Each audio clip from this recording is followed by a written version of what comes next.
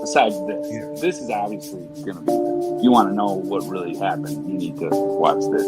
This is the only place you're going to get this type of interview or I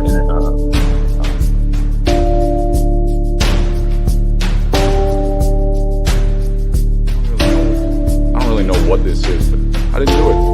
I'm innocent, Judge. I'm not guilty. I'm innocent.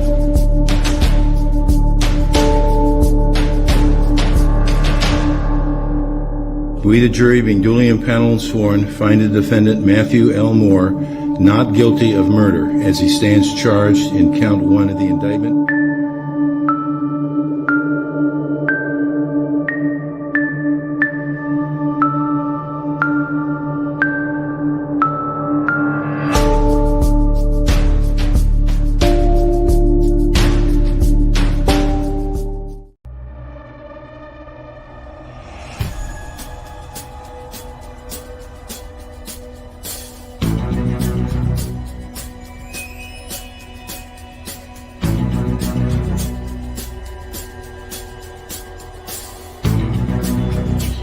Away, the tail light is well intact. And all of that is not going to hold on.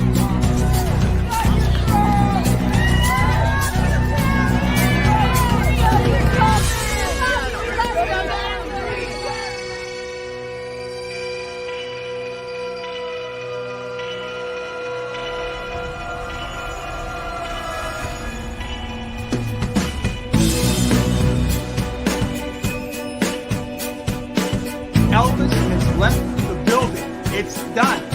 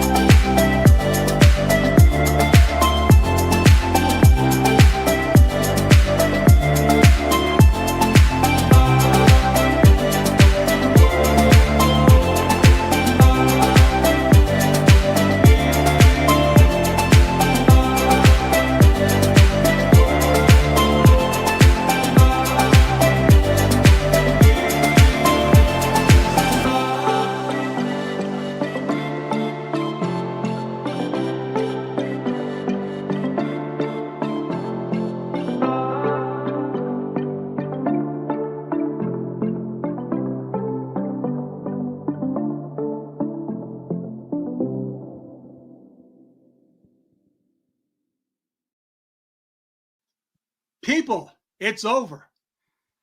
Elvis has left the building. It's done. Over. Press the like, press the like, press the like, please. Press the like and subscribe. It would mean the world to me if you liked and subscribe. Like and subscribe, everyone. Let's fucking go. Yo, yo, yo, yo, yo. How are we doing, beautiful people? How are we? So nice to see you all. Some of you, I see you every day. Some of you, old faces, lovely to see you. I was going through the names there just now. Lovely to have you back here. How are we? Hope you're all ready. Ready to rumble. Let's get ready to rumble. Glad for the compliments on the intro. We do try to put some stuff in there. Boo Boo's in the house. Hello, Boo Boo. Hey, Melanie, how we doing? Little G is here. She's it back. Little G's back. She popped in just in time there. How are you, my darling? You've been missed, Little G. Heather's been in the corner crying. She's been crying all day, every day. Little G, I miss your comments, Little G. It's lovely to have you here, my darling. Hope you come back more often because you are definitely missed. Let me just tell you that now. Everyone's missed, obviously, but Little G, I love Little G. I love you all as well, but I'm dug myself a hole now. Fuck. Let's go, Hurting. Can you sing? Hey, Susanna. Oh, Susanna. Hey, Susanna. Day and night. There you go.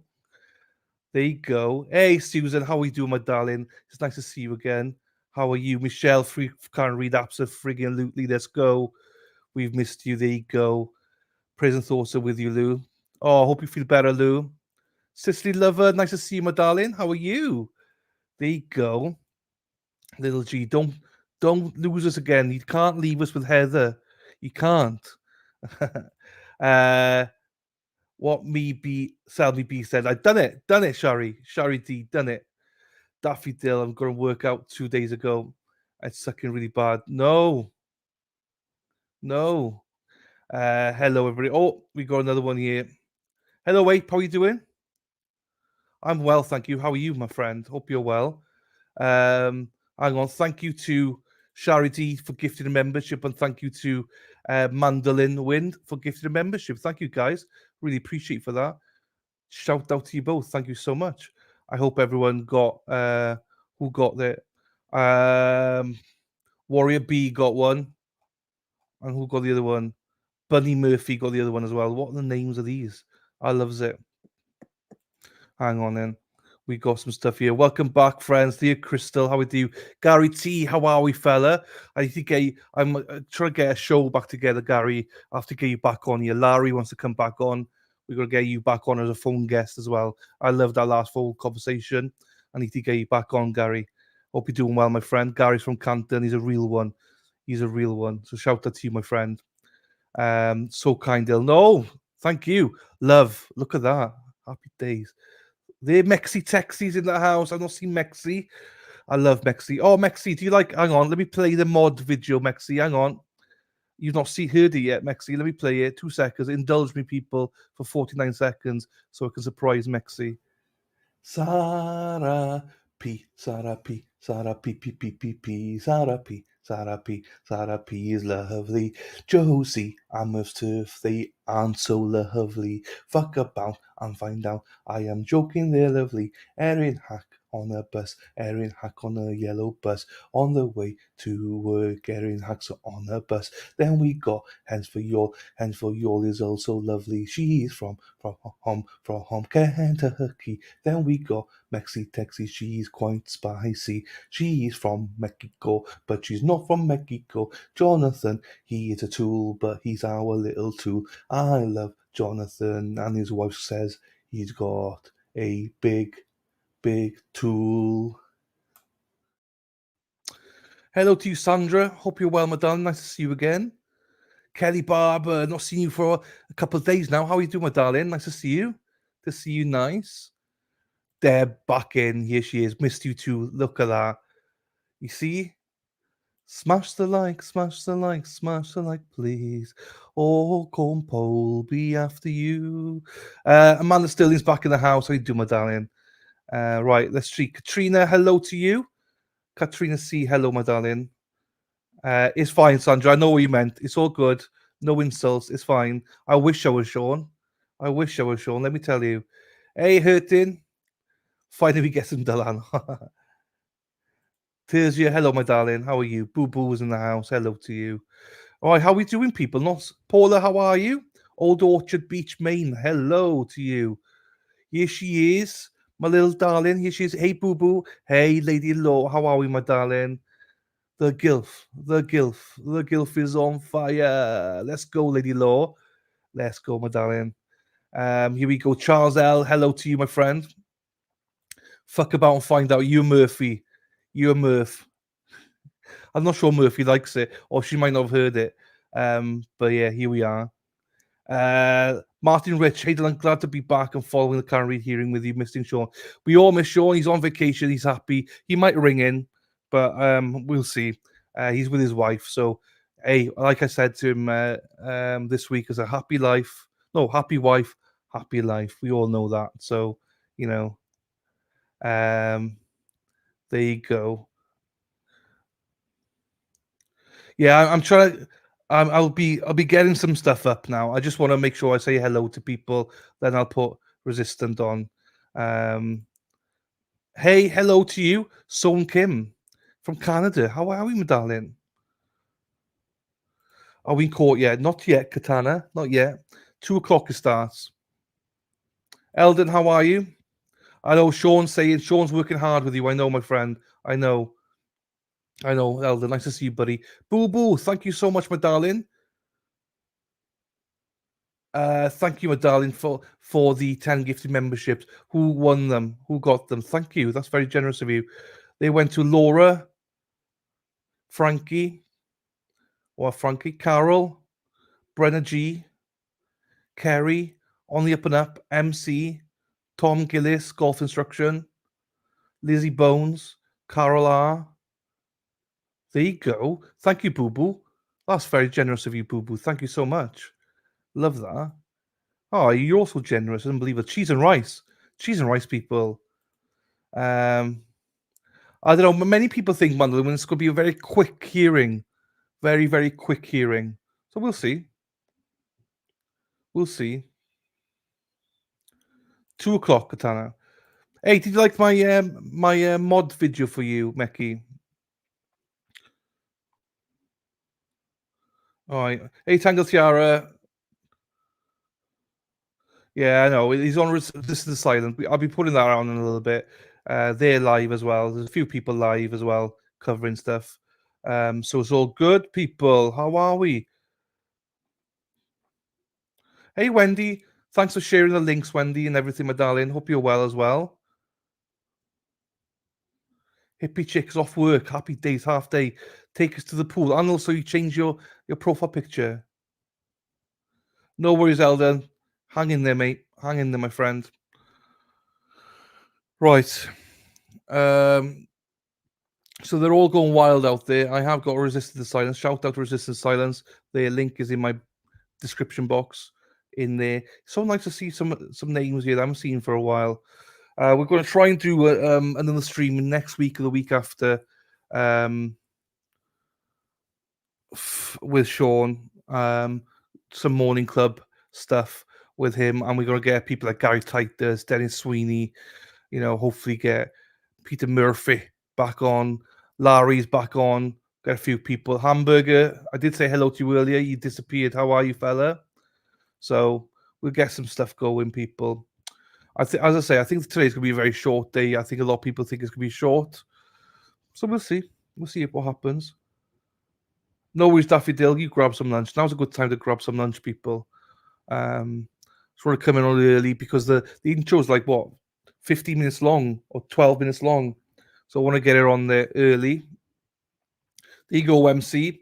Thank you so much to Boo Boo for the free membership. Mike G, how we doing, fella? We got more chance of seeing Bev eat clams. If you know, you know. Wearing a backwards thong, then ruling in Karen's favor. If you know, you know. Yes, if you know, you know. Double streaming, Mandlewind. Where's Bill? I don't know. Bill's in a bit of a. He's in the bad books at the minute. He's in the bad books at the minute.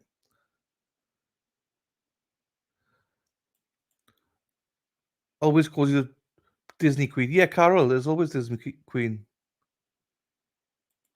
Anyway, right. Let me get Resistance silent up then. It's Dina going around. I think it's Dina going around. I'm gonna still keep it muted, but so shout out to Dana and Tracy for allowing me to stream their content today. Okay, fine. Dina, I love Dina. So anyway, what's happening? What poll do you want, Amanda? What poll do you want? Do we get the whole dream team today? No, not today. Sean's on his anniversary dinner, vacation. So we'll see. What poll do you want? Hey Darcy, nice to see you. I haven't seen you for a while. Hope you're well. Bill is somewhere with Dumpster Juice. He is. Dumpster Juice and him love each other. I don't care what they say. Is that the security?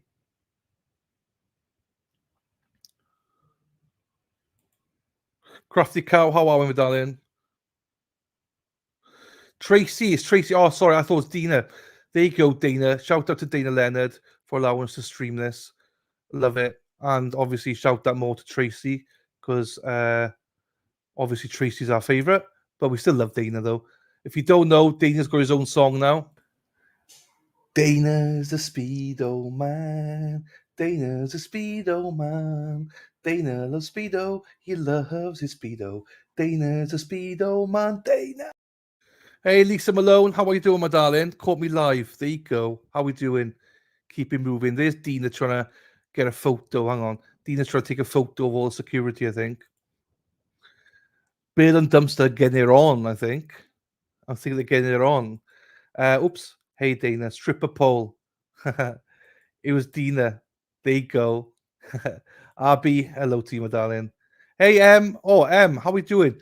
There's a fair few people from Michigan here. Laura, you know, you're saying you wanted to go. Actually went from Michigan to the trial last time. Look at John Como. Hey, I'm so glad to see you back. Hey, thanks for popping in. I love to see you, my darling. Doesn't like Karen because Bear very much likes plain sailing. Yes, that's true as well. How we doing, Patty? Nice to see you, my darling. Happy days, Lisa. As always, I love to hear that about you. Bev. How much time is allotted on the docket for today? I had no idea, to be quite honest with you. But like everyone's, I thought she might hear everything, but everyone keeps saying that they believe that she's just going to hear brief arguments and then say that she'll get back to them. Here we go. Right, here we go. Hang on. Yeah, let's make a wall. Hey, picture out here. Hey, Peggy. All right. Maybe. Hey, MC3KR. So wait. This way we got to keep our eyes open. Sorry. We're just going to watch the surroundings. How we doing, Linny? Okay, I can do that, Amanda.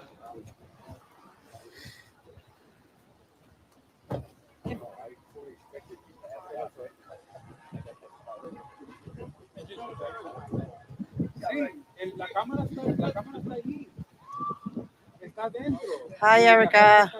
I know I haven't seen you in forever. Where you been? Just like enjoying your vacation down in P-Town and stuff.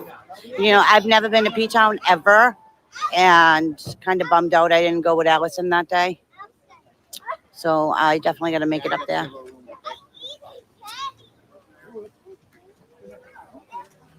Thank you, Nancy. Yes, I'm trying to be alert. This is the first time I'm ever doing a live ever. So I'm trying to be courteous of people's conversations, you know, people running up to the car right now. It's all about crowd control. So we're trying. We are trying. I got to say hi to. David. Rich, David. John, friend, how are you? Good. How are you? About an hour. Oh, not bad. Yeah. So we're doing some live from Resistance to Silence now because we're like the protesters, and that's the main page. So I see you. I watch you guys. if you need to watch, you can watch on Resistance. I will. I'm good. How are you? Good, thank you. Good. All right. Waiting on another car. Hi. Good. How you doing? I'm trying. I'm not that professional in the first one, and I'm trying to be respectful of people's space and conversations, and we're here for hours upon hours in a day, and it's not strictly hours of speaking. Karen Reed, a lot of us are close. We vent to each other about personal things, and I don't want to pick up. I do. Okay. Do you know how mad people get when you mute them? Yeah, I know. Guess what we're talking about? Yeah. So I'm just hanging out here for now because the crowd's gonna come walking up. So if it's boring content, it's just the security guards and family. Waiting for car two. Waiting for car two.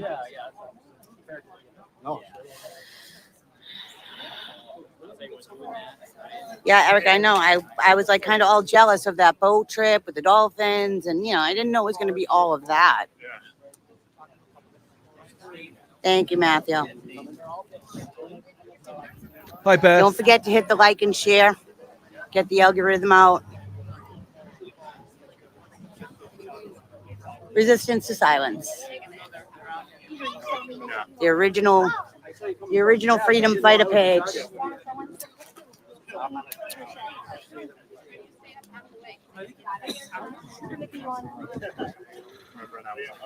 So again, shout out to Resistance to Silence for allowing us to do this today. I really appreciate you, Dana and Tracy, for allowing us to do this. But it's true what you're saying. They are like the OGs of this now. Paul obviously is out there organizing these standouts and stuff like that. They're doing a lot of work that probably, I know a lot of you guys do understand and you do appreciate it, but there's so much work that goes into it. I appreciate them for that. I do appreciate them for that. Of taking over this. Obviously, when Turtle Boy went to jail, they took on a lot. So, hello, Bungalow. How are we doing, Bungalow? Nice to see you, my darling.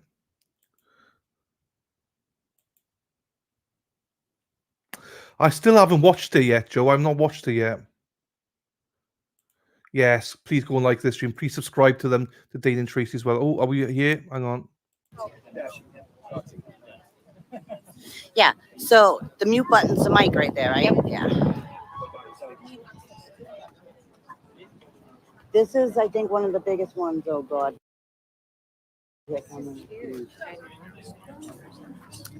Allison.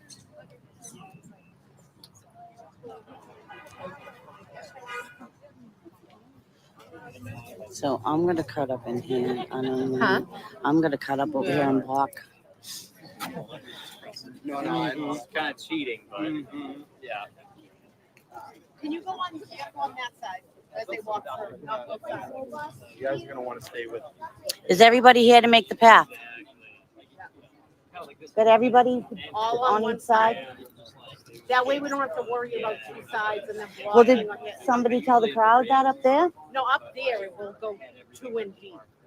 They're going to be on both sides, but just here when they get out.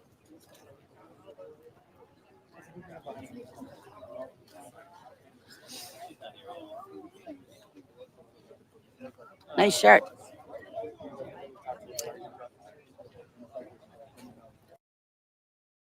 She is, Bev. Yes, she is. She is. Linda Mitchell, hello, my darling. Martin Weinberg, award-winning lawyer specialist in constitutional ethical law, well known in the United States and Canada. He will be presenting. Yes, he will be. I think that Bev has a lot of respect for him, so we'll see how she handles this. We'll see it. This is real time, people. Yes, this is real time. Here you go, Dana. This is Chrissy's first time going live. She's an OG, and we appreciate her so much. There you go. Thank you, Chrissy, for being out there. I did say thank you in the stream as well. Thank you, Chrissy. Mia, hello, my darling. Thank you to you for being here. Please be sure to hit the like, people. Hello, Kerry. How we doing, my darling? Lovely to see you, my darling. Just did a quick check, but I'm subbed already. There you go. Please make sure you sub them. They are the best. They are all the best. They're really good friends of mine now. I love them. Hi, Miss. Hello, my darling. Always nice to see you, Miss. How are you doing? Hope you're well. Not seen you for a little bit. Yeah, Martin's Top Gun. He is amazing, yes. Oh, there's something up here. Where's Little G gone? Where's Little G gone? Little G, where are you? Heather, where are you, Heather?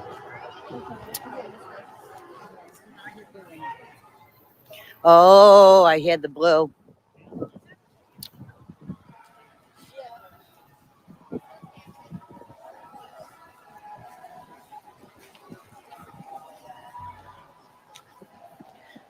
Very loud. Happy Oh, days. they drowned them out quick. Thank you, Miss. Thank you, Miss. It's my El Jefe, El Chappy, Free Can Read t-shirt. Hey, Claudia, how are we doing, my darling? How are you? I was streaming me sleeping live tonight and dumpster when we jeepers creepers.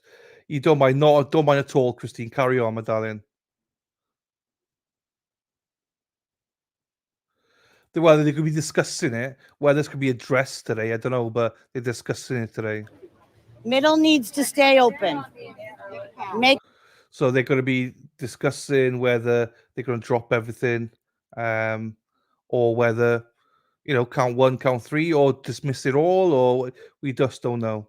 Or she'll take it under advisement. Christine's doing the live stream as well on YouTube. There you go, Christine. Lee D, hello, Lee. How are you? Love you're quiet today. Hope you're doing good. I'm well, thank you. I'm just trying to flick in between both streams, make sure that resist the silence. We catch all that. I'm talking between. I'm very well, though, Lee. Hope you're well as well. Hello, Danielle. How are you doing, my darling? Happy days, Daffy Dill. Hello, Lorraine. How are you doing, KD? How are you doing, my darling? Hope you're well as well. Danielle, here you go. What you have for lunch? Yeah, good question. Drew, good afternoon to you, my friend. Hope you're well. Oh, we just need this path opened. I know, I'm ready. You Hello, got Linda. it. All ears can help when she comes walking up. How are we doing, Linda? Hope you're well. Hey, what's for lunch? Hey, cousin Jill. How are we, cousin Jill? Hope you're well, my darling. Oh, I forgot cousin Gary. Gary, if you're still here, cousin Gary. Sorry, I forgot you earlier on. How are we doing, Jill? Nice to see you, my darling. Hope you're well. Nice to see you. Give my love to Amy as well, please. I've not spoken to Amy for a little bit either. Hope you're well, my darling. Eliza, hello, Eliza. Hi, all. The plan is when the blue yell justice for John O'Keefe, the pink yell the same. Good plan. That's a great plan because both sides want the same. Both sides want the same. Justice for John O'Keefe. Hang on. What are they doing now? Who am I? Nothing. Okay. Hey, Boris from Massachusetts. How are you doing, fella? Solo cup being spotted. No, not seen it. Hey, Jill. How's it going? Good, John. How are you, John? Not seen you for a while. Hope you're doing well, my friend. I'm out of the loop. Sean's okay. Yeah, Sean's fine. I haven't seen him on Twitter today. He's just on vacation. He's on vacation for a few weeks. That's all. He's fine, though. Hey ho, it's off to work we go.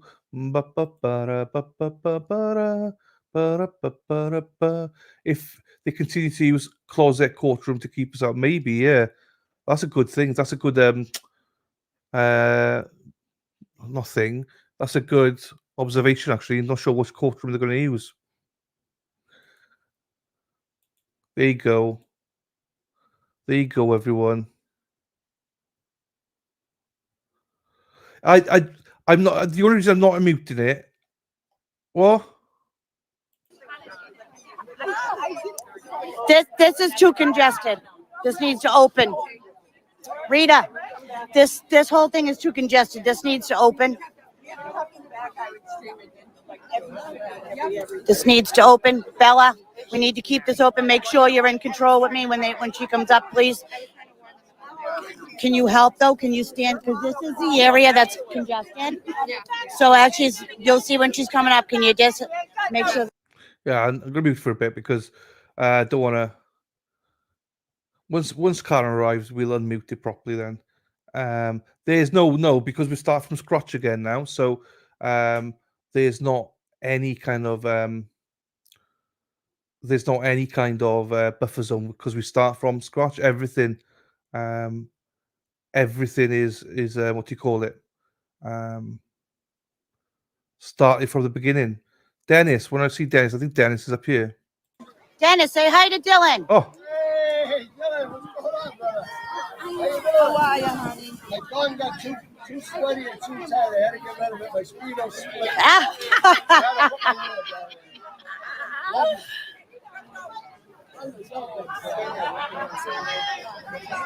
Dylan's streaming. I'm streaming off Resistance to Silence. Dylan's streaming Resistance to Silence. So Uncle Joe's see you house. at Uncle Joe's house. Anyone wants us Resistance to Silence, Dylan? I'm on Resistance to Silence, but Dylan is streaming to his subs on. Hi, Dylan. You Wales.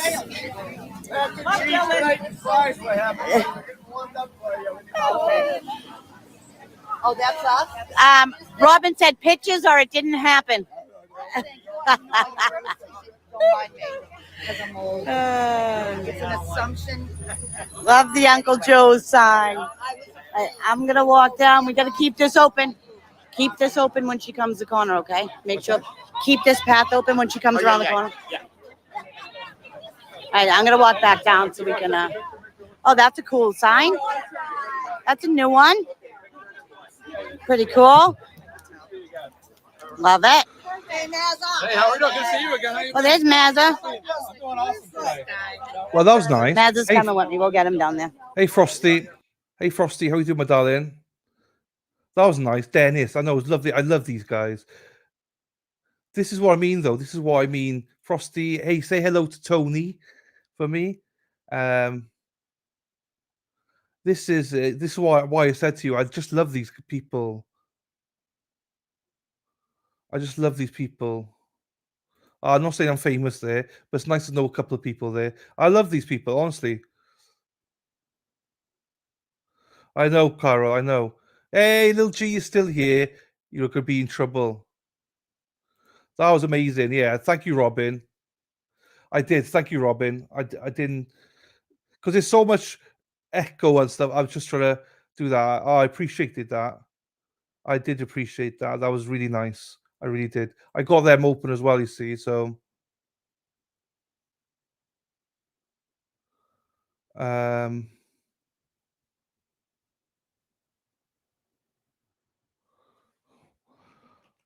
on. Love you, Nancy. Nancy's here. Nancy. There we are. I'm on both streams, you see. Yeah, make sure you subscribe to them, please.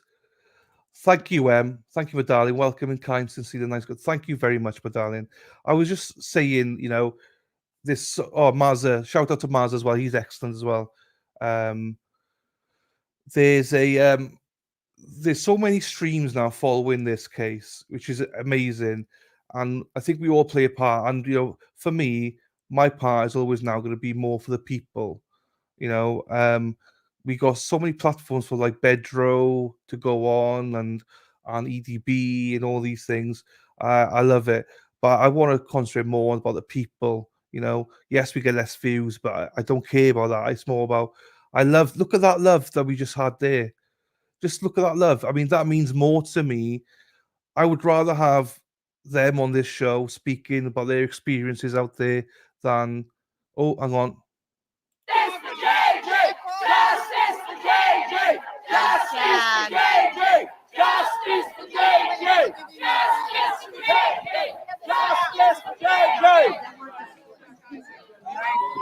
All right, you can tell them. We got to clear this path right here. Yep. Tim, we need this path cleared. Huh? We need this path cleared. They're good down there. They'll get it.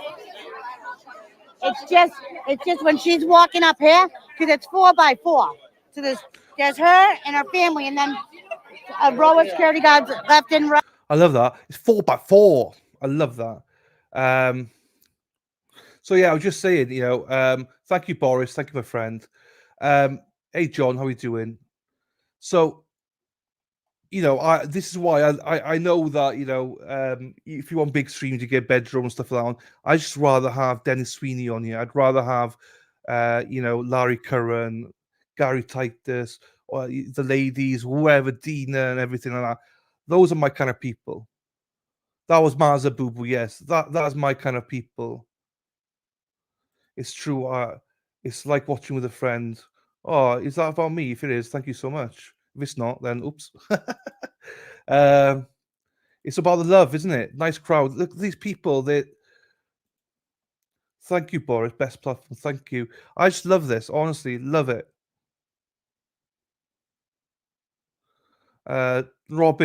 Robin's a little bit of a streamer whore. I have 10 tabs open streaming to give you. Thank you, Beth. Thank you, my darling. That means the world to me. Thank you. I'm nothing special, but if I could give these guys a bit of a platform, I will, because they're special people. But I am not going to be going directly in her private space and face and breathing all up on her. Hi, Landy. So bear with me here. I'll get better as we go. I think Christy's doing a great job with this. What's the lyrics? Hi ho, solo. Oh, hang on, Raoul's got a song for me. Hi ho, solo. It's off to trial we go. Sekar and free, we'll have a glee. It's off to trial, let's go. Hi ho, solo. It's off to trial we go.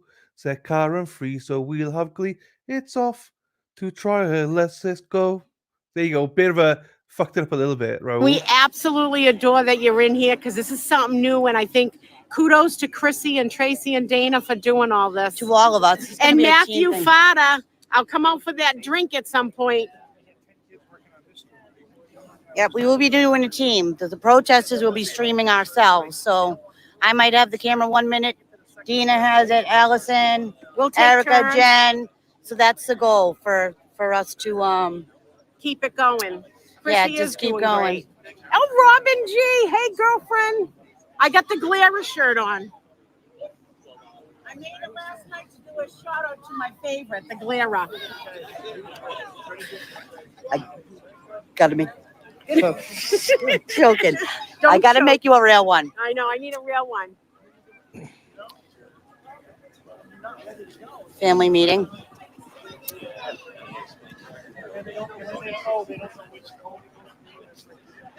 Maza. Who's taller, Maza or John Kamal? Wait a minute, who's taller, Maza or Dina? Ah, Maza or Dina? Who's taller, me or Maza? I think you got it. True story. Your Dina. beauty, the aura of your beauty just radiates over Maza.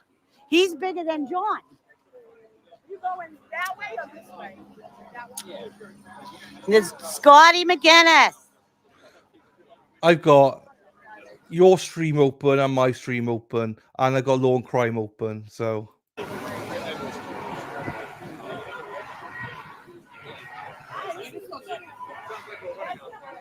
We have our live stream from Resistance. So whenever you want to turn with taking the camera, ask for it. It's a team effort. We're all doing it. All right? Even though Chrissy's the majority today, just because it's so new. I tried to do it from my own phone and issues, but we'll get it. We will get it.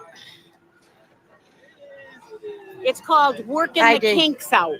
Yeah. You got to work the kinks out. But we're giving you a view from Resistance to Silence. That's going to be our platform. Thank you, Resistance to Robin, for Silence. the shirt. Yep, we're going to be on here all the time when this stuff happens. Yeah. here he is, Big D Dog. How we doing, my darling? Dismiss the charges right fucking now. Hi ho, hi ho. There we go, Big D Dog. You big softy, you. How we doing? And we'll work it out. Oh, here come the stadies. They're going to help us today. But do you get what I'm saying? Look at them. Look, listen to them.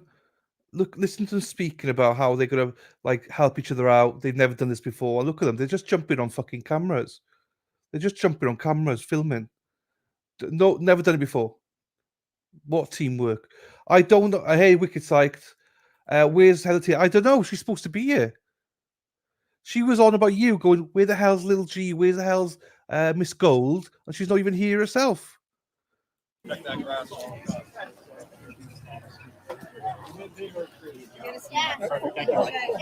Hey, Mother of Beagles. Okay. I think there's a Go bit ahead more up, today. kid. Yeah. You're up. Oh, I got both. Yeah, but hey, so go over there, stay there if you need to, then come back And the here princess has arrived. afterwards for the actual trial hearing. Sorry. Rita. We're back for Justin. Aiden was on fire. I so love it. Hey, Keith. Love Keith. I love Jen more, but I still love Keith. Oh, you got drones up? Are they allowing drones? This is a new one.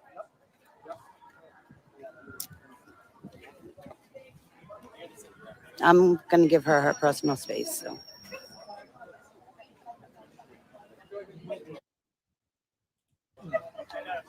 Let him out. Let the car out. Oh, Adam, watch out. I'm gonna get... Oh, you going first? Good luck. Oh, Nurse Kim. I know. Wow, you got it. I'm going to stay far behind. Just stay with us. Hey, somebody got to protect Meredith. Go on in front. Congratulations, sir. You got us all behind you.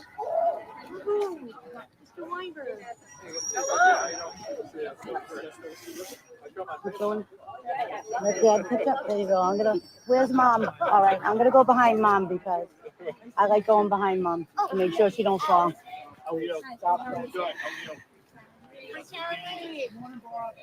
Oh, they're all up in there. Yeah, let's do this. Cut through. Sorry.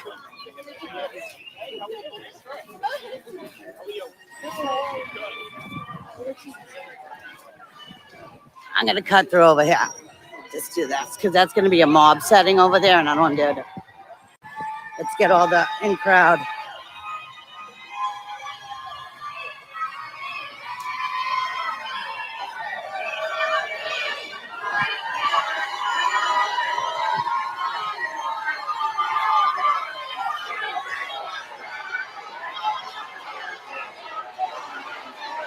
That's what happened. Look, this is the mob that has to go through.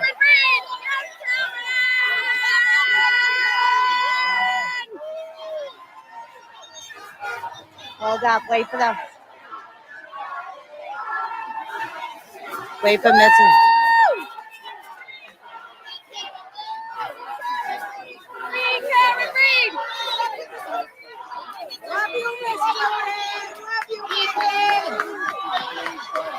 All right, good.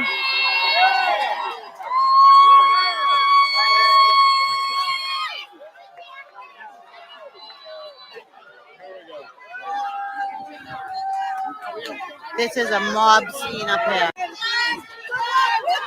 Watch her. I always worry about Mrs. Reed tripping. God bless you, Mr. Reed. Thanks, guys. Thanks.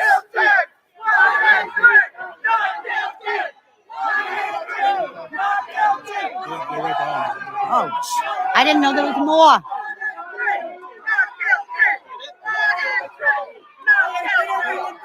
Everyone back. Everyone back.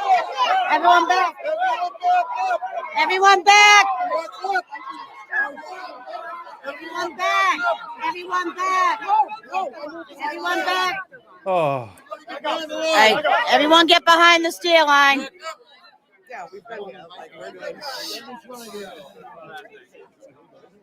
Is he pushing us back to the sidewalk? No, I said stay in line. I don't know what that means, but you gotta love the people that. We've been doing it since. Yeah, I know. That's why I was just like, I'm giving her space.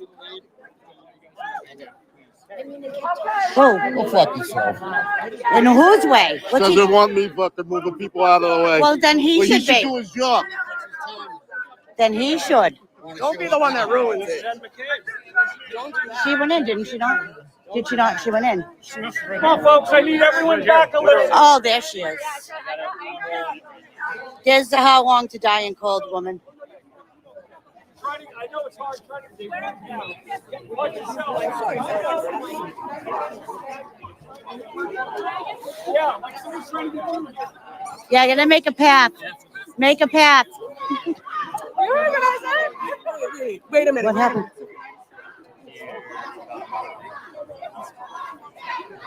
I was rolling with this thing like above everybody. It was choking. There's It might, some Jenny parts might be a little dark, from the but you block. Bring it out. Just to get There you the go. people. Thank you, Dean and Tracy, and everybody for allowing us to film that. That was interesting. Gemma Cave's in the crowd, I think. She's in the crowd there. There's more of them today, but you know, smash the like button. There you go. The coppers there. I don't know. Anyway, thank you so much, Resist the Silence, for that. Right, I'm gonna have to cut that off to try and get this stream up ready. Let's get the stream ready. So there you go. That's a little bit of insight for you. I'm only slightly delayed. I wasn't really delayed, Terry. Slightly delayed with it because I had to start with it. Also, I want to make sure that they get the live coverage more than I get it. Hang on.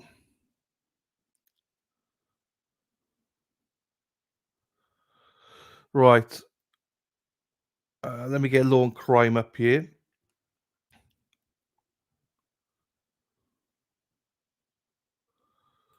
Right. See, should I do... forgive me, I'm a man, remember, yeah? Right, before I put that up, let's get here. Bear with me 2 seconds. Oh, here it is. I got it. All right. Boom, boom. Boom, boom, boom. Everybody say wayo, wayo. Boom, boom, boom. Everybody say wayo.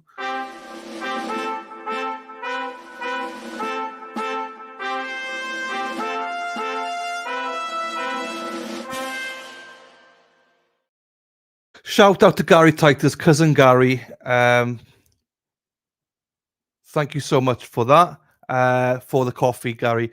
Welcome back, cousin Goodallan. Let's fucking go, Freak Henry. Thank you, my friend. I appreciate you. Can't wait to get you back on this channel, Gary. Thank you for the coffee, my friend. There you go. Hello, Mel Stan. How we doing? Hope you're well. Right, hang on. Who's muted?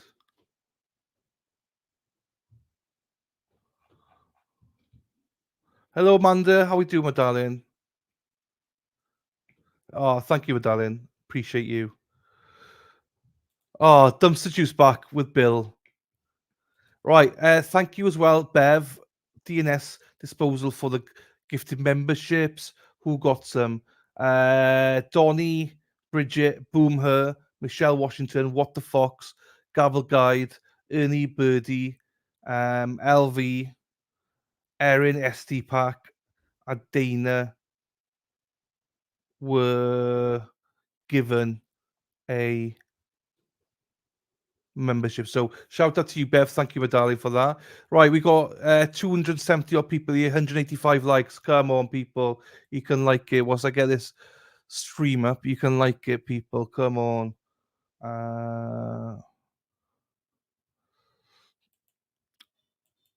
I've got Law and Crime. Yeah, the court's on, but it's not actually on, if you know what I mean. Oh, hang on. I'm just trying to get this one up.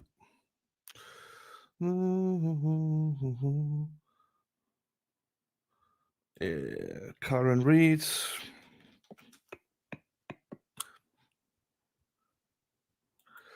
Right. Let me just get it up here for us. Share screen. So there we go. I'll put it there. Sending it out to the other station. Sending out Cousin Gary, there you go. Hi, Mimi. How we doing, my darling? I'm sure some people take that cable, put it up on the station. Probably. Here he is. Yeah, hey. Oh my God, loads of people just left. What's going on? Right, hang on. Let's do this then. Whilst we're waiting. Press the like, press the like, press the like, please. Press the like and subscribe. It would mean the world to me if you liked and subscribe. Like and subscribe, everyone. Let's fucking go. There you go. Thank you, Dana, for reminding me to play the song. Right.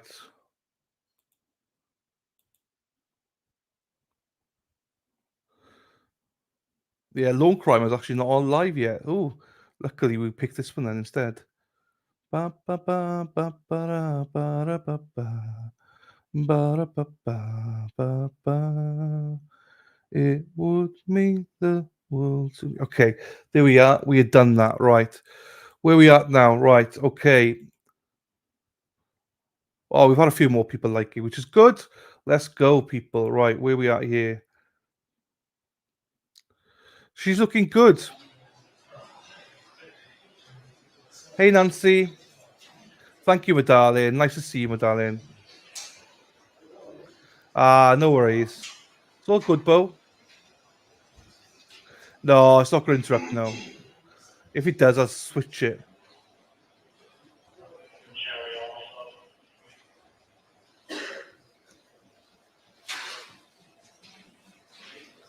Yeah. There you go, Jua. She was in the crowd just now. She was in the crowd. Oh, thank you, Amanda. So, just a reminder, like, here he is. That's the lawyer now. Yannetti and Jackson could be testifying. Oh, there goes Paul. We missed you, Sea Dog. We missed you, fella.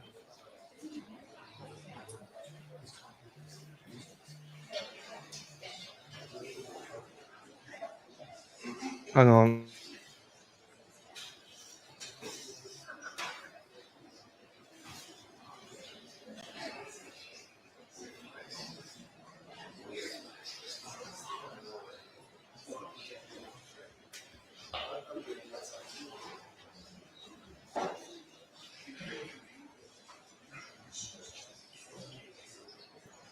Say it again.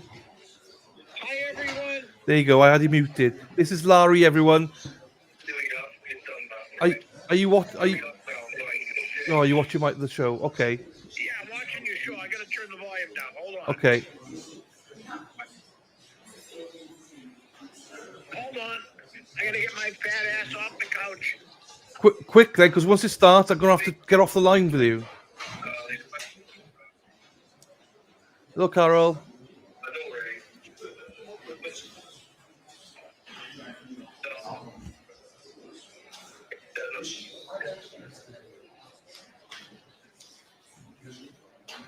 What time in? Okay. Right. It's 2 o'clock on the button. It is. You do know that as soon as they start, I'm gonna have to hang up on you, yeah? Yes, I understand. That's fine. Okay, as long as you understand that, that's fine. Yeah, I get it. Yeah. How you doing today? Everything good? Yeah, I'm good. Just waiting for this. Yeah. Did you see how she pulled up and she had to walk across in front of all those people? Yeah. Brave woman. But she couldn't just pull up to the front. I know. They couldn't let her out at the front. No, I know. I know it's disgusting, Larry. I agree. It's disgusting. But yeah, well, you didn't fancy go down the courthouse then? What's that? You didn't fancy going to the courthouse? No. No. No. Not feeling it. A lot of people. Right, they started. I'll catch you later. Right, phone you later. Okay. Bye-bye, everyone. Bye. I love Larry. Hear ye. All parties having anything to do before the Honorable First Justice Beverly Canoni, now sitting in the Norfolk Superior Court within Fuller County in Norfolk, around here, you pretend that shall be heard. God save the Commonwealth of this court, and you see the court now settled. Judge 22-117, Carl versus Karen Reed. So identify yourself, start with the comment. Good afternoon. It's actually your alarm clock. Good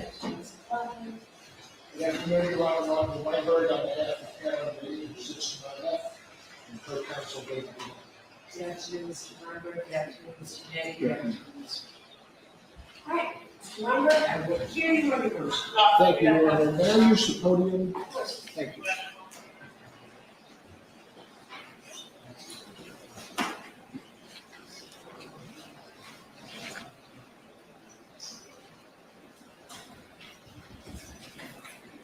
Judge, there are two central issues. There's not one for amplification, there is one for recording. I could actually keep your voice up. Yes, Your Honor. I just want to make sure I hear it. At a day like this, I'll keep my voice up. Okay. Thank you, Your Honor. There are two central issues that are raised by the motion to dismiss and the supplemental affidavits that have been filed on behalf of Ms. Reed. The first of them is whether or not there is strong and I contend uncontradicted evidence that the jury reached a unanimous decision, even if it wasn't formalized into a vote or into a polling announcement to the court, but it's strong and uncontradicted as a result of the juror declarations that were made through counsel to the court, sworn to by counsel, that the jury reached a unanimous verdict on 2 of the 3 counts of the 3-count indictment.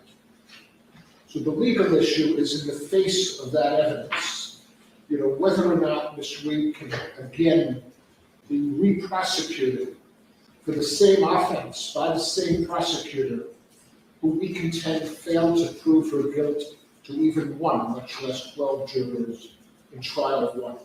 And when I address that, Judge, I will make a proposal to Your Honor that's close to the procedural pathway used by other judges in cases similar to this, in terms of just how do we transform representations in attorney affidavits into hard proof that we believe will convince the court, and in fact believe it will convince Mr. Lally in the district attorney's office that that jury, the jury that Your Honor described as an extraordinary jury, reached a decision.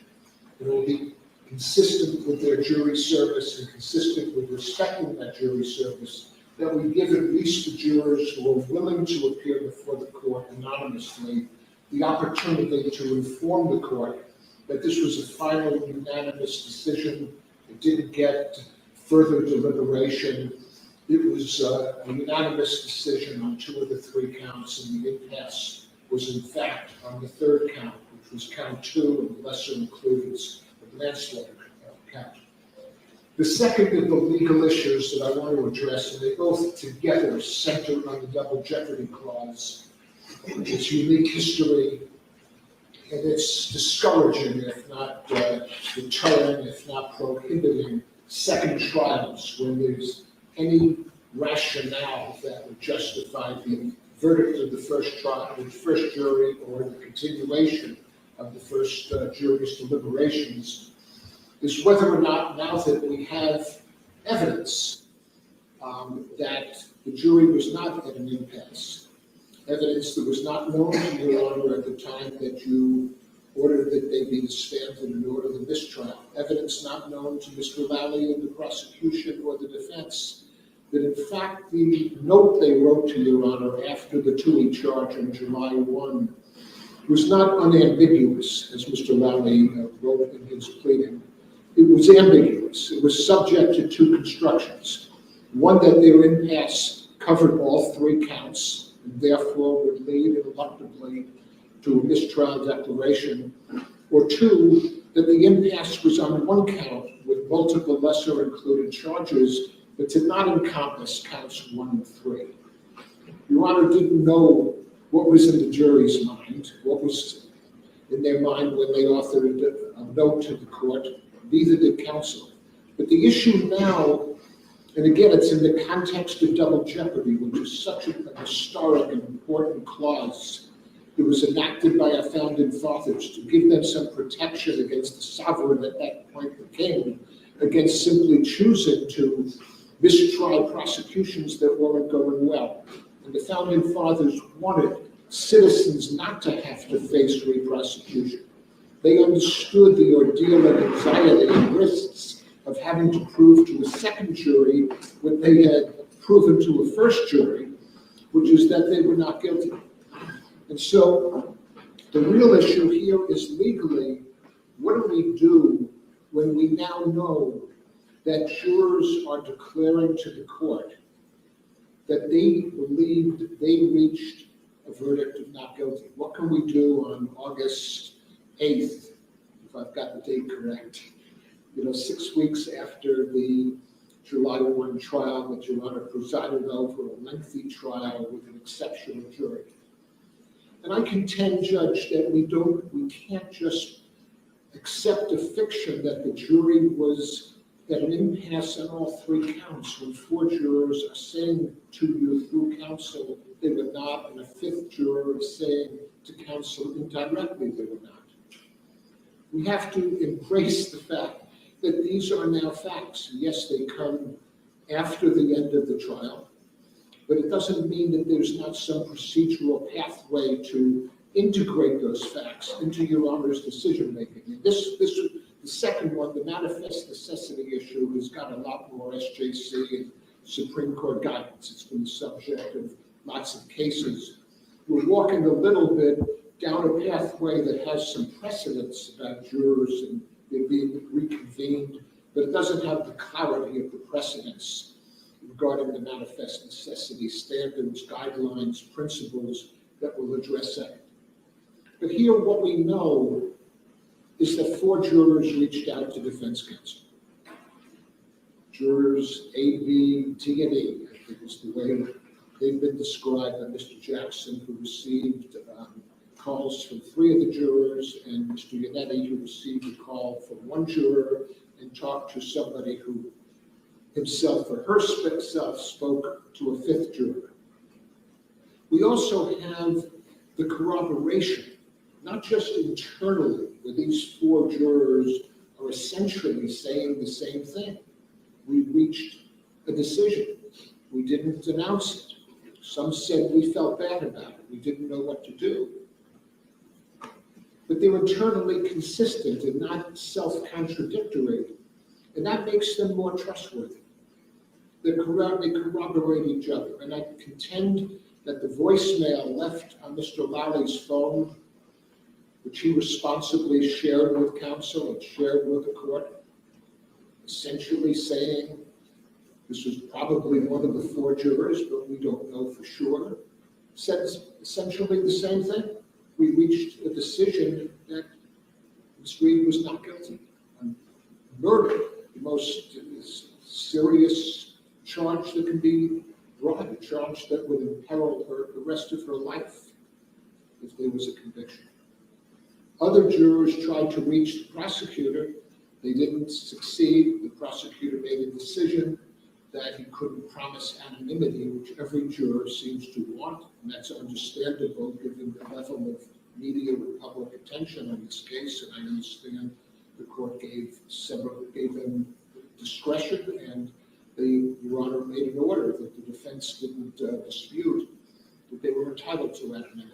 The public interest did not weigh the interest of the jury in anonymity. But we now have the declarations of the jurors through the defense counsel. We have a voicemail of one juror through Mr. Lally. We have emails of other jurors who only wanted anonymity as a condition precedent to talking to the prosecutor.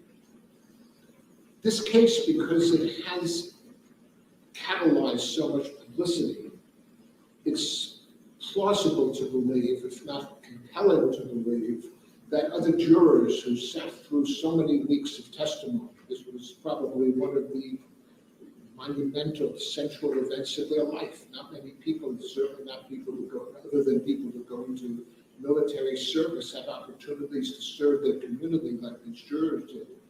Not one of them, to our knowledge, has picked up the phone to defense counsel and said, those jurors that you're memorializing in affidavits and in motions, I don't agree with that.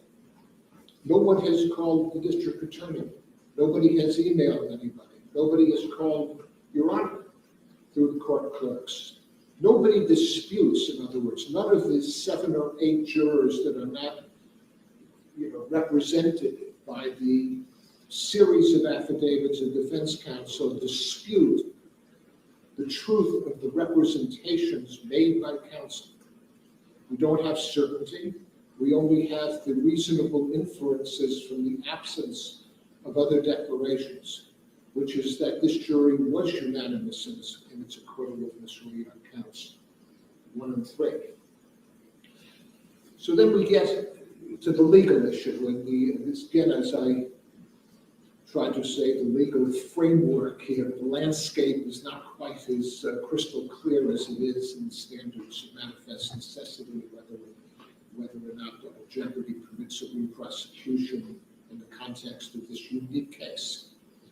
But what we have is court decisions saying, for instance, what constitutes an acquittal is not to be controlled by the form of a judge's actions. We're not bound by labels. That's the SJC in Commonwealth versus Taylor. We have Justice Ginsburg joining Justice Sotomayor and Justice Kagan in a dissent in the Bluford case, saying, in ascertaining whether an acquittal has occurred, form is not to be exalted over substance. And they are making that point. I mean, I've done this for 52 years, and procedures important to inform sometimes governs. And it's the recognition that double jeopardy is different. For instance, as I'll get to in the manifest necessity phase of the argument, all of the courts put a heavy burden on the prosecutor to justify a mistrial, to justify a re-prosecution. Ordinarily, I'm used to the burden speaking on me as a defense counsel. I'm used to having an affirmative obligation to lay out for an appeals court exactly what I want. But in this unique area, the disincentive to re-prosecuting somebody, the same prosecutor for the same offense, when there's evidence of an acquittal or evidence that the jury wasn't at an impasse over all counts, is so significant, it's so core to our values, that they put the burden on the prosecutor, and I will get to the cases that support that, what I call the central proposition, which is, where's the default? Is the default from not asking the jury about these other counts that Ms. Reed goes to trial again? Or is the default instead that the prosecution simply cannot again re-prosecute her when there was not manifest necessity in the first place for the counts 1 and 3?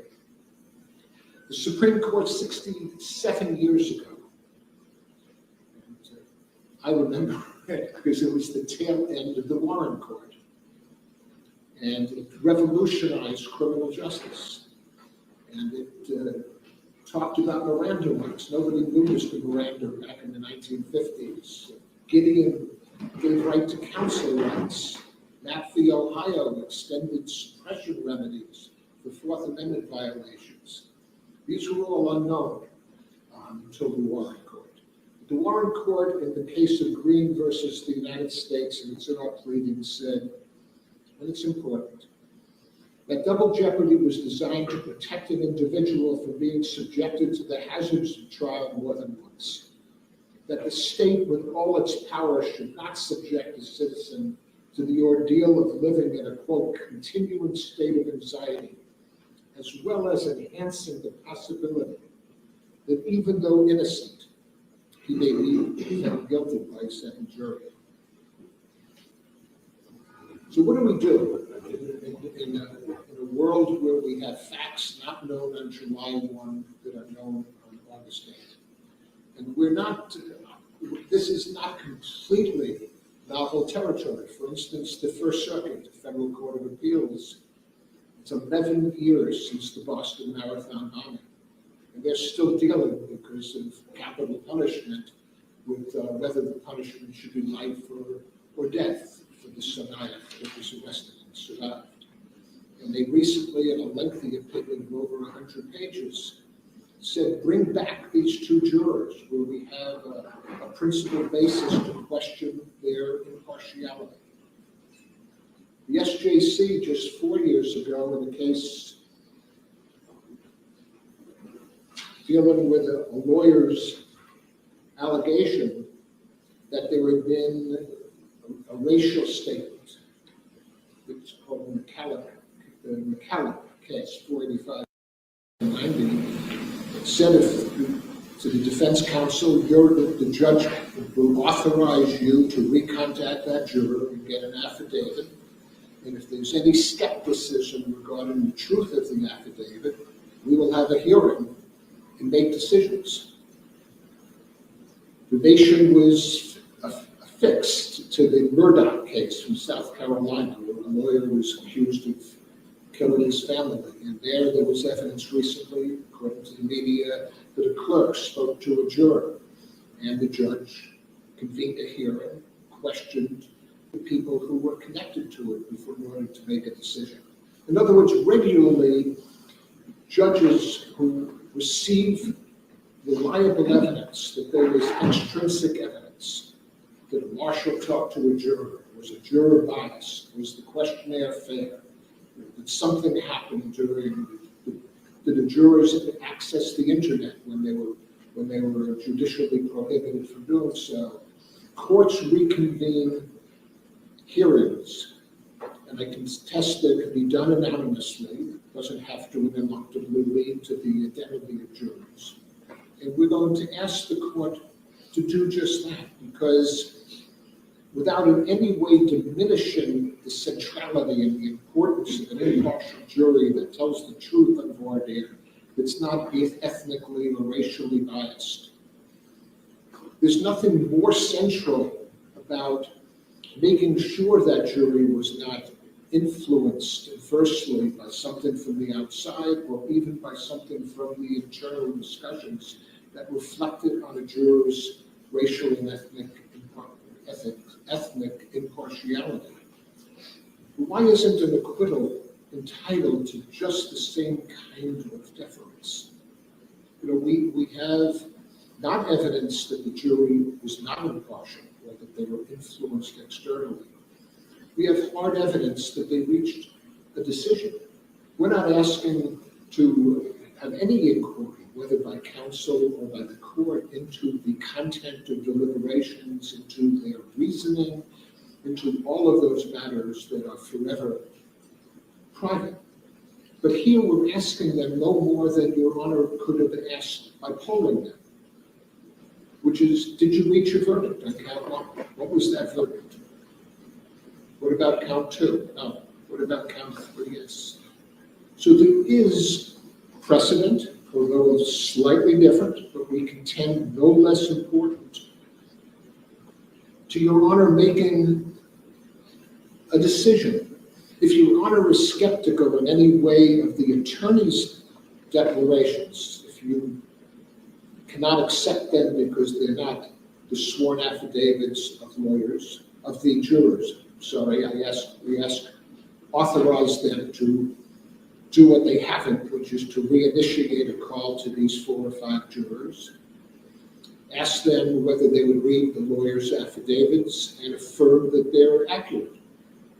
Or Alternatively, authorize the lawyers to ask the jurors whether or not they would execute an affidavit. It could be 2 sentences. We reached a final decision unanimously to acquit Ms. Reed of counts 1 and 3. Your Honor doesn't have to accept 4 out of 12 or 5 out of 12. Your Honor has a lot of discretion in terms of how to get to the bottom line, which is what is the truth here. Your Honor could schedule a hearing and have the 4 jurors in. They would remain anonymous.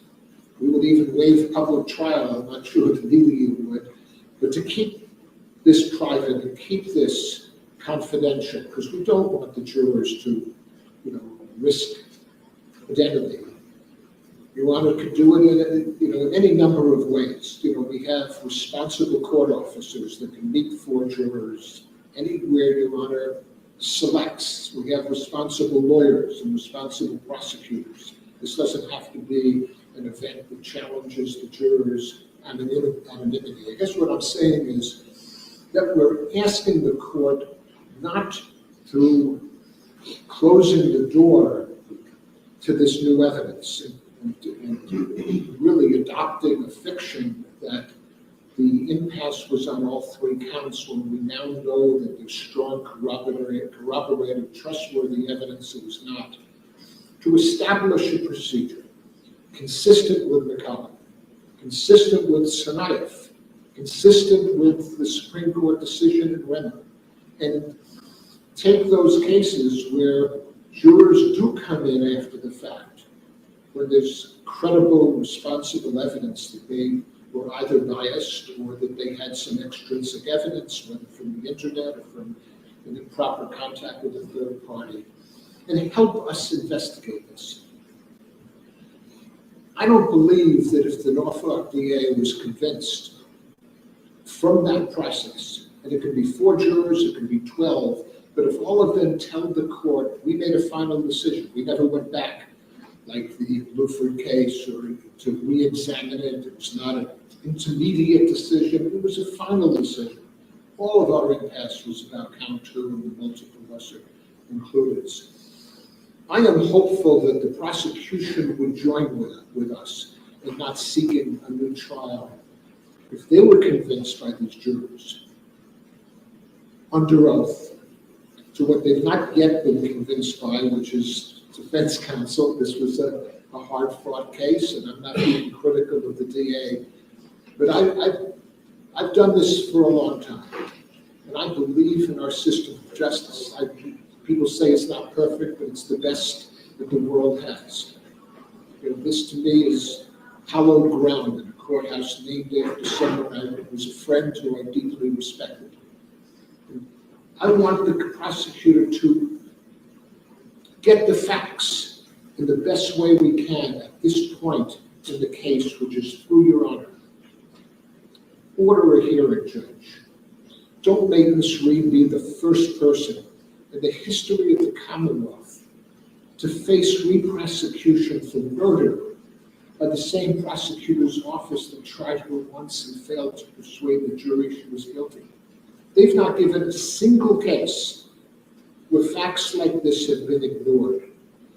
Not a single precedent have they raised. Nationwide, state courts, murder cases, 50 states, federal, where there's been this kind of demonstration that we were silent when we shouldn't be, that she was acquitted.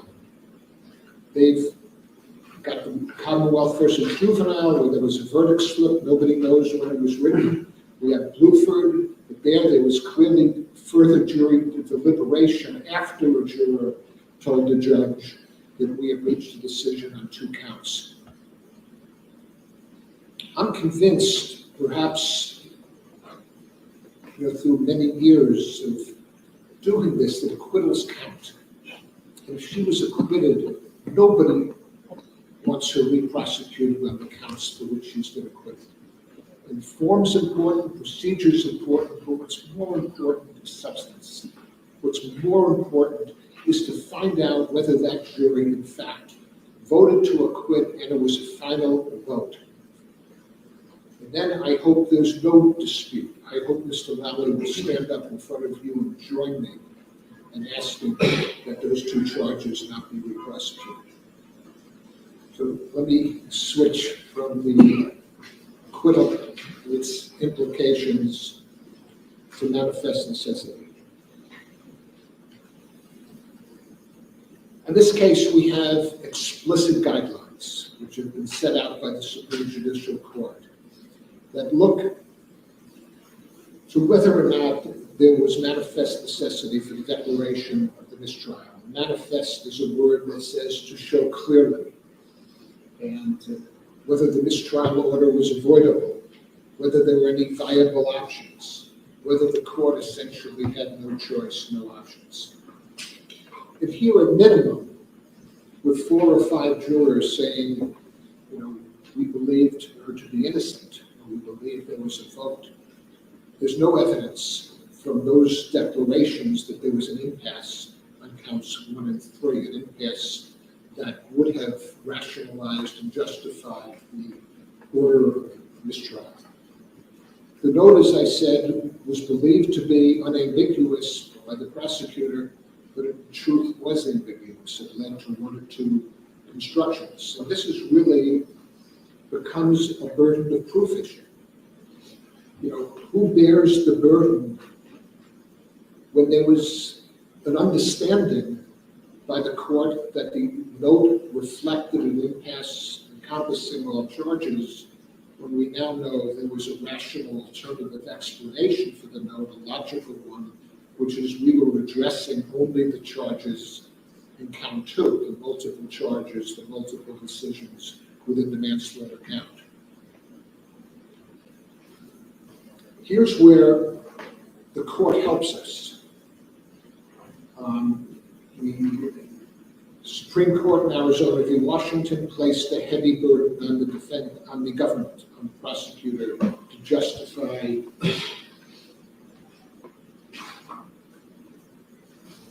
a mistrial. The SJC has issued multiple opinions.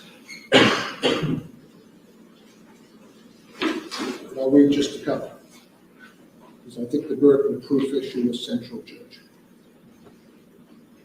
Commonwealth versus Stewart, which goes back to 1985, was one of the central decisions that started formulating the jurisprudence around double jeopardy and manifest necessity, says the prosecutor must shoulder the burden of justifying the mistrial if he is to avoid the double jeopardy bar. His burden is a heavy one, citing to Arizona v. Washington. Cruz v. Commonwealth, SJC 2012. The heavy burden of proving that a mistrial was due to manifest necessity lies with the Commonwealth. Commonwealth versus Nicole, 452 Mass. 816, 2008. The Commonwealth is unable to satisfy its heavy burden of proving that there was manifest necessity for declaring a mistrial, and the Commonwealth is therefore barred by the principles of double jeopardy from retrying Nickel. I have a copy of the Nickel decision because it's the one that was not referenced yet for your Honor's consideration. Nickel was an interesting case. It was a driving case, jury of 6. There was a belief that one of the jurors should not be sitting because he knew a witness, if I'm recalling the facts correctly. And everybody considered it and thought there was no procedure to allow a trial to continue with a jury of 5. The defense counsel thought that, and the court thought that, and the court therefore declared a mistrial. Afterward, everybody discovered that this is in fact a rule of criminal procedure, and the defendants could waive a jury of 6 just like they could waive a jury of 12.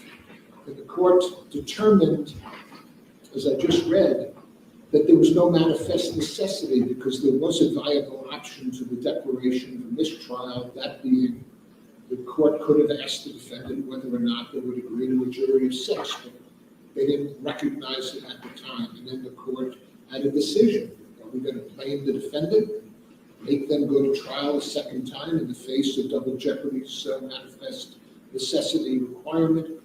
Or are we going to put the burden on the prosecutor to have advised us of that rule? This case is similar, Judge, because what you weren't advised of is Mass Rule 27B. See, everybody focused on Roth and Juvenile and Bluford, where all of them were single counts with lesser included. In the Roth case, the SJC decided that it prohibited judges like yourselves from inquiring into the vote. You couldn't ask the jury, well, if you haven't decided on manslaughter, what about involuntary manslaughter? What about OUI? But this is different because we have 3 counts, not 1. And Rule 27B that you were not advised of, and we contend, of course, the burden was on the table of the side that wants to re-prosecute her, says as follows. The judge may declare a mistrial as to any charges upon which the jury cannot agree upon a verdict, provided, however, that the judge may first require the jury to return verdicts on those charges upon which the jury can agree and direct that such verdicts be received and recorded. The advisory note is even more explicit. This rule also provides that the court may declare a mistrial in cases where the jury is unable to reach a verdict. However, it must first receive and record the verdicts which the jury can agree on.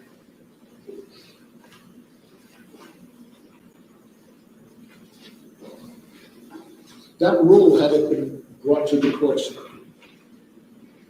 view, provided a viable option to a declaration of a mistrial. It would have justified the courts, it would have required the court, as well as justified, to ask the jury whether or not it was an impasse on all counts, or rather than just one. So the Supreme Court not only puts the heavy burden on the prosecutor, but provides a set of guidelines which were established back by the Stewart case and repeated most recently by the Taylor case. And they even call them 2 principles guiding our review of manifest necessity. One is counsel must have been given, and the word must implies it as a mandatory, as an imperative.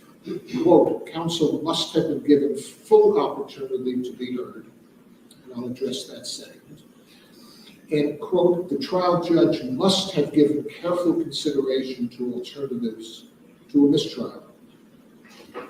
These are legal imperatives, and we contend respectfully, for a variety of reasons, that neither of those 2 guiding principles were met by the evidence of what occurred on July 1, where we have the chronology of, Your Honor, taking argument from counsel regarding the warning note, and the prosecutor didn't want a TUI instruction. The defense counsel did. Your Honor elected to give a TUI instruction. And 4 hours later, the jury sent a second note. And unfortunately, there was no convening of counsel and no request for counsel's position, no opportunity for Mr. Yannetti and Jackson to speak to Ms. Reed. After all, it's her rights, not just theirs. And there was this lack of consideration, careful consideration of Rule 27B, which the prosecutor failed to bring to the court's attention. Again, usually this would be an issue where the defense counsel could be criticized when they don't object to instructions after trial instructions. The Court of Appeals makes it very hard for appellate lawyers to succeed in reversing a judge's not providing an instruction that later they learn. But this is double jeopardy. This is different. This is why all of those cases, the U.S. Supreme Court in Arizona, the Supreme Judicial Court in Stewart, Nicole, the Appeals Court in a case, Commonwealth versus Oregon, that we've cited, In light of the importance to the defendant the right to be free of exposure to second jeopardy, the burden of justifying the mistrial rests on the prosecutor. And so again, it's the default.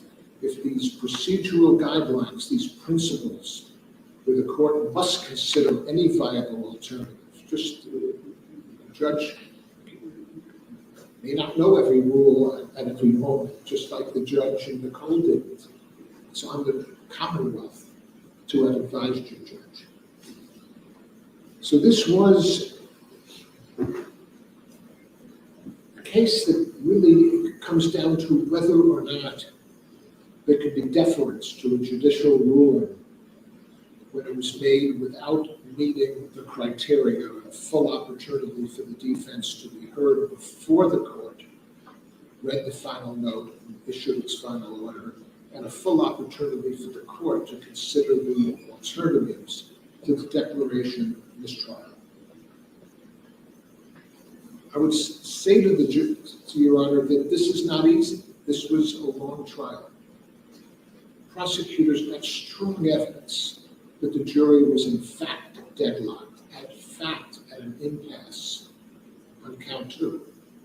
The prosecutor has strong evidence that in fact the jury was not at an impasse on counts 1 and 3.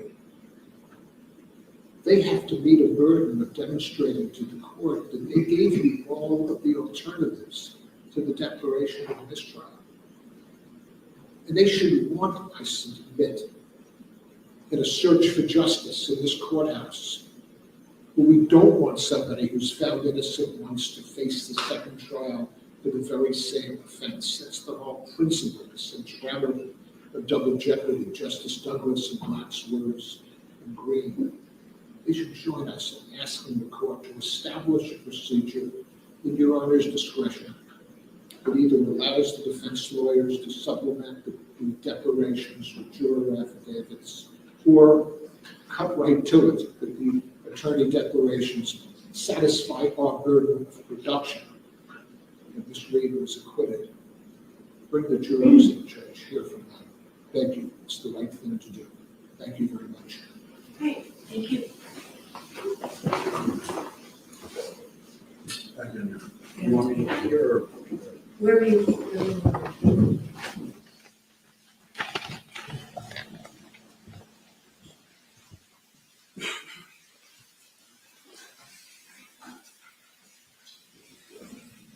Your Honor, Commonwealth would request that the defendant's motion to dismiss be denied, as it was not a verdict term. Counsel had more than adequate opportunity to be heard and object to the declaration of the mistrial in this case, and then mistrial was declared as a manifest necessity. To that last point, as it applies to what counsel was referencing in regard to Rule 27B, what I would submit there is there's a stark difference between what Rule 27B encompasses and what counsel is asking for the court to do. And what I would say is there's a difference between what Rule 27B talks about, which is taking, or the right of a court to take partial verdicts, which certainly the court is entitled to do. If that were at any point in time indicated in any of the communications from the jury, or if there had been any communication whatsoever from the jury that they had reached a partial verdict. So Rule 27B has to do with taking of those partial verdicts, not inquiring or trying to extract or coerce a partial verdict by polling the jury, who has declared repeatedly to the court that they're in an impasse. So simply put, Rule 27B just does not apply. When it comes to each of those respective points, the jury in this case, when 1 did not return a verdict, and 2, counsel had adequate and ample opportunity to object to the declaration of mistrial, and 3, that the mistrial was declared out of clear manifest necessity, which the court, the case law has repeatedly stated is the prototypical sort of evidence or example of what manifest necessity is. But to those points, it is backed by decades, if not centuries.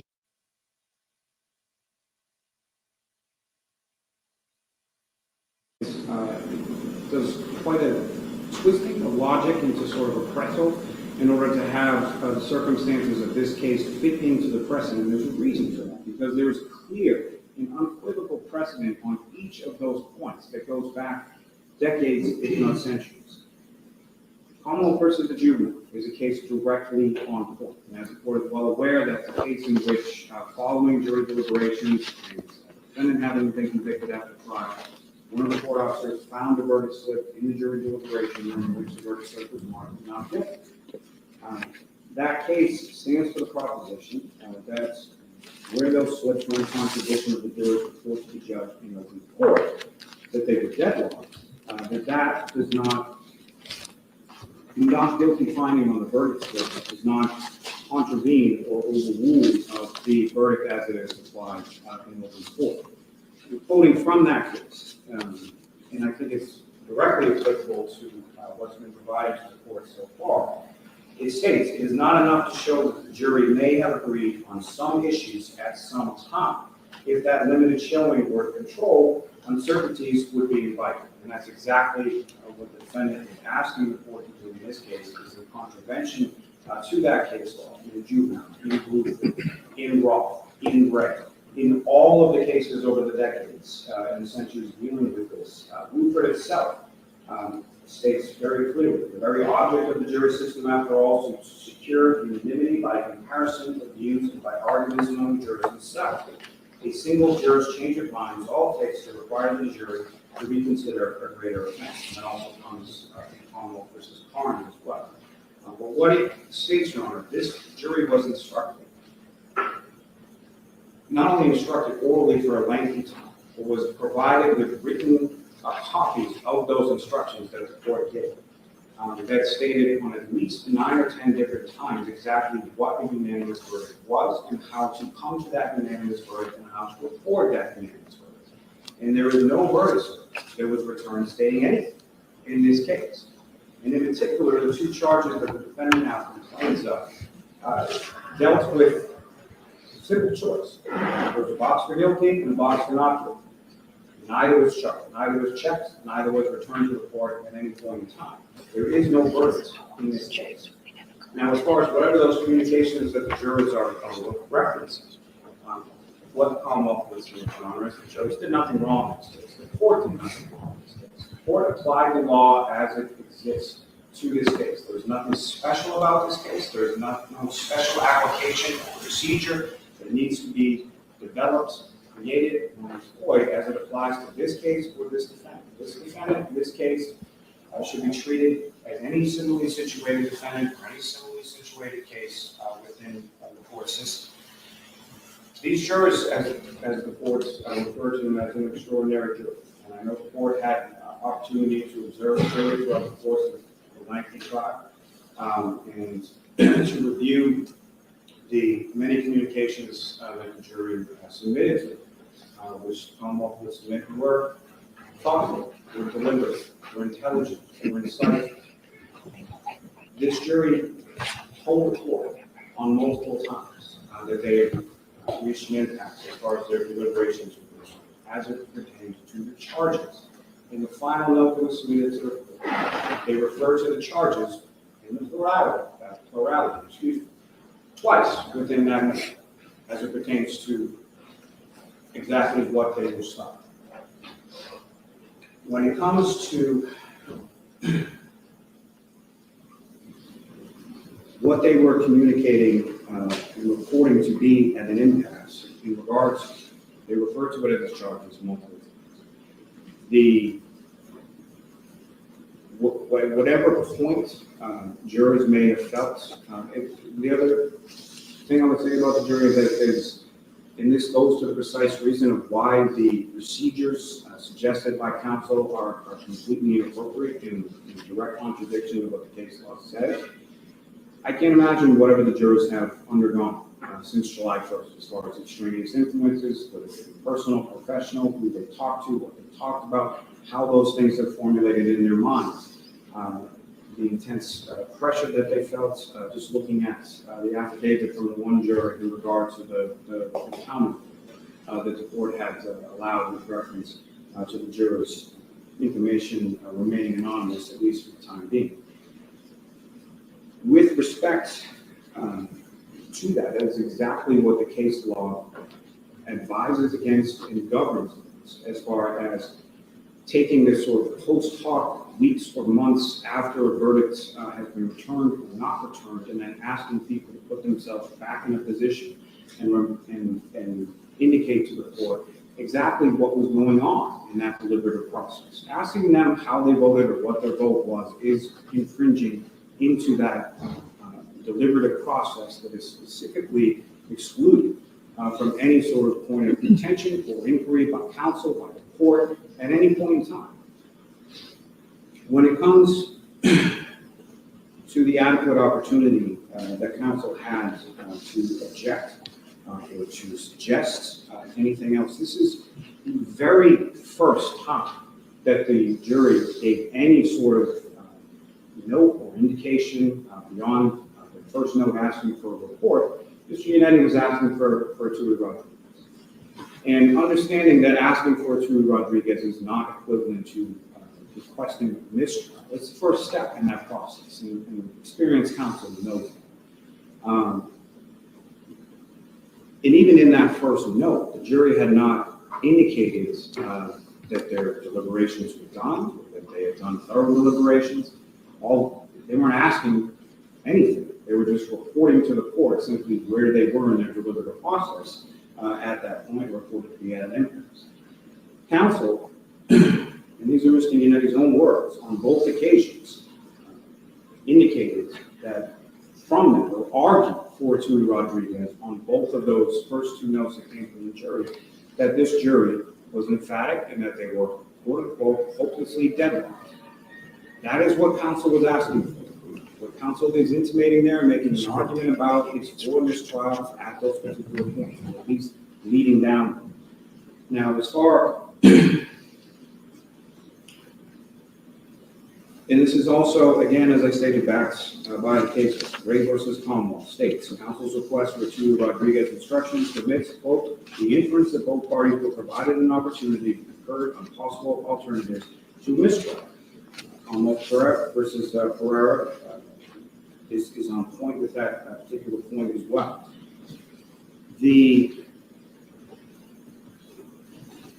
And I think it's also important to consider this in the context of this particular case and this particular trial. This is counsel who was not shy, did not have any misgivings about presenting any sort of argument or any sort of argument against the court's decisions when it came to anything that was even a perceived slight measure against the defendant's interest. And I would direct the court to the verdict slip argument that was made post-trial as well.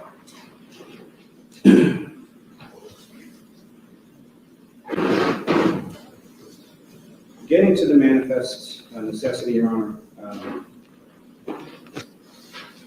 as I stated, what the case law clearly states is that prototypical example of the manifest necessity is a deadlock or a hung jury. And that is what we have in this case. It's clear, it's unambiguous from all the communications, even Mr. Yannetti during his arguments for the Tui Rodriguez recognized the same. The dangers of coercion when it comes to a deadlock jury are amply stated throughout the case law as far as Ray, as far as Cruz. The court was never required and has never been required, and that goes from the Blueprint decision from the United States Supreme Court to the Supreme Judicial Court of this Commonwealth, that there is no requirement that the court makes any sort of polling or has any sort of asking when it comes to those how the jury stands, or whether or not they have a vote, or whether or not they have a partial vote. I would also submit, Your Honor, that counsel's argument is a little disingenuous when it comes to indicating that those cases only apply when we're talking about charges with lesser included, or charges that have a multiplicity of different findings that the jury can make. Because it ignores the fact that there are those two, and the two very charges or indictments that the defendant is seeking to dismiss here were very simple. Not guilty equal guilty. Those are the two boxes to be checked. So in those instances, it may be permissible for the court to require a poll. But the coercion and the fear of that that's developed through the case law is inherent within the second count, which had all of those lesser included charges, which is exactly what the case law and the rules prescribe, as far as not allowing for the court to inquire into those types of scenarios. So, yes, the defendant's position is the court should have polled or inquired only as to indictments 1 and 3 and not to as indictment number 2.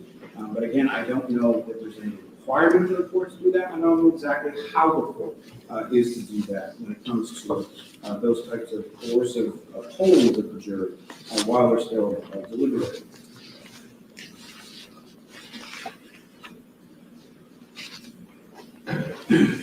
The notes and the communications from the jury, again, on 3 separate occasions, and very deliberately, as far as the language that was used, declared themselves to be eminent as on 2 separate occasions, the last of which included language to the effect that any further deliberations will be futile.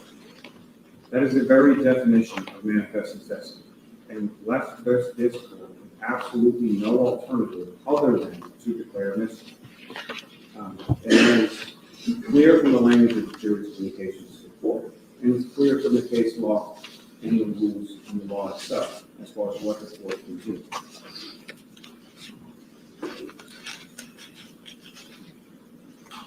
The 2 areas that counsel is talking about and sort of asking for an extension or creation of new law, again, sort of special or deferential treatment to this case or this defendant. The 2 areas in which the court can make post-trial inquiry have to do with some sort of bias, if there's an issue raised in regards to whether it's due to racial discrimination, gender discrimination, or some other protected class. So that sort of bias implicit in the jury's deliberative processes. Or in an instance,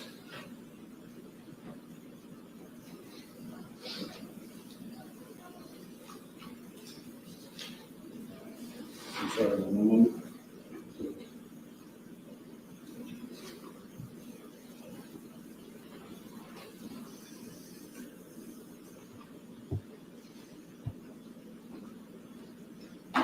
And in an instance in which there is some sort of allegation or some sort of evidence of extraneous influence. The defendant's not raising either of those issues. Specifically within those cases, what the court states, which is obviously binding on your own, is that those carve-outs for extraneous influences or bias on the parts of the deliberating jurors are permissible areas for post-trial inquiry. What all those cases also say is any inquiry into the deliberative process or exactly what counsel is proposing here is specifically prohibited by those cases that have developed over the decades. Commonwealth versus Moore states specifically that Massachusetts continues to adhere to common law principles barring inquiry into the contents of jury deliberations and any impeachment of jury verdicts based on information gained from such inappropriate inquiry. Now, the reason that the Commonwealth did not respond directly to the jurors when it came to them expressing or wishing to have discussions about their deliberative process or their votes is specifically for the Rule of Professional Conduct 3.5C states specifically that inquiries into those topics are not allowed. The case law that is derived around that and since that corroborates. Simply because someone called you first does not then allow for that inquiry to occur. So whether or not you initiate the call to the juror or the juror calls you, it still does not allow counsel or the court to then have these conversations with these jurors that delves into their deliberative processes or their deliberations. The specific type of coercion that is feared by the courts when it comes into this, and sort of condensed quote from Commonwealth versus Will. And it states simply, one cannot assume from the mere report of deadlock that there is any final verdict lurking within that deadlock that may be extracted. Such inquiries of the jury may succeed in extracting a partial verdict, but we could not have confidence that that partial verdict was the product of a thoughtful and thorough deliberation process. The risks of jurors' coercion are too high, and the reliability of any such partial verdict return is too low to warrant such an approach to salvaging some partial result from the deadlock jury. Simply put, Your Honor, what counsel is proposing as far as what the court should do is prohibited by the rules, it's prohibited by the law, it's prohibited by the development of case law over decades and centuries as to what is permitted. Certainly, the Commonwealth nor anyone wants to try someone who has been acquitted by a jury of their peers or retry them on the same case. That's not what happened. There was no verdict returned by this jury. Counsel had more than an adequate opportunity to address the court in relation to the declaration of misconduct. And the court did absolutely nothing in finding manifest necessity as the only alternative that could have been employed in that particular case. Polling the jury then, polling the jury now. It's simply not permitted by the rules, it's not appropriate, and therefore the defense motion should be denied. Thank you. Can I reply, please? Thank you.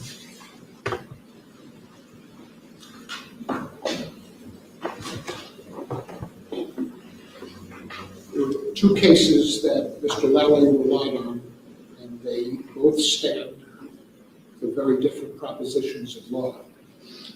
Commonwealth versus a juvenile, it's actually juvenile versus Commonwealth at 392 Mass 52, 1984. Says the judge was under no duty to inquire as to the status of the jury's deliberations on each of the lesser included charges within the murder complaint.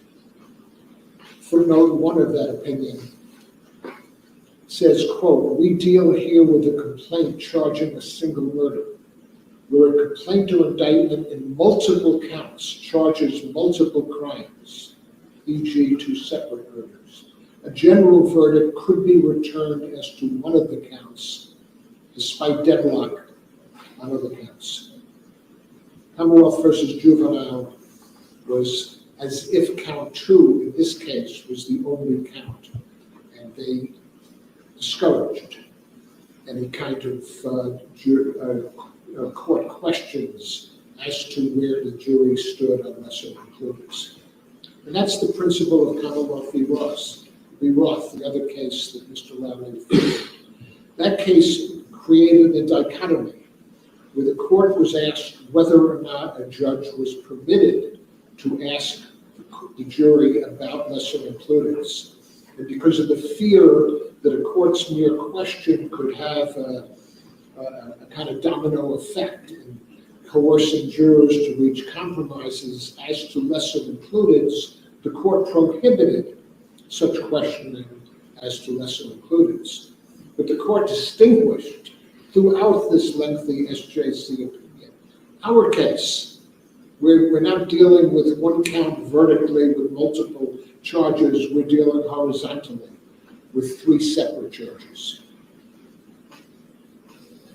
Both Buford and the juvenile had evidence that the unanimous verdict that the defense was claiming occurred before the end of deliberations. In the juvenile, I think weeks or days later, a court officer found some verdict slips. Nobody knew when they were written. In Bluford, the Supreme Court case, where there was a statement to the court that we've reached a decision on one count, the court sent them out under Arkansas law because they hadn't decided, just what they were. They needed to decide all of the different allegations within a single charge, and they came back and said we're deadlocked on everything. But there's no risk of jury coercion when a court is asking the jury whether they reached a verdict on other charges other than the one they were deadlocked on. There's no risk of jury coercion saying, does your note reflect all charges rather than one? Your Honor instructed the jury, page 46 of the instructions, you should continue deliberating until you have reached a final verdict on each charge. We don't know whether the jury understood that instruction to mean that we can't come back and tell the court affirmatively that we've reached 2 decisions, 2 general verdicts, but we're in an impasse on a 3rd one. The Commonwealth talked about the risks that some of the jurors might be exposed to media, and that's certainly more than true in the Sanaev case, where they've had, just an overwhelming amount of media regarding the catastrophe at the Boston Marathon in 2013, the government's investigation, the trials. Jurors knew what one jury decided, and yet the First Circuit said that's not a prohibition about a court exercising authority to ask the right questions. Judge, you're an experienced jurist. I trust you to be able to determine whether or not a juror telling you they reached a verdict, to determine whether it was final or whether it was somehow influenced by the media. Your Honor does that every day when you pick jurors on the front end to determine whether they're biased or unbiased. It's certainly not a prohibition that should insulate an acquittal and allow a re-prosecution. The question at the end for the jurors would not be about the deliberative process. I understand Mr. Lally's citation to Moore and the discomfort and the rules that say jurors should not be asked questions by anyone regarding, why did the Commonwealth not persuade you that Ms. Reed was guilty? Or what did you think of this witness's credibility? Or why did you vote a certain way? Or what did the other 11 jurors say? A deliberating jury is not a focus group. It's not a place, for lawyers to ask about the views of 12 jurors, through the interview with one juror. But Your Honor is being asked to do no more than ask them what you would ask if they came out and said we have a verdict, which is, did you unanimously determine as a final determination that Ms. Reed is innocent of counts 1 and 3? Was your decision unanimous? Did any juror dispute it? That's very different than probing the subjective state of mind or probing for what other jurors said that caused somebody to reach that unanimous verdict. If Mr. Lally's concerned it wasn't a final verdict, Your Honor can ask the question, was it a final verdict? Was there ever a deliberation again after you reached that unanimous decision? In terms of the argument about Tui and Mr. Yannetti saying, well, they're deadlocked, if he wanted a mistrial, he could have asked for a mistrial then. Your Honor would have, of course, had the discretion to deny it after 4 or 5 days of deliberation. He asked for a Tui instruction. And it's inferred by a Tui or a Rodriguez instruction in the state court. Tui, I think, is a 19th century federal case, is that you have hope when you're asking for the Tui instruction. My experience, usually the prosecutor who's confident in the jury that wants the Tui instruction to try to get the majority to overcome the minority and get to a guilty verdict. Here you have the defense lawyer asking for a Tui instruction, reflecting that he wanted further deliberations. So it's no answer, and the Ray case does not say that when you ask for a Tui instruction, you are really asking for something more than a Tui instruction. Tui means, I want this jury to reach a decision.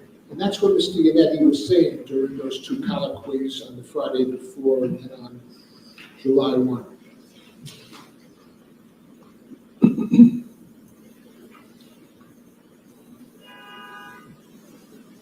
We're not asking the jury to impeach a verdict. We're not asking for an inquiry that would be prohibited. I know the federal rule is 606B. I think the state number might be about the same way in terms of asking the jury for their state of mind. We're asking the court to conduct a voir dire that Mr. Lally agreed would be done if our argument is one of the 12 jurors was biased. If our argument was, well, we now have new evidence one of the jurors read on internet. We have evidence here that the jury acquitted Ms. Reed.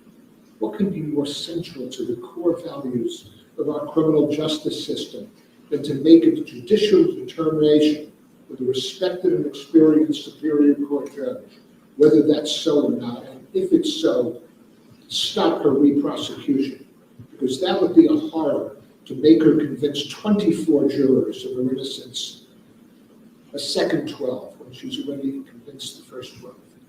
Thank you, Judge. Thank you. Any responses to Mallory or Wilson? All right, thank you very much. I'll take this under advisement. Thanks, Judge. Judge, when I hand the Nicole case to your honor. Sure, thank you.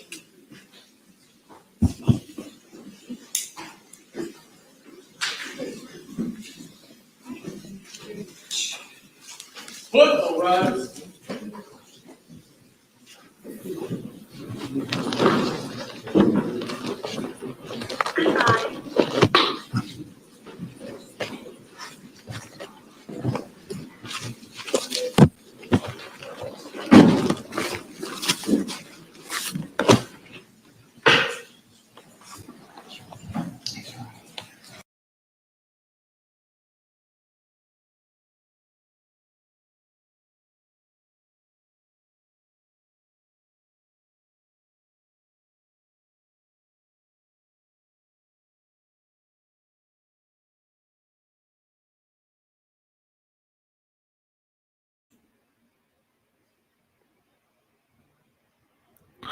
I'm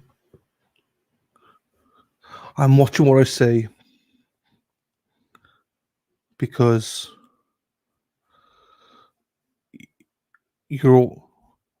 I'm not. I'm just scared because some of you got your volumes really high. I don't want to. I want to give a bit of time before I spoke.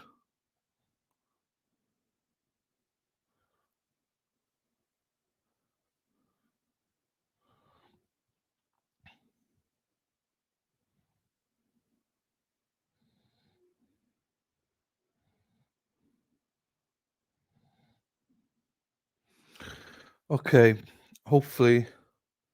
Yeah, I know that some people. Mighty Meat, how we doing, fella?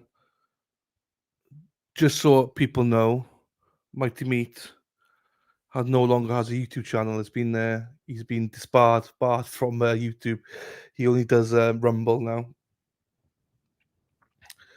Don't be a Mighty Meat. Don't do a Mighty Meat, people. He's banned from YouTube. Oh, I shouldn't laugh, Mighty, but it's quite funny though. Yeah, that's fine. Again, it's I was on full boost with that, and also some of you had the volume straight up as well. That's why I didn't want to do that. Harmful disinformation.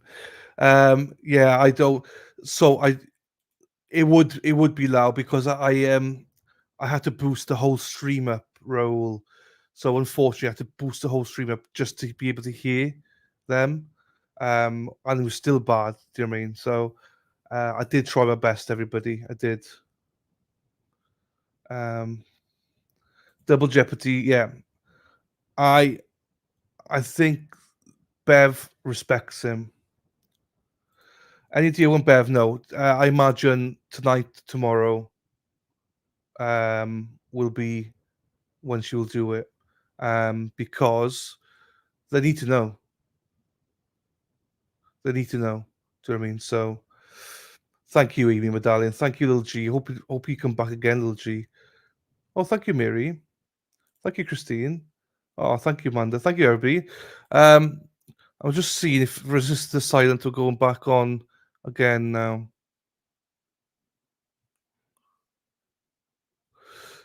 Dana's around here, so we'll see.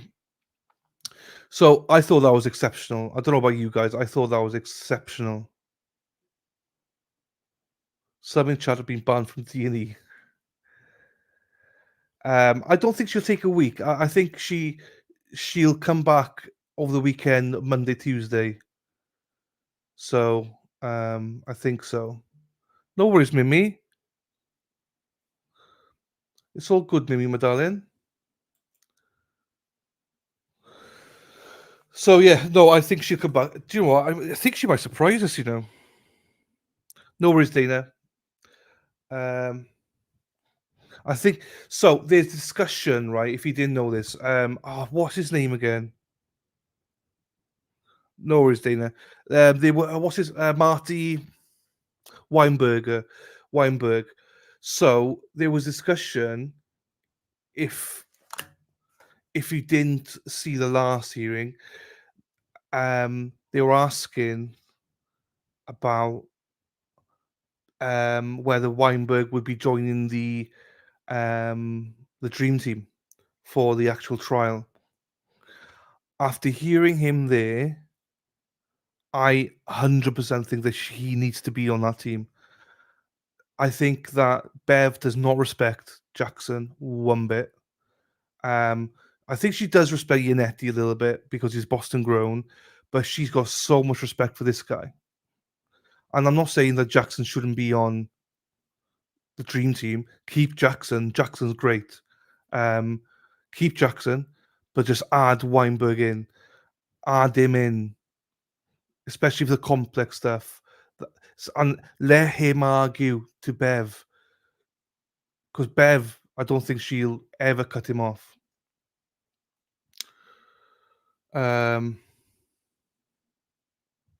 Hey Chuck, I'm hoping to go, yeah.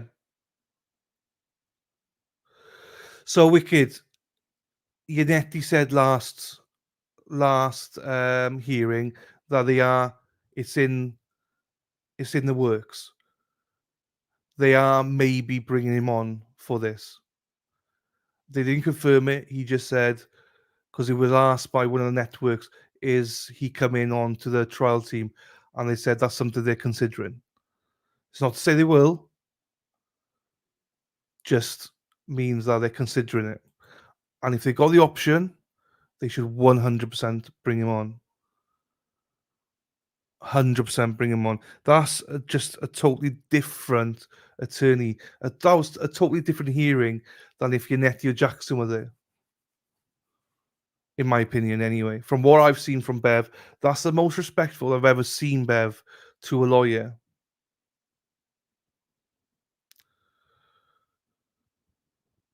So, I think the next trial is the trial. Oh, what? Tuesday in Vegas. So in Vegas that one is this trial will be in end of January supposed to be, but we'll see. But anyway, that's my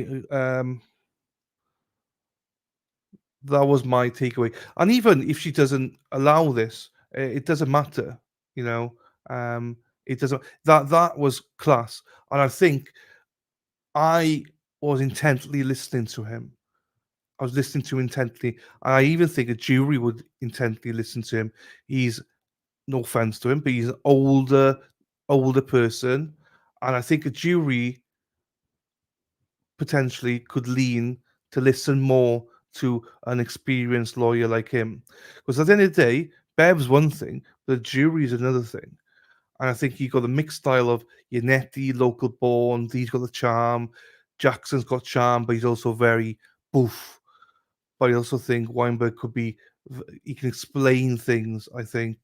And I think the jury potentially, in my opinion, could look up to him. You know, that's why I think I was listening very intently to him. It's not to say that I wasn't with Jackson and Yeti, no. But you could see within the first 5 minutes, this guy knows exactly what he's talking about. And I personally, in my opinion, think a jury would like him. And I'm not saying he should be doing too much. I don't think he should be doing too much. I think you just give him 4 or 5 witnesses that he crosses, give him 1 or 2 key witnesses, and just leave it. Don't bog him down. Just give him some key people. I think he'd be excellent for them. I think he'd be a great addition. I know it's money, it's more money for Karen, so who knows with that. I think he did a good job here. I don't know what Bev's going to do. I don't know. Bev's Bev. I mean, who knows what she's going to do. But thinking ahead, there's obviously going to be a trial, so thinking ahead, after hearing him now, when Yannetti said to maybe bring him on, I was a bit like, well, do you really need him? But after listening to him, I personally believe he's worth any money. It's her life on the line, so in my opinion, he's worth the money. Next, Karen, January. Yeah, I was thinking of going out in February, but everyone said don't. My volume full bore. Yeah, that's why I tried to wait a little bit.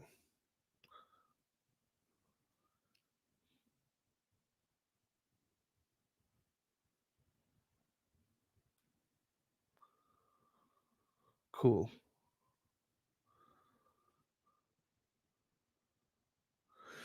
Yeah, Zach, I don't disagree. But everyone's got different opinions on it. I don't know, but I liked him. That's the first time I've known him. So, hey, Emma. I was wondering what happened to you. How are you doing, my darling? Not seen you for ages. Not seen you for ages. Hang on, I need to. Here we go, people. Bear with me.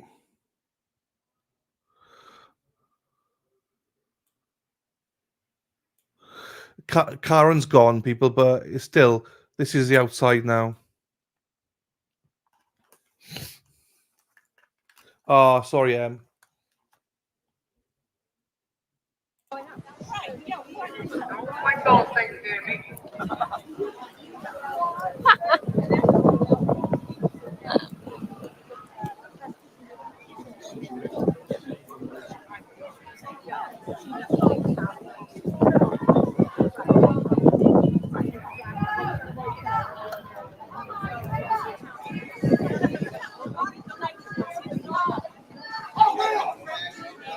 Hi.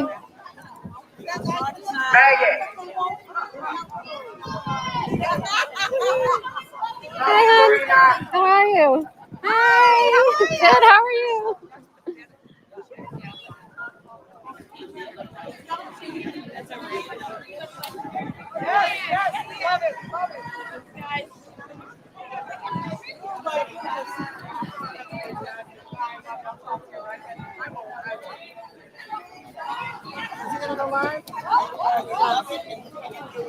Bye, Marianne. See you next time.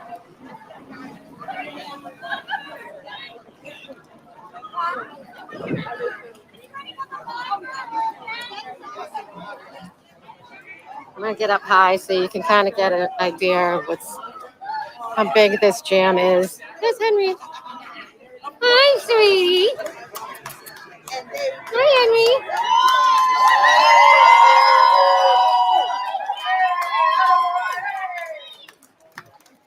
What are we sharing? I think the other lawyer guy just walked that way. Oh, okay. That other lawyer guy. Oh, Rita. Yeah. Oh, no, that's Rita.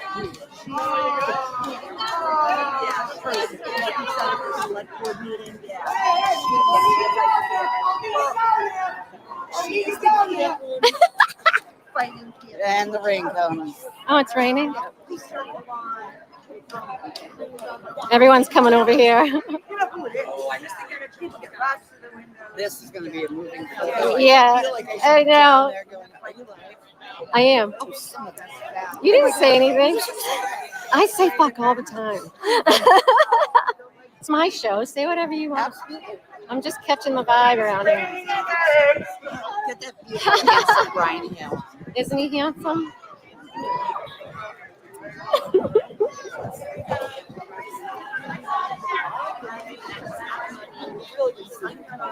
Is everybody just... I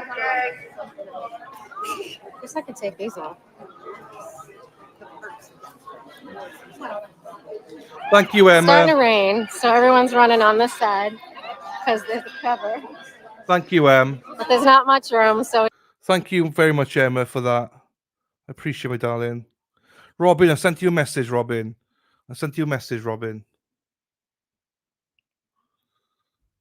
There you go. Who got a membership, people? Who got it? Hang on. So 34% of you were correct. Take under advisement. Hang on. Who got one? Thank you, Emma. Hippie Chick was gift. Hippie Chick got one. I think it's another hippie chick though.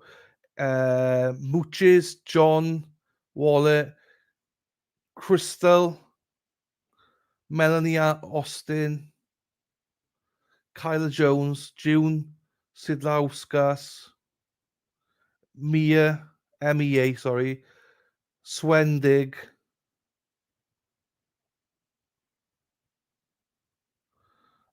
James Dennis. There you go. Thank you so much, everybody. Thank you for that, Emma, my darling. Really appreciate that. The poll was correct. The poll was actually right, 100% right. Thank you, Emma, my darling. Right, this is Tracy, isn't it, Dana? Yeah, but on the iOS. Mr. Mike Caputo, Miss Meredith. You gotta go through the city, forget about it, you know? Miss Rita. I know you want to leave really bad, but my friend will keep it real quick.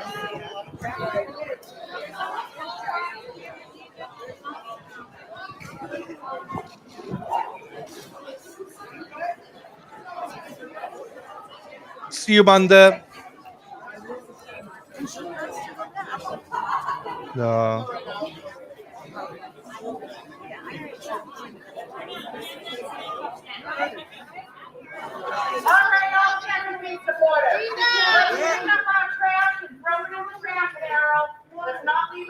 We're really good at picking up how we're doing that.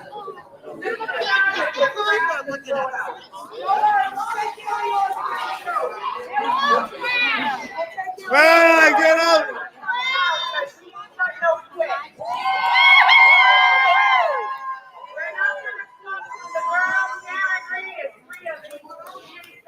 Yes.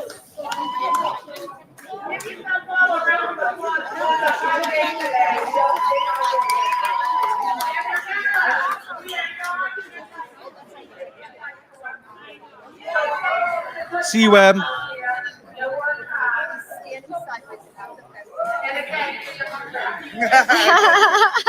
Thank you, Dina.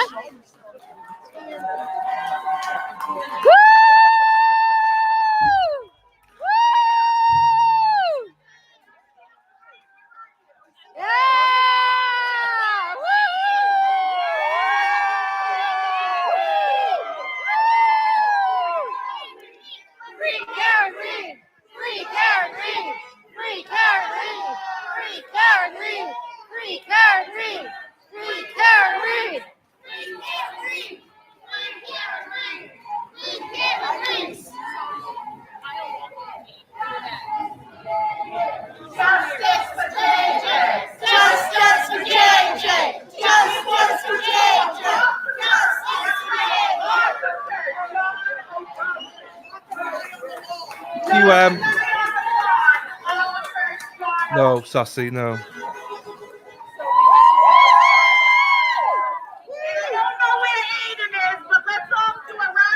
He's right there. He's right there.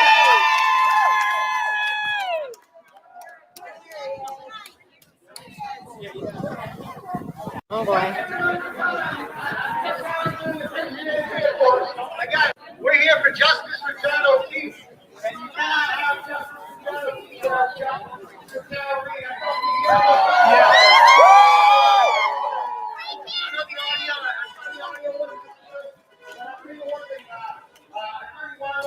Makes an excellent point, and just the way the judge Finoli looked at him is just very different from the way that she was. We'll see what happens. Either way, awesome. Mission accomplished. If she denies it, we'll see you in January. We'll be out here on the steps every day, just like we were in May and in June. Every single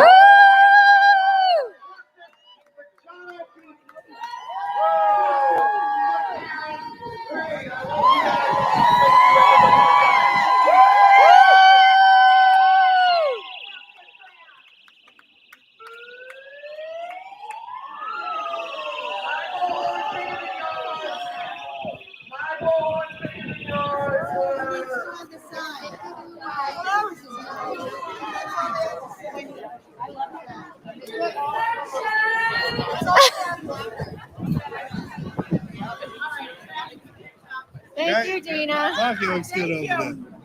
Where is this? Turn this sucker around. Turn it around the other way. Yeah, right. All right, folks. So remember, Resistance to Silence is going to start going live at all this stuff. So you make sure you click the like button, you follow it, and keep on following until whatever happens with this, because it's important. And Dana and Tracy have an awesome channel.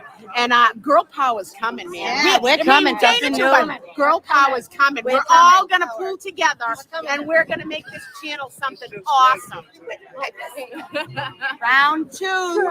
Round 2. Tick, tick, boom, motherfuckers. That's what we say here. That's what we say around here.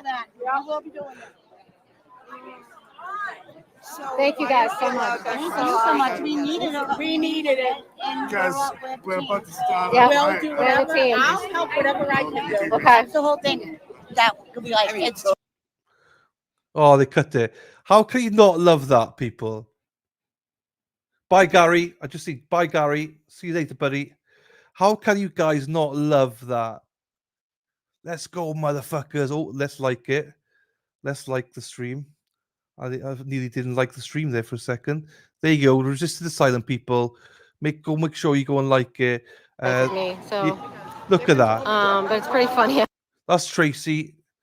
out here. Tracy's here sometimes. For those that don't know, this is Tracy. She's a better half of Dana and Tracy. I love Tracy. I love Dana as well, but let's not tell him. Let's not tell him too much that I love him. Dina is classic as well. Shout out to them. As you heard, they're going to be doing this live every week. They've been graciously allowed me to borrow their content, so I will be streaming exclusively from Resist the Silence about the court element of it moving forward. Whenever they go live. So thank you to Dane and Tracy for allowing me to do that. And I want to support them. They're a great channel, so please make sure you subscribe to them. They're down-to-earth people, blue-collared, same as what we are. And a great channel. I'll say Dana's a bit iffy with his Speedos, but Tracy's lovely. So it's like a balance, isn't it? Have you all seen Dana and Dennis? Hang on. This is Dana and Dennis. Let me just go get this for you people. Dana and Dennis in Dedham, people. Let's look here. This is what they're doing. Dennis Sweeney and Dana Leonard. Dana's a Speedo man. Dana's a Speedo man. Dana loves Speedo. He loves his Speedo. Dana's a Speedo man. Dana. There you go. There's Dana Leonard on the left. And that's Dennis Sweeney on the right there, walking through Dedham, people. So, so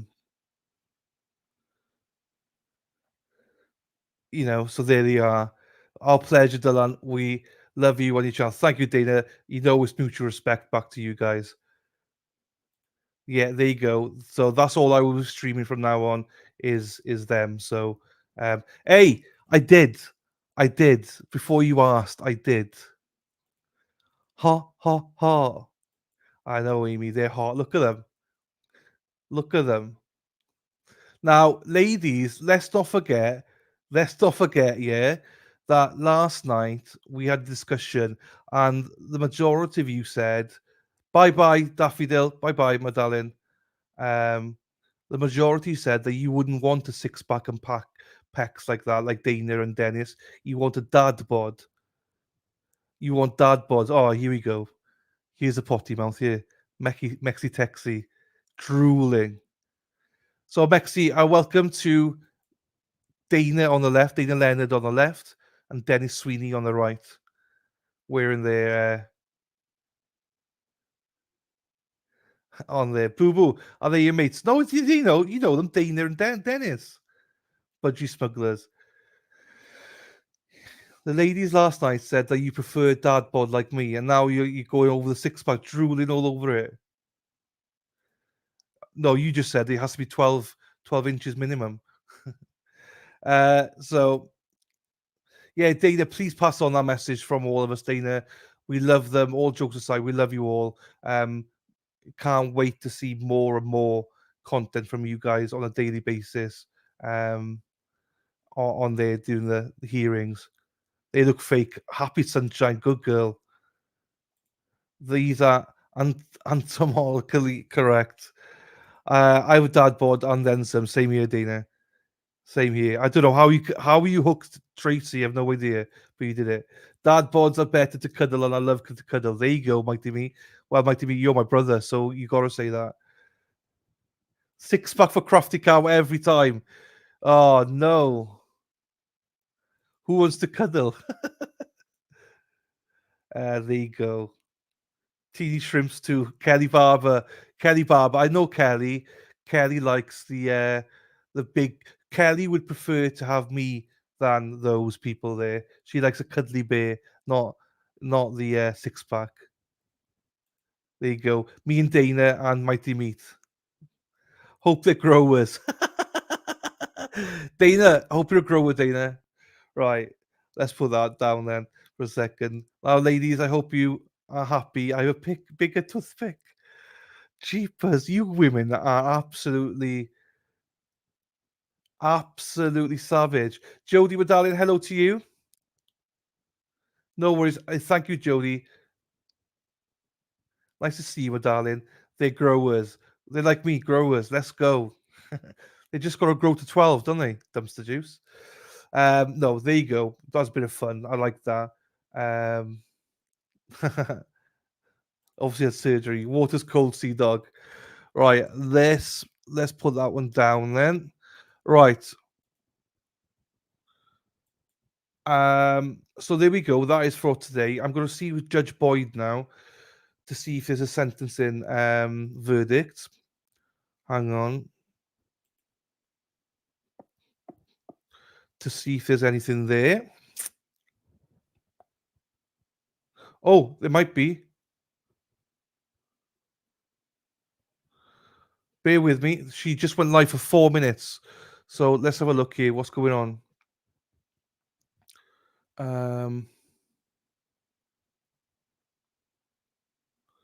Present. Oops, shit. Hang on. She went live literally for 4 minutes. Oops, I went to share and I just took myself off.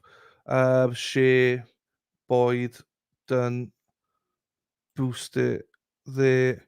Right, hang on. Let's see when she's live here.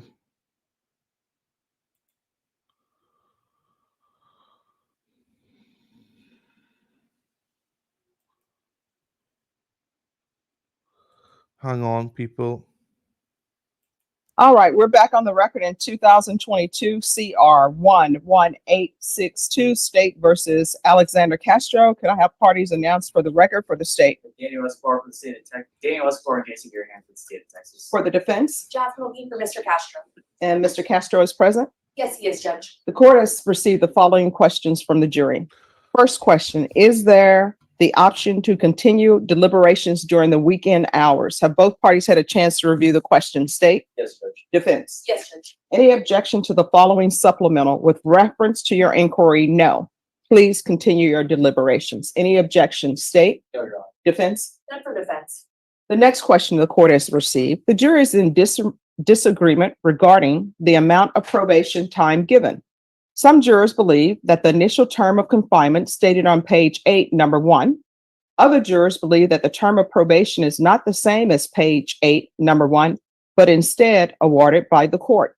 Have both parties had a chance to review the jurors' question? State? Yes, Your Honor. Defense? Yes, Your Honor. Any objection to the following supplemental charge? With reference to your inquiry, you have all the law before you. Please continue your deliberations. Any objection from the state? No, Your Honor. Any objection from the defense? No objection. Any objection to the question and supplemental charge being sent back to the jurors? State? No, Judge. Defense? No, Judge. All right, thank you. Thank you. And you may take it back, Deputy Laura.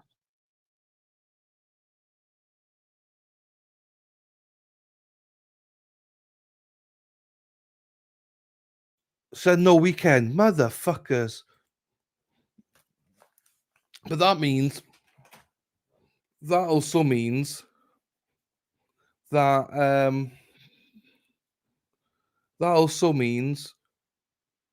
they're back Monday. What's the time now in Texas? Everything's bigger in Texas. It is 2:30, 2:35 in Texas. They normally go on till about 6:30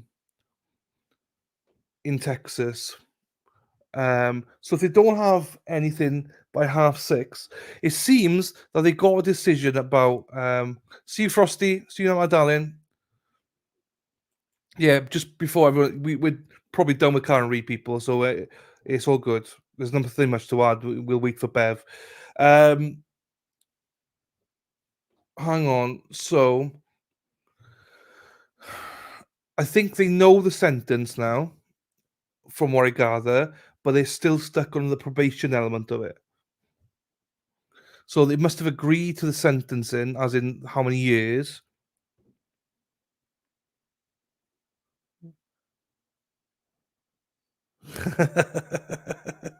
Dana. Oh, you make me laugh, Dana. Yeah, so I think if it's a case of they know how many years, I've never seen anything like this. If you're new to this stream, this is the jury deciding the sentence amount. They're the ones deciding how much they're going to give. And at the minute, they've been there for like 3 days. They've found him not guilty for manslaughter, but they found him guilty for a lower charge. Now they've got to think about what they're going to give him. It's between 2 and 10 years in prison, plus if they want probation in that as well, plus if they want him to pay any money. So it seems they're stuck on the probation element of this. I don't know what that means. So I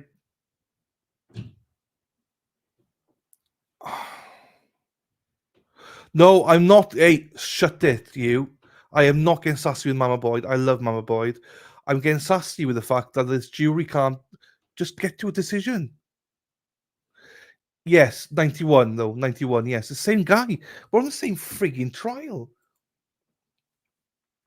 They're disagreeing, Lady Di, on the probation element. How much probation are they going to give it? So in Texas, they say that if he is given, say, 2 years for this, then he'll only spend a year in jail, in prison, sorry. It's 50% on good behavior. If he's given 10 years, he'll probably be out in 5. I don't think it's 10 years they have him, because can they add probation after 10 years?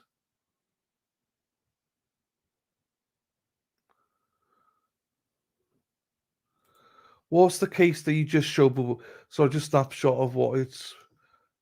Okay. Oh, that one, Judge Boyd. It's been a guy manslaughter. A guy was going 91 miles per hour down the road and smashed into a car. That was a crash there, and the person died, but he was found not guilty.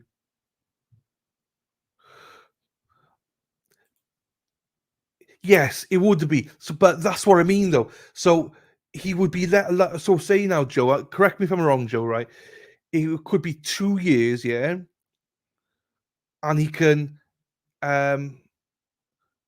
go out then after 1 year, but on parole, yeah, for that time.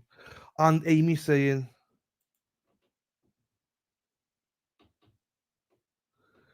yes, they can give probation after time is served. Okay. What about Wade Wilson? You ladies are gonna fuck me over. Do you know what I mean? I said I'm gonna have an early night tonight, but how can I have an early night when I got all these beautiful women here? They'd be saying to me, "Oh, what did you do last night?" "Oh, well, I ditched 100 beautiful women just so I can just lie down on the couch and relax." They'd be like, "What?" And I'll show them the pictures of all you ladies. They'd be like, "What are you doing, dude?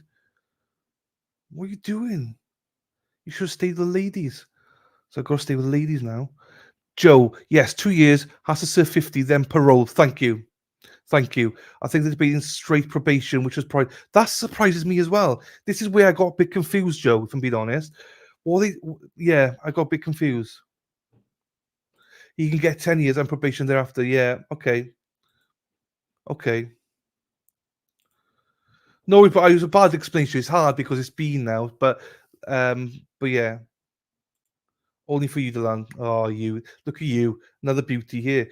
You see all you women, you got me wrapped right around your little fingers. You got your husband's wrapped around your little fingers. Now you got me wrapped around your little fingers. Oh, I'm gonna have to get a coffee then if I'm going to do this. It's hard out there for a pimp, bro. Yeah, but you're fine. You got married with 2 kids. Mighty Meat. So if people don't know, if you see Mighty Meat, me and me are basically brothers. We look exactly the same. Exactly the same. If you met us, you probably think you two are brothers. I think he might be taller. I'm 6 foot. He's probably taller. So I will. Hang on. And Boo Boo is Texas is Friday. The video will be in by 5 at night tonight. It's the 3rd day, though, Raoul. They wanted to come back in on the weekend. They don't look exactly. What are you on about? I think we look pretty much the same, Erin. I generally do. See Frosty, say goodnight to Tony for me. There you go. It's parole after jail time, I believe, not probation. If you violate parole, you can get returned to jail for full sentence. You love us, really. I absolutely do love you all. Show us where you try. Look at when I say you love us, I do love you all, except show us where you try now. You owe me. Yeah, you 6'2", fine. I'm 6 foot. Hello, Sandra. Hello, Sandy. How are you doing, my darling? Hope you're well. Right. Okay. Fucking hell. All right. Look at the bullying. I do too. Yeah, we do look alike. I know. Right. Thank you, Yaya Trucker. Well, my weekend does not start yet. Right. What I'm going to do then, I want to watch it. I want to watch Wade. So what I'm going to do is play you a quick 20-minute video. Right. This is a video.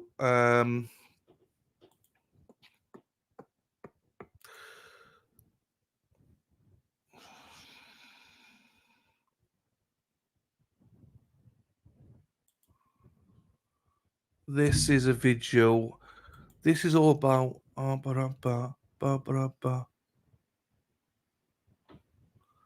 If you can find it right. So,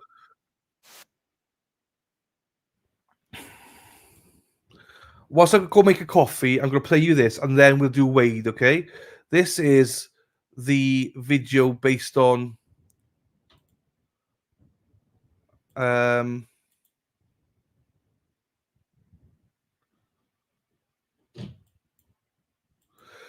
She did not get up early. She was late.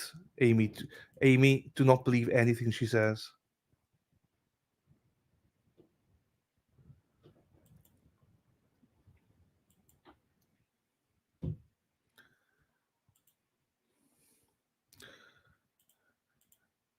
Oh my God, just saw the message going across you. Oh, I could take it off now. Yeah, because I knew people would come in and say, where's Sean? Where's Sean? Take it off now. Right. So this is, you all know this one. The trial for a New Mexico woman accused of killing a newborn baby. So this should give you a little bit more info about this trial, as in why it was postponed, okay? So I'll play this. You were not here at 9 a.m. You were not. See, I wasn't the only one. Right, I'm going to... Oh, thank you, Katie. You're the first one ever to say that. I appreciate you, my darling. That's so sweet of you. Thank you so much. You see? At least there's some sweet ones here. Thank you, Katie. Right, I am... Oh, shit, I've just...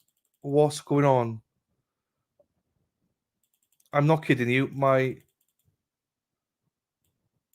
I've just frozen. My mouse has just frozen. Oh, no, I know what I did. Right. I'll go back and look at timestamps. Right. So play this. I'll make a quick coffee, and then we'll be back to watch Wade, all right? I'm sorry about this, but in terms of delivering a baby and it looked like you tried to hide it, we do have to have the police involved. And nothing was crying. It came out with nothing. I know, but the baby's gonna have to be taken for autopsy and there'll be an investigator and everything. I'm really sorry, guys. That body camera footage of New Mexico teenager Alexi Trevizo went viral after she was accused of killing her newborn baby. But right now, the judge presiding over her case says prosecutors cannot use that video against her. Trevizo's lawyer is here with what it means for the case. Welcome to Crime Fix. I'm Anjanette Levy. Alexi Trevizo faces serious charges for the death of her newborn son in January 2023. Her trial was scheduled to begin later this month, but that's not happening. Prosecutors are appealing a ruling from the judge presiding over her case that suppressed the body camera footage recorded by police and much of what happened at the hospital. Trevizo was in the hospital under a doctor's care. Her attorney, Gary Mitchell, successfully argued that that footage was privileged and that the doctor was acting as an agent of the police. Take a look. We discovered a dead baby in the bathroom. Oh my gosh. I'm sorry. It came out of me and I didn't know what to do. Lexi, I told you about this. I just asked you, baby, to tell me the truth. It was not crying or nothing. What did you do to it? Okay, stop right here. Stop. Number one priority, guys. Number one priority is she just had a baby. I don't know if she's delivered the placenta. She's bleeding significantly. Yeah. I've spoken to the obstetrician at Loveless. They want her out there as soon as possible. Okay. I obviously need your permission to transfer her for medicals. She's 19. Oh, you're right. But she is a student too. She's still 19 you're years old. right. You're right. She needs to. I'm sorry, I forgot she's 19. Keep out of me. But you need to make sure that you're safe. I need to send you to Loveless to labor delivery. Will you please agree to that? Yes. Okay, great. I'm gonna work on that. I'm sorry about this, but in terms of delivering a baby and it looked like you tried to hide it, we do have to have the police involved. And nothing was crying. It came out with nothing. I know, but the baby's gonna have to be taken for autopsy and there'll be an investigator and everything. I'm really sorry, guys. I'm sorry. Like, how big is the baby? It's full term. What? 9 months? Nothing was crying. Lexi, have you watched the news of the girls that what they do to their babies and what they go to jail? Nothing was crying. So you saw Alexi Trevizo's mother talking with her there in the body camera footage. Well, the prosecutor had argued at a hearing nearly a year ago that Alexi Trevizo's mother being present meant that there wasn't any privilege. So the body camera footage wasn't improper. She came with her mother. She allowed her mother to be present. The court would be familiar that a patient has a right to not have other people in their room. They ask if it's okay if that person stays. That's normal treatment. The state would submit. So, Your Honor, we believe there are three different things going on here. And for defense to lump it all in and say it's all privileged before the court, we would disagree. And so we don't believe there is a privilege. But the judge disagreed, and now the prosecutor is appealing the judge's ruling to New Mexico's Supreme Court. Here's Santa Fe defense attorney John Day on the dispute. This is the prosecution's effort to salvage their case. If they're not successful, it's a very difficult case to take to trial because the attorney for the defendant, who's actually an incredibly well-regarded old school criminal defense attorney here in New Mexico, a guy named Gary Mitchell. He goes to trial wearing basically cowboy jackets, cowboy shirts, cowboy boots, and he's a old-time, good old boy country lawyer, and he's incredibly successful and incredibly skilled. What he's done is he convinced the district judge to exclude basically every piece of evidence that was obtained from the girl the moment she went into the hospital on the grounds of doctor-patient privilege. The defendant's lawyer argued successfully that everything that she did once she crossed the threshold of the hospital should be privileged because she was there seeking medical treatment. New Mexico, like a lot of jurisdictions, has a very strong physician patient privilege law. There's a lot of background, a lot of case law upholding that. And so what the defense lawyer Gary Mitchell has done is successfully argued that everything should be suppressed from the moment this teenage girl entered the hospital until the moment she left. And if the prosecution can't get the Supreme Court to overturn that, their case has been gutted for the most part. Day says the prosecution may have a point with their arguments. The prosecution's argument, they do have some pretty fair arguments to make here. For example, they're claiming that the privilege was waived, the doctor-patient privilege was waived because a lot of the statements that the defendant made were in the presence of her mother in the hospital. Normally, the privilege applies only if it's, you know, the doctor and the patient, the nurse and the patient, or other type of privileges, lawyer, client privilege, therapist, client, patient privilege. There's even, of course, there's the clergy privilege as well. But normally those only apply if it's the two parties to the privilege who are in the conversation. So it's going to be up to the state Supreme Court to say, well, if the girl's mother was in the room, does that extinguish the privilege, or are there exceptions when she's seeking medical treatment? So it's going to be a very interesting argument at the Supreme Court, especially if they do allow oral argument. I would like to be in the audience for this one. Ultimately, the New Mexico Supreme Court will have the final say. Treviso maintains the baby, who was later named Alex Fierro, was stillborn at Artesia Hospital, and that she gave birth in the bathroom and then placed the infant in the trash can. There's a separate civil suit pending against the hospital in which Treviso claims the drugs she was given, including morphine for back pain, caused the baby's death.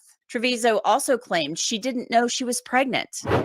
I cover some really terribly sad and difficult cases here on Crime Fix, but I'm able to do that because of sponsors like City Lips.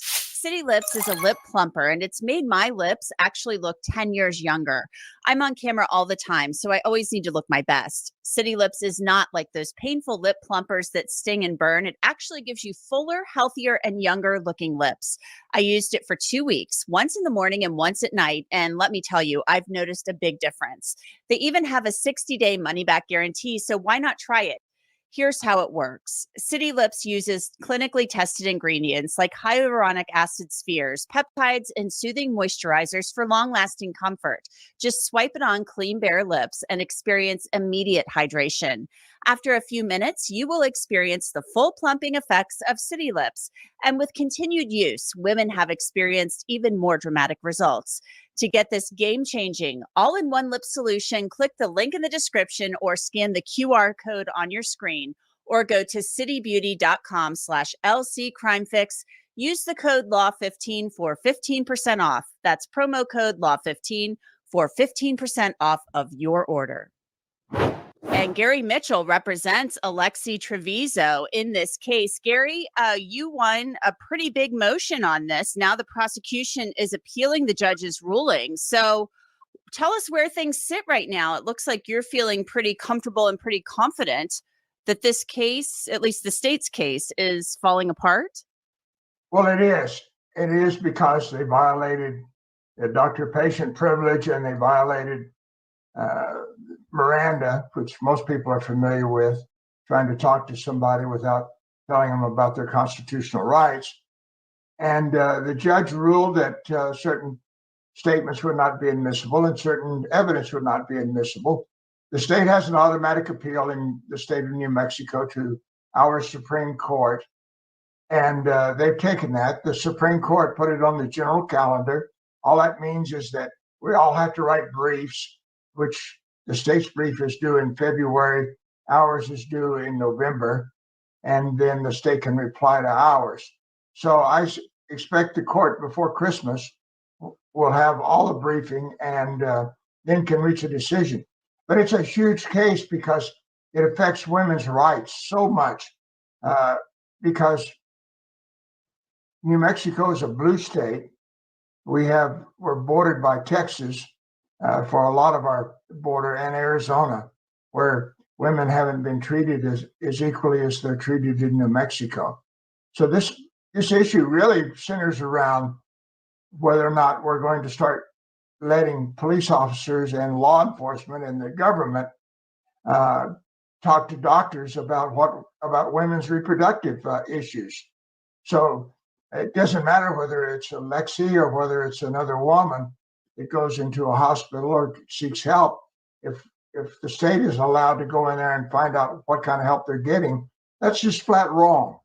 And it's a huge issue. I expect we're going to have some other people, amici, as we call them, or amicus briefs, written by other groups representing policy issues, especially for women. The state maintains that there really wasn't privilege here. I mean, obviously, Alexi is in a hospital bed. She's in a stretcher. She's there with back pain. She's pumped full of medication. But they're saying, her mom was there. So privilege was waived. But obviously, the judge in the case, the judge presiding, didn't buy that argument. What is your response to that? Because this was discussed last summer. I remember covering this motion hearing. But mom was there. Mom is in shock, obviously, that there was a full-term baby boy, found in a trash can in the hospital. So how does mom, in your view, being present, not waive the privilege there? Well, first of all, mom shouldn't have been there. The doctor should have said, listen, we need to talk to, she's 19. We need to talk to her alone. And they should have asked, could she excuse herself? And at the hospital that I am affiliated with, we do that. We say, listen, if it's an adult, mom doesn't have a right to be here, neither does dad. So we do that a lot. And that's to protect the privacy of the young person or the privacy of the person. I mean, a lot of us don't. It doesn't matter how much we love our parents or love our spouse or whatever. There's some things that we wish to keep very confidential with a doctor. And the doctor shouldn't have allowed it to begin with. And then this didn't come about because the mom was there. This came about because a doctor decided she was going to insist that police officers be there and that she was going to talk to them and violate the privilege to begin with. So it had nothing to do with mom at the very beginning. It had to do with medical personnel violating the privilege, inviting police officers in, and then police officers deciding, well, we're just going to make an arrest here, and we're going to tell her that she's detained so she's not free to go. And that's the way we're going to handle this. It was messed up all the way around. It really was. Gary, I do find it curious, though, because, I mean, as a physician, they are mandatory reporters. I mean, they would, if a baby is found in the trash can in the bathroom of the hospital, I mean, they would be required to call the police, wouldn't they? I mean, if you're treating a patient and then she goes to the bathroom. I mean, it's a horrible thing. I mean, the baby is born. Lexi says the baby was stillborn. The state is arguing that the baby was not, and then the baby's found in the trash can. I mean, they are required to call the police. So in your view, how should that have been handled? They should have just called the police but then not brought the body cameras in. I mean, I don't know. Where's the line there? Oh, I can handle that real easy. It's a real easy investigation. You call the police, you report that you had a child born, a baby born, that the child is not alive. And if the police choose to investigate, they can. But that there are certain privileges that you have with the patient. And that the patient is in distress. Obviously, the doctor thought she was in distress enough that she ordered an air vac by helicopter from the hospital in Artesia to the hospital in Roswell for full care, because they don't render that care apparently in Artesia anymore.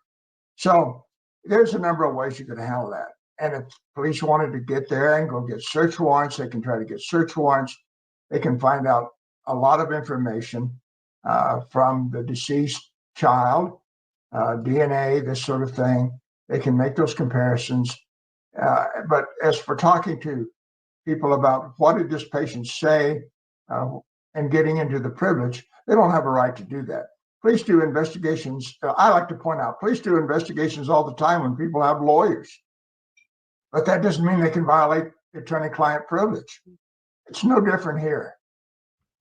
So without any of that information, what happens to this case? I mean, we still have, in your view, I mean, obviously you have a client to represent, but we still had a baby. An autopsy was conducted. Your contention is that the drugs given to Alexi, caused the baby's death or contributed to the baby's death. So if we don't have these statements and things of that nature coming into the trial, does the case just go away in your view, or is it resolved by plea? Where do you see this going? I don't say it resolved by plea, first of all, because I don't think we did anything wrong. My client went to the only place she could get help. She went to the hospital. That's what everybody would think that she should do. And she did everything that the nurses and doctors required her to do, and everything people were telling her to do. Now, the other matter is that the state's not going to have certain evidence that they can introduce. For example, all the video film and all the stuff that should have been confidential, and all the testing and this sort of thing that should have been confidential. So can they make a case otherwise? I don't think they can, but that doesn't mean they're not going to try. They can make a case by saying, listen, we have this child that wasn't born alive. Can they say that the child was born alive? We can have a big argument among experts about that.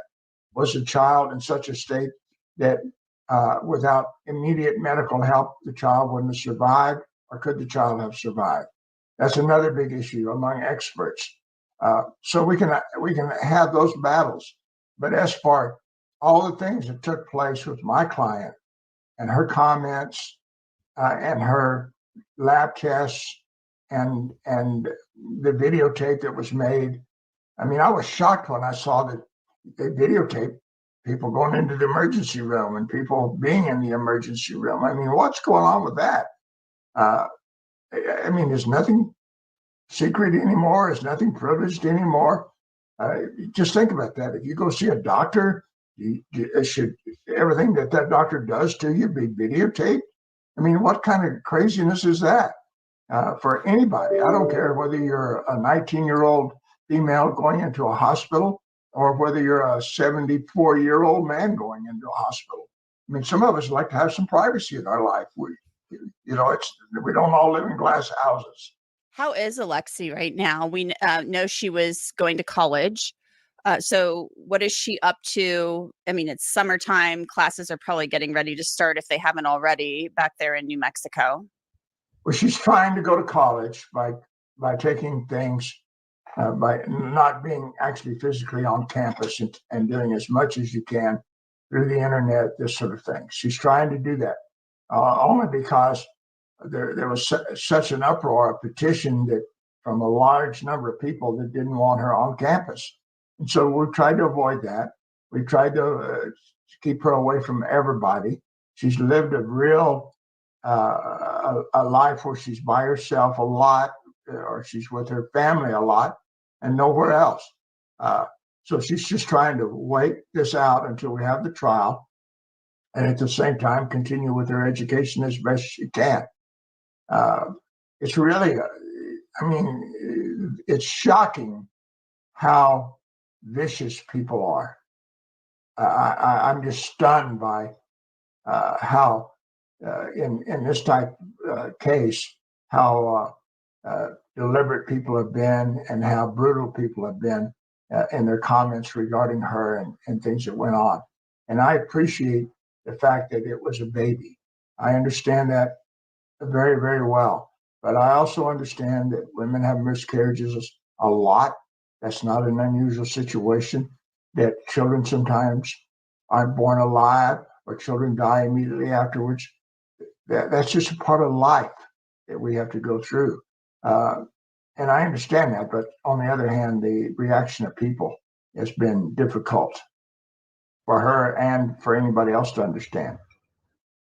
Social media is especially with the internet, social media is a nasty, nasty place. And yes, when it comes to a baby, it gets people very, very fired up. Well, we will keep an eye on this, Gary Mitchell. We will keep an eye on what the Supreme Court decides and as this moves through the process. Thank you so much. Thank you for having me. Have a beautiful day. And that's it for this episode of Crime Fix. I'm Anjanette Levy. Thanks so much for being with me. I'll see you back here next time.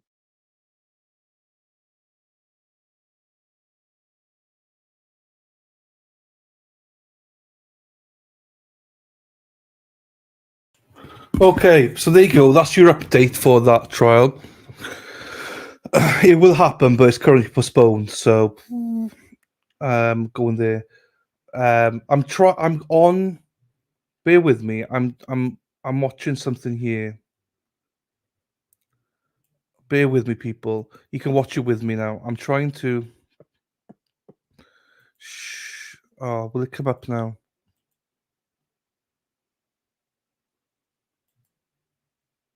It will. Where's it gone here? I'm trying to look to see when Dumpster came in this morning. Well, that's all. Right. We've gone past 9, that's for sure.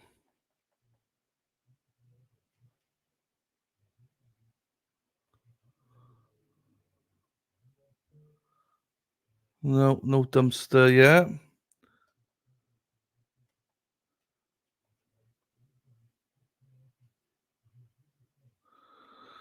We're at like 10 past 9 right now. No Dumpster yet.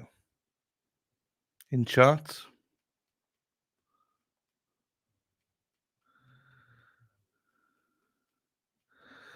No Dumpster. She'll find an excuse for something, but you know. I'll watch you on TV in bed, you fool. Now you're changing. Now you're changing. Now you're changing it. You change the goalpost now, Dumpster. All right, I'll take that off then.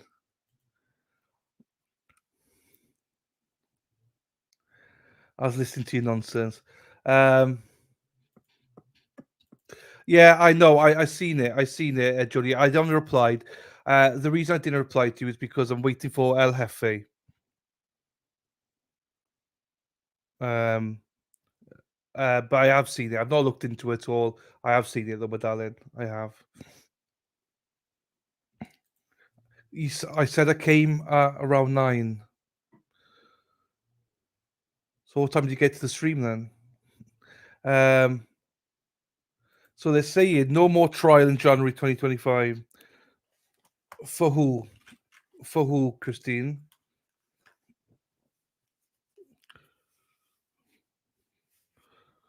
That's how some of you make me. Whose trial's that, Christine, in January 2025? You drive me crazy. I just can't sleep. Da, da, da, da, da, da, da, da, da, da. You drive me crazy. And I just can't sleep. Right, we're doing Wade Wilson here. So, Dumpster, you're literally the only person that says do not watch the phone calls before the trial. Everyone else says watch it before the trial. You got to watch it. So we're trusting you, Dumpster. You drive me crazy. I woke up at 8. I woke up this morning feeling fine. Turn the TV on. Dylan's looking fine. Went back to bed, slept till 9. Turned on your non, wait bullshit. Then I got out of bed at 9:30 to yell at you for not showing weight. That's fair enough. I didn't know that you did that. Dill's twin. To be an arsehole. There you go, Dills. There you go, Mighty. What's the word on the word on the street? Yeah, what trial are we talking about? It's your channel. Do what you think is. I am. We have to do this more because of Boone. Boone. We had to do Boone this morning. I promised you that I would play Wade, and I will play Wade.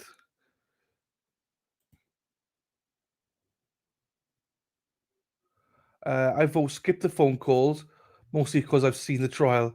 Oh, you say skip them? Okay. Does twin do it? Joe, well, darn, we can't all be like you and keep up with all these crazy trials. I wasn't going to tell you yesterday, but I went to get the mail and you got off before I came back. Ah, okay. Boone was riveting. Oh, you see. Bill, get your girl in order, Bill. Get dumpster in order, Bill. Cracker laughing on drive. Robin, get her in order, will you? Right. Are we ready, people? Wade Wilson. This is, I believe. I need to find him first. Wade. For people that don't know, Wade Wilson trial. I don't know anything about this trial. So what I'm going to do is watch it when we got some downtime, and also we keep an eye out for Judge Boydie as well. Bam, ba, bam, bam. Yee. Bam, ba, bam.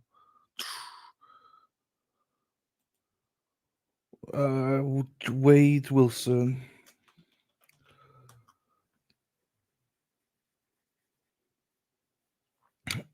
You see, Amy, so nice.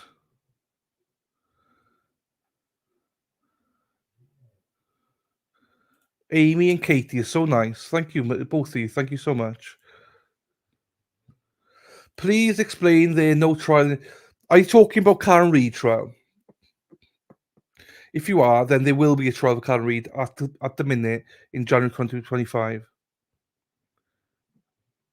Currently. Christine, if that's the one you're talking about. If not, what is it? Which trial are you on about, my darling? Because there's plenty of brainiacs in this trial. Fucking this chat. Ba-da, ba-da, ba-da, ba-da, ba-da, ba-da, ba-da, ba. Hey, big spender. Hey, big spender. Spend a little time with me. Ba ba da bum. Woo. Bum ba da ba da bum. Yeah. Mama be boom, boom, boom, boom, do do. I can't find it now. Mofos galore. Hey, hey, mofo. Hey, hey, mofo. Mo. Mofo. Mofo. Yeah. Mofo. Yeah. Mm-hmm. I can't find this friggin' freak at all in here. Wade Wilson. Playlist. No, that's the same friggin' playlist, you motherfuckers. Oh, this might be it.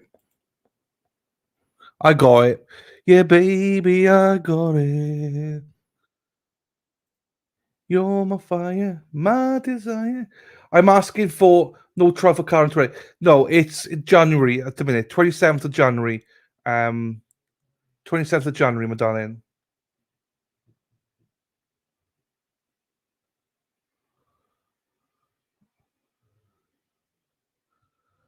What are you on? It started to sound like my damn husband with that I'm going to bullshit. Just fucking hell. Shari, come on. Don't you pick on me. You're supposed to be my wingman.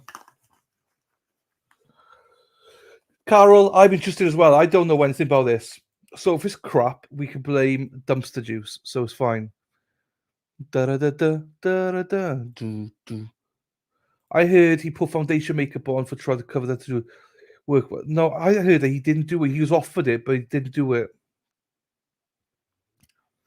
You were the first in chat, actually. No, Sassy was. Sassy was the first in chat, but she left a message that got erased, I believe. That's what I heard, but I could be wrong. You are. Hey, Dennis! Hey, Dennis! Dennis, have you seen it? Dennis, have you seen this? Dennis, because I don't think you've seen it, Dennis. Long day. Dennis, have you seen the picture of you and Dana? Before I play the Wade one, Dennis, have you seen you and Dana? You and Dana, I got a picture of you and Dana walking down Dedham High Street. Have you seen it, Dennis? I don't think you have. Show it to Brenda as well, okay? Hang on. This is you, Dennis.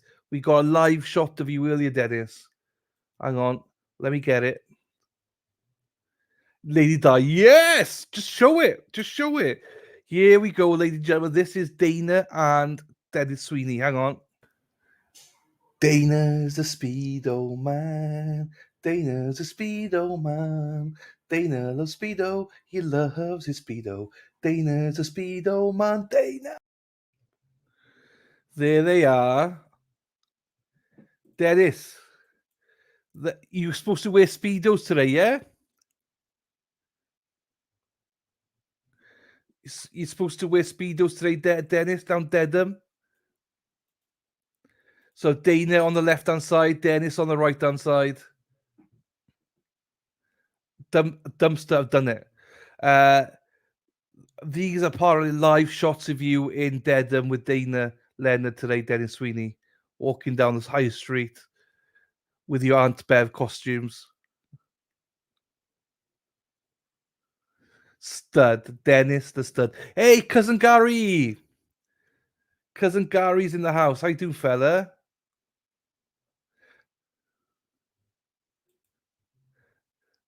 Don't make them big enough.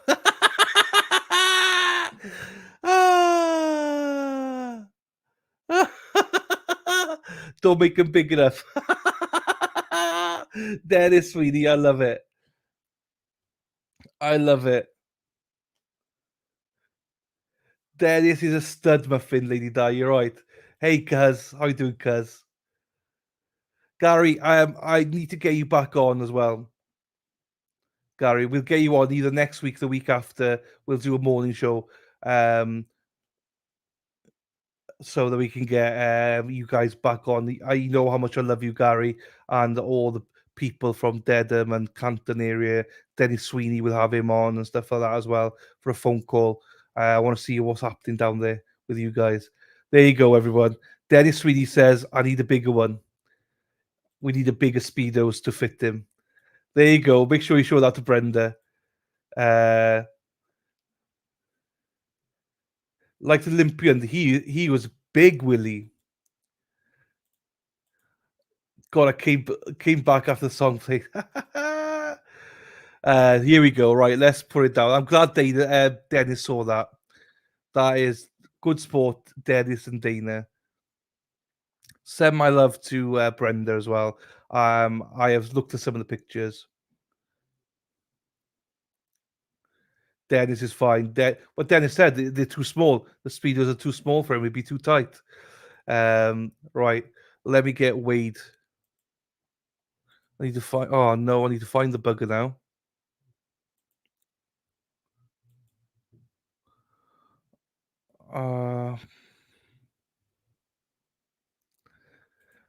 Hang on. Let me just close that down.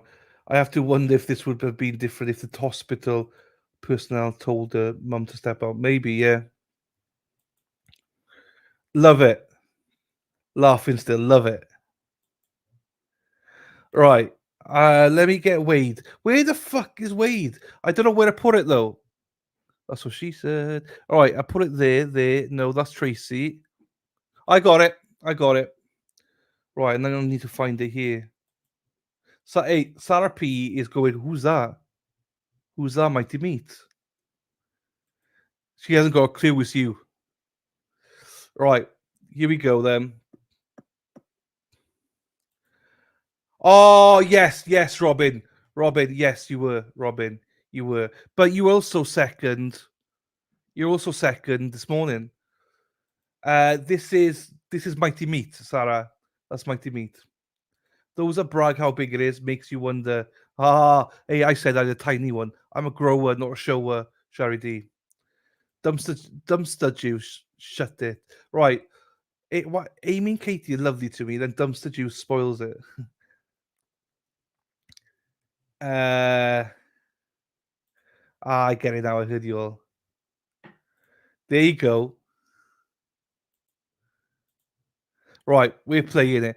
Right, we're playing it. Where we play? Right, hang on. Right, we're playing it, people. Let's go. Oh, we played it. Let's play it 1.25 then, because I think we can all manage 1.25. Right, where do we go in?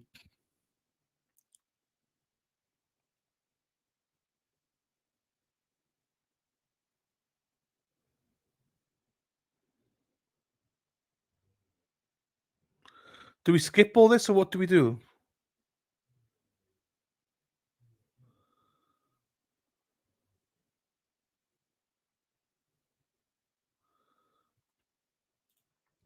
Ah, there you go. Gotta keep it going. Oops, I didn't press play. Do I skip all this then to the judge? Yeah.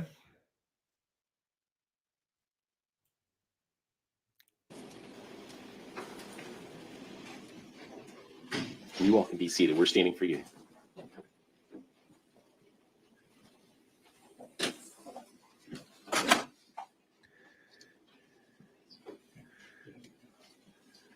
Behave, Mexi.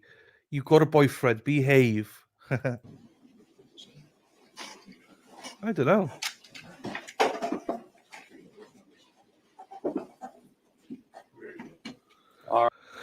Wait, what is the Wade Wilson trial for us who don't know?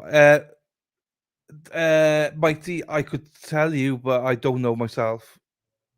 So, can Dumpster, can you tell us what the hell this trial is about? Cape Coral killing spree is all I know. I know nothing about it. All right, please be seated.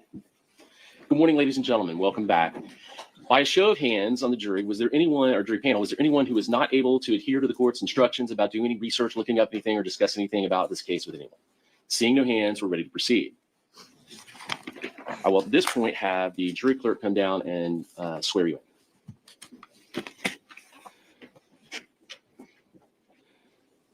Please stand. And raise your right hands. Do you solemnly swear or affirm that you will well and truly try the issues between the state of Florida and the defendant, Wade Wilson, and render a true verdict according to the law and evidence? All right, thank you. Please be seated. All right, then. So, are we ready? Is the state ready to proceed to trial today? The state's ready. And is the defense ready? Yes, sir. All right. Ladies and gentlemen of the jury, you have been selected and sworn as a jury to try the case of the state of Florida versus Wade. Any notes that you take will be for your personal. All right. State. Right. Before we get going, let me show you one thing. Let me show you one thing, because I think we stick with this. I think my votes count for more, people, just so you know. But I will tell you, just in case, I'm doing this for Amy. Oh, actually, and for Katie. But I'm being transparent as well. So,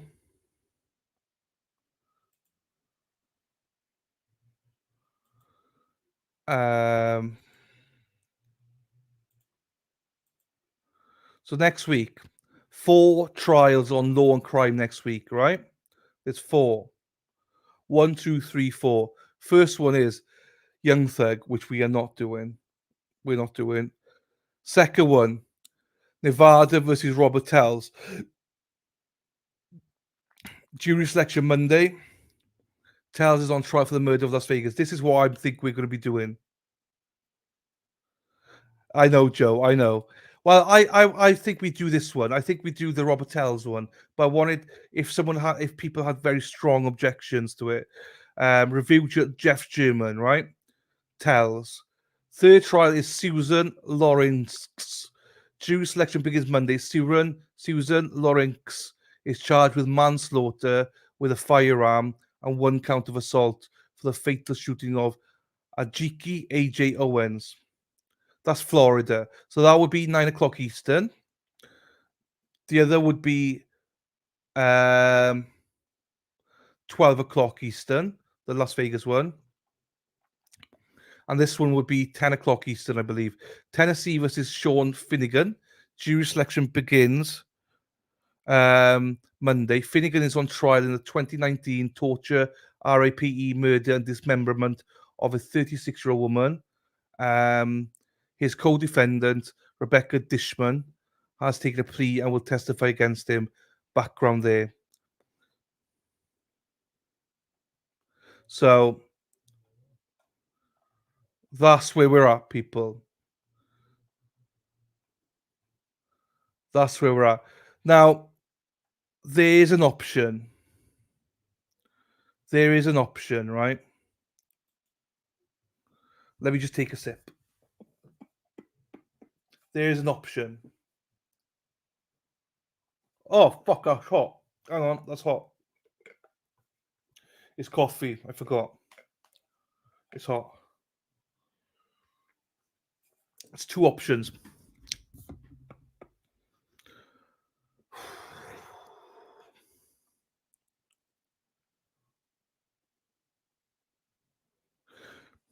Hang on, let me think about this one.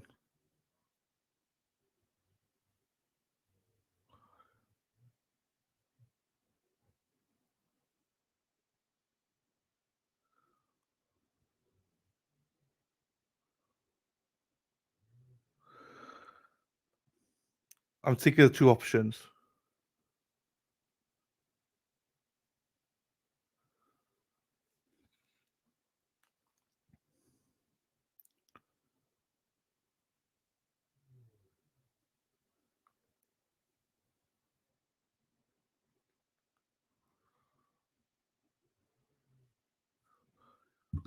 Back.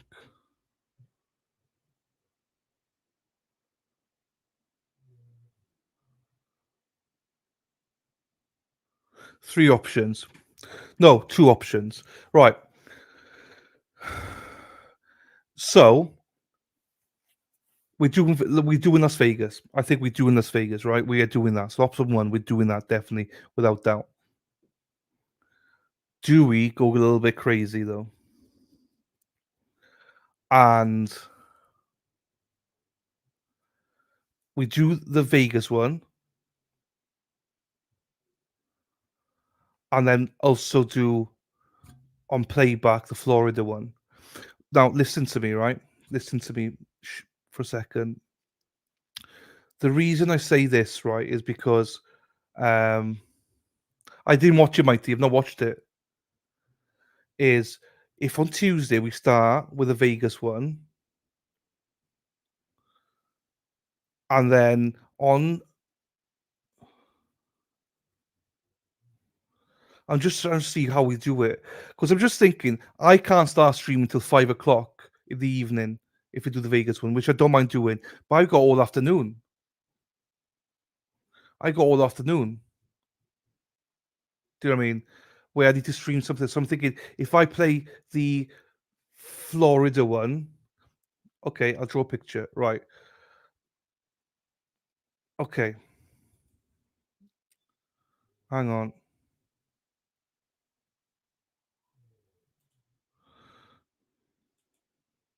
So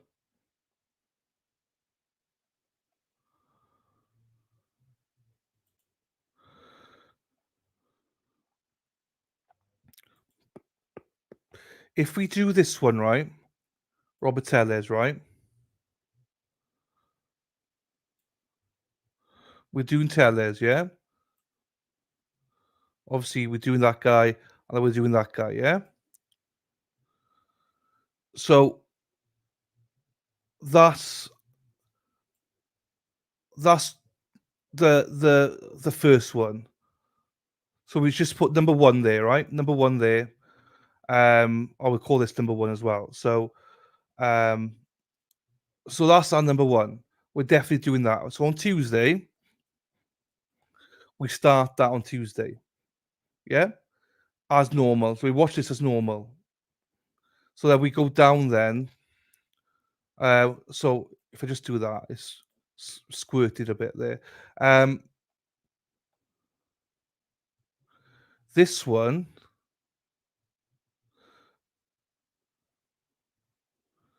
because this was a little bit different.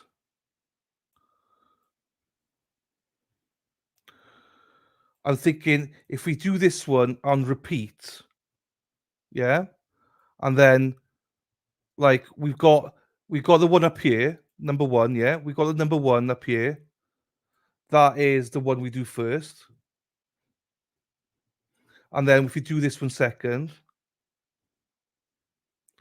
So this is our number one, as you can see. And this is our number two. So we play this. So we can start playing this then on the Wednesday.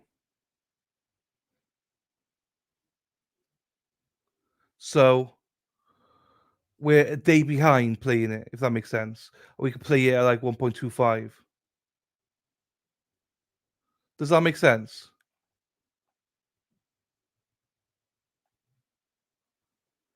No, Robin, it's not. It's not.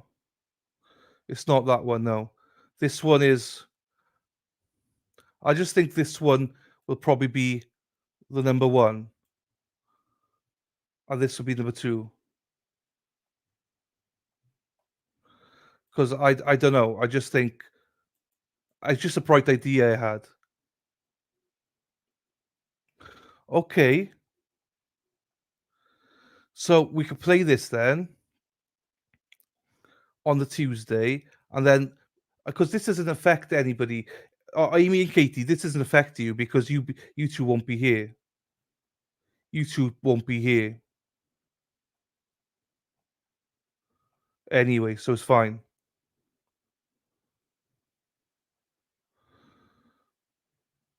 So I'll be playing it like, you know.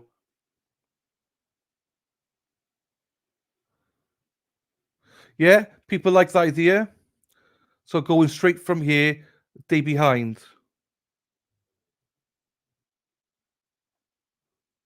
That's what we'll do.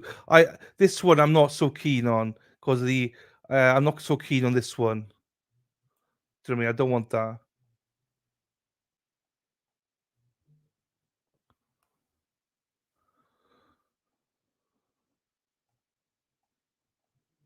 So there you go. Right, let's do that. Boobies trial or penis trial. We're doing both. Fine. We're doing both. Fine. So those on the East Coast, it'll work. No, I'm not keen dismemberment. Right, because that will work. Because the reason I'm saying that is because it's a long afternoon for me. Right, I can go back to this trial now then. Right, let me get the tools back. Right, are you all happy with that? I'll be on Monday. I'm on Monday, Robin. So what I'll do Monday, I will play Wade Wilson on Monday. I will be playing Wade Wilson on Monday as well. So Dumpster, Monday, we'll try and squeeze in 2 days of Wade Wilson. How's that for you? We'll start at 9 o'clock. I'll go live at 8:30. We'll start at 9 and we'll do that way. All right, Dumpster, are you happy with that now? So we'll do 2 days of Wade Wilson on Monday, maybe 3 days. I don't know. We'll probably do a day and a half today anyway. So, right, let's go. Monday's that. Then I'm going to do 2 trials moving forward. You got it. Let's go. Take care.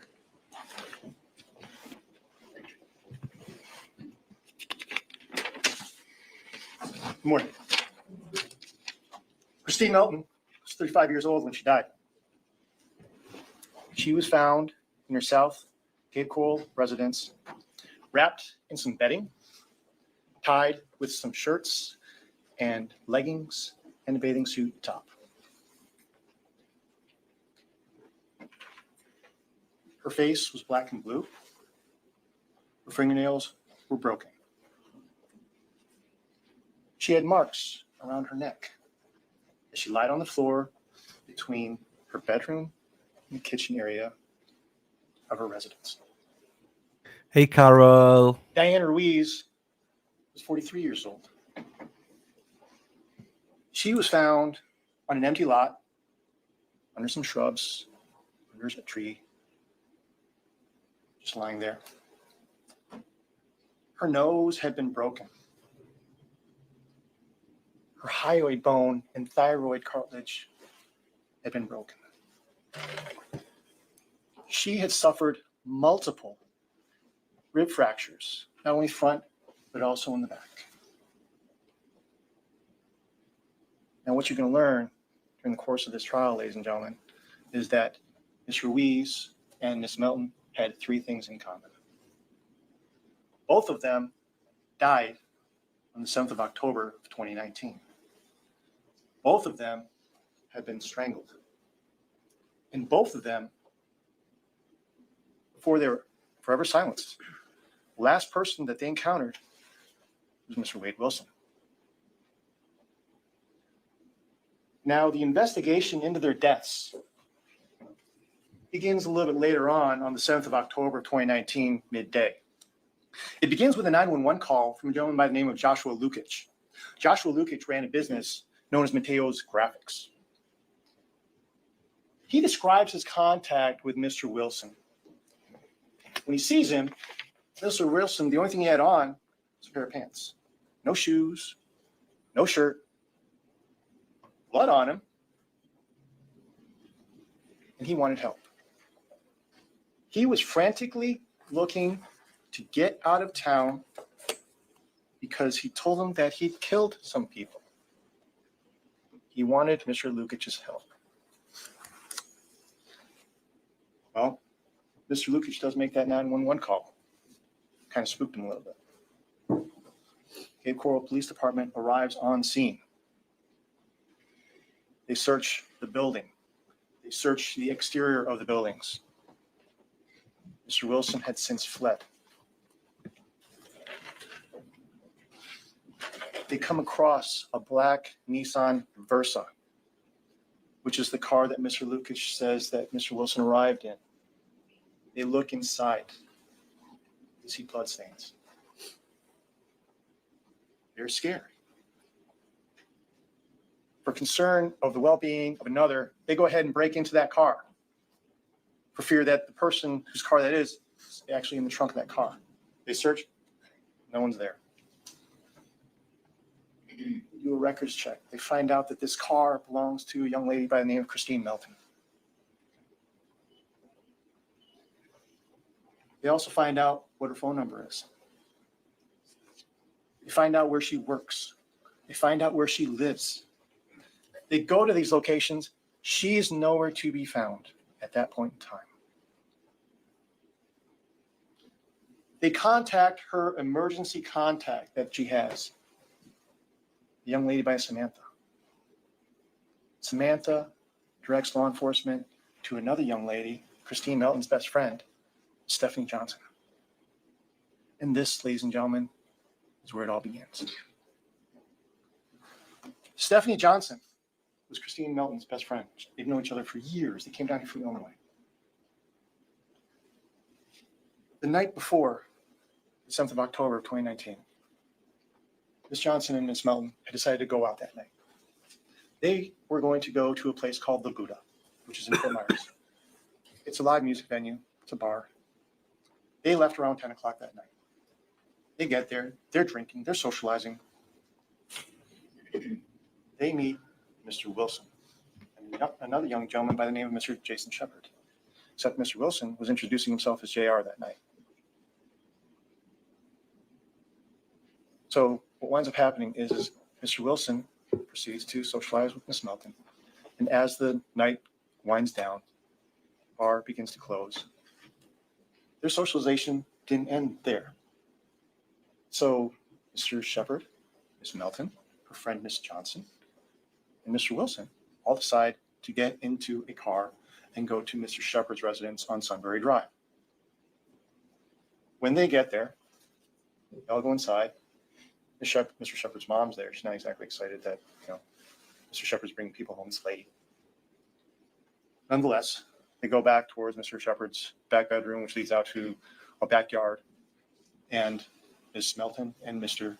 Wilson become intimately acquainted. Mr. Shepard and Ms. Johnson go out back. They're just talking, hanging out, whatever, while Mr. Wilson and Ms. Melton are getting along. Yeah, it's 1.25. Why? Is that a problem or what? Is it too fast for you? Is 1.25 too fast, people? There comes a point in time when they're then asked to leave. There's too much noise going on. It's getting late. Mr. Shepard's got to get up that morning. So what they opt to do is they try to get back into that car, which is a Dodge Hellcat, and it's also a stick shift. Mr. Wilson tries to get in, can't drive that car. It's making a lot of noise, keeps revving the engine, can't get in reverse, can't get it to drive. They opt to call an Uber. And Miss Melton, her friend Miss Johnson, and Mr. Wilson all go back to Miss Melton's residence on Tudor Drive in Cape Coral. A little bit later on in the morning, Miss Johnson has to get to work. She's got a kid that she needs to get to school. So she leaves and asks Miss Melton, "Are you okay?" Yeah, there's no warning signs, no red flags, no nothing. So Miss Johnson leaves. Miss Melton is left alone with Mr. Wilson. You know how that morning ended. Miss Melton, once again, had broken fingernails, her face was black and blue. She had marks around her neck. She had been strangled. He then proceeds to wrap her up in some bedding, ties the bedding, ties it with her shirts, her jeans, her leggings, her bathing suit top, and tries to pull her out of the bedroom. Except at this point in time, the sun's beginning to come up. It's getting light outside. She's heavy. He wants to get rid of the body. He thinks the better of it, and then decides he's going to leave her there. He gets her keys to the black Nissan Versa. But before he leaves, he gets Miss Melton's iPhone. Proceeds to hold it up to Miss Melton's face, so that way it has a face recognition ID, so that way he can utilize the phone. He leaves Miss Melton's car. He leaves with that phone. He proceeds to call the girlfriend that he'd gone to the Buddha with earlier that night and wanting to know where she was. He repeatedly calls. She tells him to meet her at her spa, which is located right on First Street. Her name is Miss Melissa Montanez. He arrives at Miss Montanez's business called Nia Spa in that black Nissan Versa. When he arrives, he makes contact with Miss Montanez. It's not nice. He's trying to pull Miss Montanez into the car. Miss Montanez tries to fight him off. He gets out. The car rolls back. It's another car. Physical altercation takes place between him and Miss Montanez. Miss Montanez isn't anything but 5'2", weighs barely 100+ pounds, soaking wet. She's trying everything she can to fend him off. Comes a point in time when he punches her in the face, blood flies everywhere. There's also a point in time when he holds her up against the wall. His hand, she can't move. People see this. People in the next building that she shares his business with see this. One of the ladies was bold enough to come out and confront him. Ms. Montanez was able to get away. He thinks the better of it. He then proceeds to get back in that black Nissan Versa and leave. While that's ongoing, law enforcement is called. Fort Myers Police Department arrives. They conduct an investigation on the battery and assault that happened in front of Nia's spa.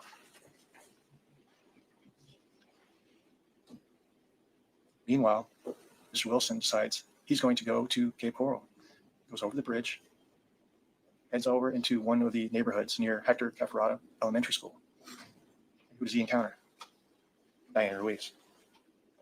Diana Ruiz works at the Moose Lodge. She was a bartender there. She didn't live very far away from that particular location, so she always opted and chose to walk to work. She was wearing a light blue shirt, jeans, black shoes. She also had a very colorful purse she was carrying. Mr. Wilson, in his black Nissan Versa, comes across Mr. Ruiz. Now, we don't know exactly how Mr. Ruiz ultimately wound up getting into that particular car, but if you believe how Mr. Wilson tells it, she got in willingly. But remember, Mr. Ruiz had a broken nasal bone. She had multiple fractures, her ribs, and she had broken thyroid and neck cartilage. injuries to her. We know that Miss Ruiz lost her purse because it was ultimately found and turned into that elementary school. We know that Miss Ruiz was actually in that vehicle because of the bloodstains that were found in that vehicle. Because we know that DNA forensics that was conducted on that bloodstain came back to Miss Ruiz. What we learn is that we know that Miss Ruiz was in that car. And what we know also, and that you'll learn, is that she was then taken to an area off of Northeast 4th Avenue, whereby her body was dumped. And there was a neighbor that just happened to live directly behind where her body was dumped. Didn't think anything of it that morning because he was having breakfast with his wife and sees a car going backwards and forwards, and then ultimately winds up leaving that location. It wasn't until the next day when he sees crime scene tape all over the place and he realizes, oh, that was the one in the same car. What we know is that Miss Ruiz had been strangled. And what we also know is that she died as a result of blunt force trauma because of the multiple rib fractures. And if you want to believe what Mr. Wilson told law enforcement, was that he had driven over her repeatedly and tried to make her look like spaghetti. You'll learn from the medical examiner's office testimony that when one drives over a body repeatedly, rib fractures are likely to occur. Multiple rib fractures are likely to occur. Now, Ms. Ruiz's body wasn't found until a couple days later. But what we know is that when she was missing, there was a frantic search for her that was being conducted. Okay. And after that search was being conducted, Ms. Melton, her search was being conducted right around the same time. Mr. Wilson leaves Ms. Ruiz on that empty lot, underneath those shrubs, underneath that tree. It's back in that Nissan Versa. He leaves, he goes back across the bridge, and he goes to a place called Joe's Crab Shack, which conveniently enough is just right across the street from Mia's spa. Law enforcement gets there. And the reason why he goes to Joe's Crab Shack is because he and Melissa Martinez were communicating. She was trying to get him to a particular location so that way law enforcement could make an arrest. So when he arrives at Joe's Crab Shack, you're also going to learn that law enforcement gets in contact with him there. He plays dumb. He has absolutely no idea as to why he's being asked about any type of battery. He doesn't know why about anything. But what he does do is he does manage to get away from the officer who had tried to go ahead and block him in. He wasn't snaking around. He gets back into stays in his car, and then he backs out and leaves Joe's Crab Shack's parking lot.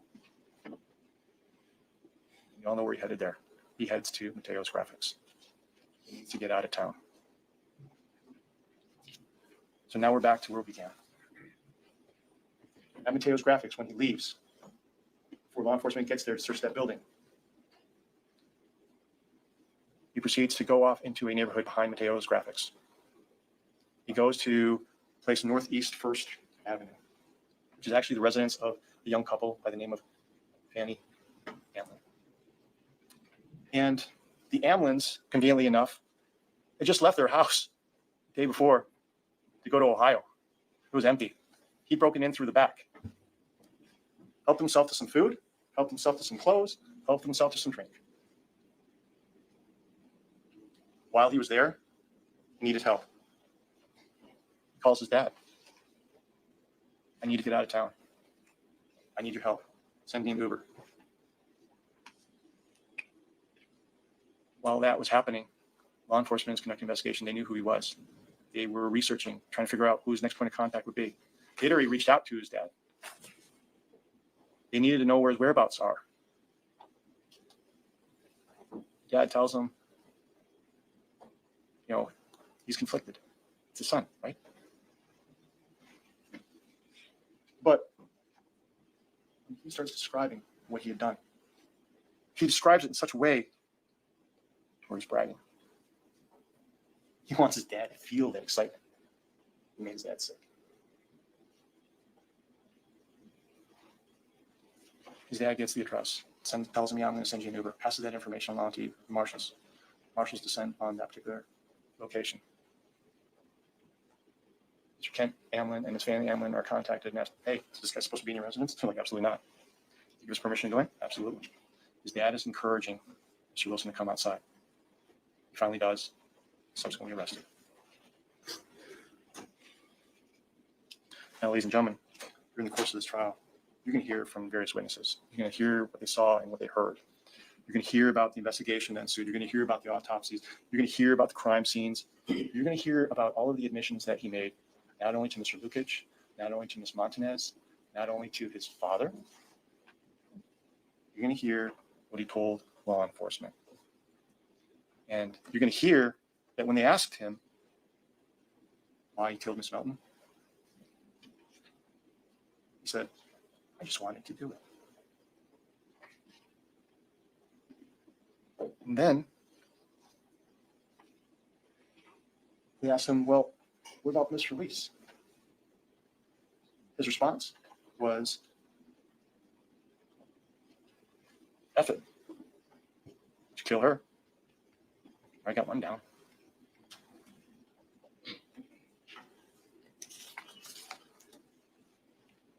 You're also going to have DNA analysis for you. You can find that those shirts, those leggings, a curtain rod, all the ties. DNA comes back to Ms. Melton, of course, also comes back to Mr. Wilson. That blood stain in the car is Mr. Lee's. You're also going to find that there were 2 phones in that car. Guess who those were? Ms. Melton's. Second one, Mr. Lee's. You're going to have phone records. Those phone records are going to show you that Mr. Lee's number and Ms. Melton's number were also on Ms. Montanez's number in her phone records. You're going to hear a confession from Mr. Wilson about the method of the killing, ladies and gentlemen, and you're also going to hear his admission to the actual killing itself. You're going to have photos. You're going to have videos. You're going to have exhibits to examine. When you take all of that and you put it together, the state wants you to return the only verdict that the evidence is going to support, and that is guilty of first-degree premeditated murder for the strangulation and killing of Ms. Melton, guilty of grand theft of a motor vehicle for taking Ms. Melton's black Nissan Versa, guilty for battery on Ms. Melissa Montanez, guilty on first-degree murder of Ms. Diana Ruiz for strangling, killing her, and running her over with that car. Asking you to also find him guilty of burglary of a dwelling, of breaking into Mr. Kent and Miss Fanny Amwood's residence. And lastly, ladies and gentlemen, I'm asking you to return a guilty verdict for petty theft, for helping himself to the food, the drink, and the clothing inside that residence.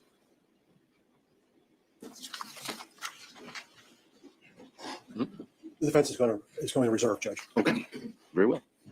State, we call the first witness. State would call Mr. Joshua Lukic, Your Honor. Mexi. I got to play this for Mexi. She's never heard of it. So I got to play this for Mexi. Hang on. Mexi, Texi. Here you go, Meki. Meki. Sarah P. Sarah P. Sarah P. P. Sarah P. Sarah P. Sarah P is lovely. Josie and Miss Turf, they aren't so lovely. Fuck about and find out. I am joking, they're lovely. Erin Hack on a bus. Erin Hack on a yellow bus. On the way to work, Erin Hack's on a bus. Then we got Hens for Y'all. Hens for Y'all is also lovely. She's from home, Kentucky. Then we got Mexi Texi. She's quite spicy. She's from Mexico, but she's not from Mexico. Jonathan, he is a tool, but he's our little tool. I love Jonathan, and his wife says he's got a big tool. Right, Mexi, you better be in here now, Mexi. You better be in here. Daffy Dill, let's go. Hey, it was good, wasn't it? Hang on, let's see the beautiful Daffy Dill. Hey, Daffy, let's go. Let's go, Daffy. Hey, Daffy. Where's Bill, Daffy? Where's Bill? Bill, let me all over that one. How we doing, Daffy? Lovely photo, you, my darling. Thank you for sharing yourself there. Loves it. Love that. Is Carol still here? She'll be around here somewhere, Daffy. My daughter's watching you. Oh, no, I've got to watch her, I swear, then. Hello. Hello to you, young shroom. Hope you're well. Hope you're well, my darling. Horse many white claws would him and Jen drink together. Mickey, spicy Mickey. Whoa, damn, getting to be the only one without my picture. Come on, Robin, stick the picture up, my darling. Dumpster juice. Oh no way, okay, I would never take it that far. Each robber could have been hot. Young Shroom. Young Shroom, I believe they are 11 and 12. So Young Shroom.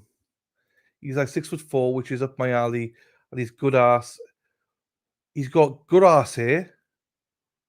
How do you know he's got? Have you been looking at his bum or something? But I can't do the black shark eyes or the whole killer part, but mostly the face does hard part. But what if he had a 12er? You said that's the most important thing, having a 12er, and he's fine. All right, let's get back to this. Remember, there's young people.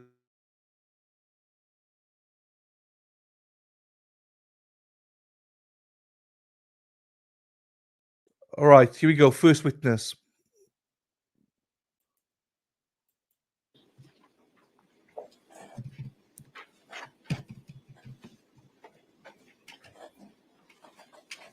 Good morning, sir. Would you please introduce yourself to ladies and gentlemen of the jury by telling them your name? Joshua Luckish. And Mr. Luckich, what do you do for a living, sir? I own a screen printing and T-shirt and sign company. And what is the name of that screen printing and sign company? Mateo Graphics. And where is that business particularly located? Hancock Bridge Parkway. And do you know a gentleman by the name of Wade Wilson? Yes. How do you know him? An acquaintance through a friend of mine who had a business down in Conkey. I'd like to direct your attention specifically to the 7th of October of 2019. What were you doing that day? It was a normal business day. I was just dealing with clients that morning. And so were you at your business at that time? Yes. Would that be at 2309 Hancock Bridge Parkway? Yes. Did there come an occasion when you came to contact with Mr. Wilson? Yes. Could you please describe for ladies and gentlemen of the jury how that came about? Wade came in a black car. He backed up to one of the buildings on the property there, and he came up to my truck, my vehicle, when I was on the property, and I was with a client at that time, so I told him to. Hello to Arden Bell, and hello Maybelline Fern as well. What beautiful names. 11 and 12. Hello to you.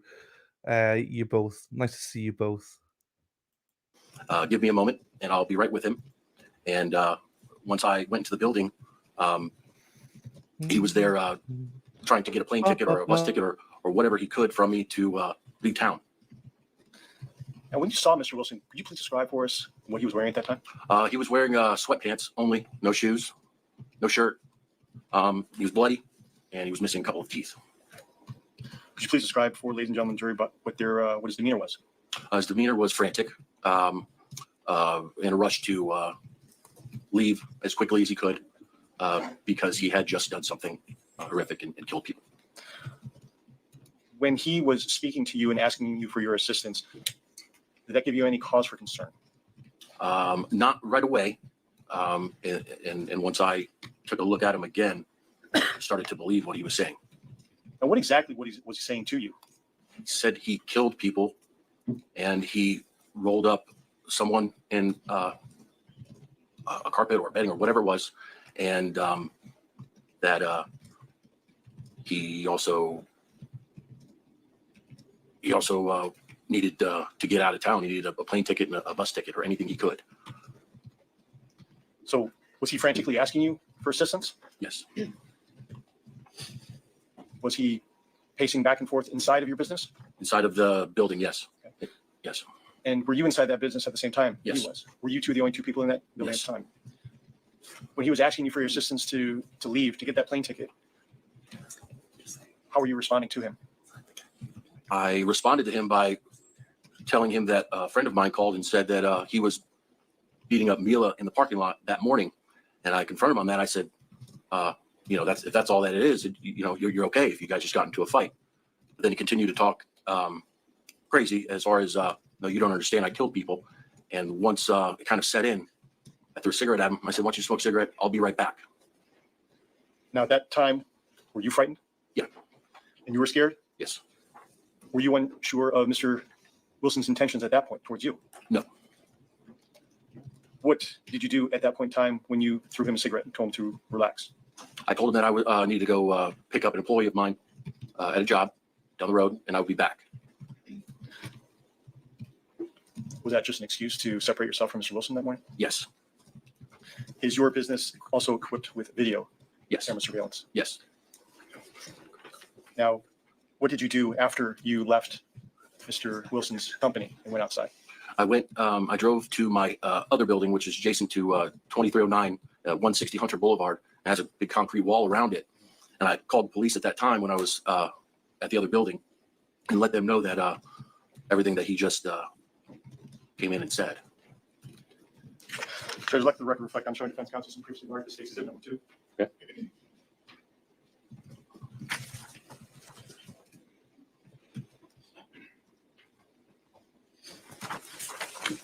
Permission to approach, Judge? You may.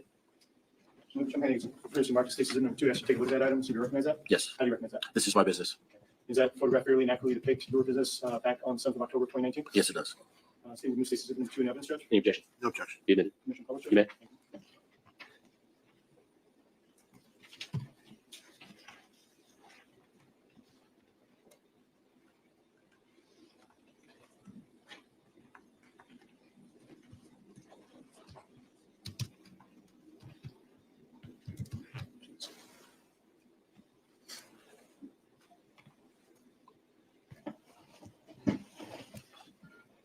So this photograph would be taken from the road there on Hancock Bridge Parkway, and then your building is in the back. Is that correct? Yes, there's two buildings. There's one on the left side, and then there's another one behind the water tower. There's two buildings on that site, and he came to the building number 2 behind the water tower. Okay. Now you indicated that you contacted 911. Is that correct? Yes.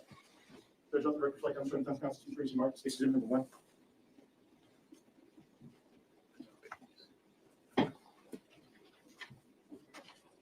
Permission to approach, Judge? You may. So look at John Henning and mark his states exhibit number 1. Ask you to take a look at that item. Do you recognize that? Yes. How do you recognize that? This is what I signed off on the 911 call. And does that 911 call fairly and accurately depict your conversation with the 911 operator on the 7th of October, 2019? Yes, it does. Judge, say move states exhibit number 1 into evidence at this time. Any objection? No objection. You admitted. Permission to publish, Judge? You may.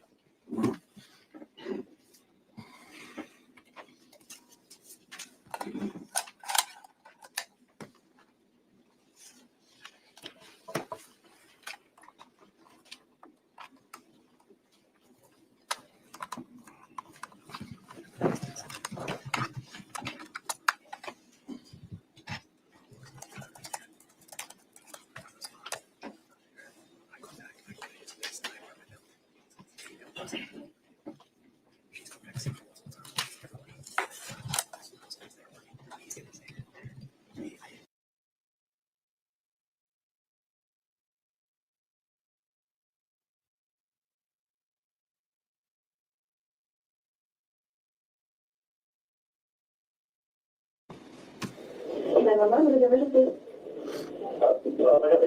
a very stable man that's, I just wanted at my office, 2309 Hancock Bridge Parkway. He's got tattoos, he's shirtless, he's very skilled people, and he just hurt a girl, 2309 Hancock Bridge Parkway. Yeah. What is the phone number you're calling from? 239-313-8164. Okay, what is your name? Josh. You what? WKIPS. Okay, tell me what happened. The gentleman's name is Wade something. I have no idea. I went back to my office, my business there, and he was there. He was just a cordial friend of a friend associate. Just did something bad, I guess. They're running from somebody. I need to get it out of my place. He's saying all these crazy things just from somebody and has a stolen car there. It's very odd. Very, very odd. All right, one more line for this information. Okay.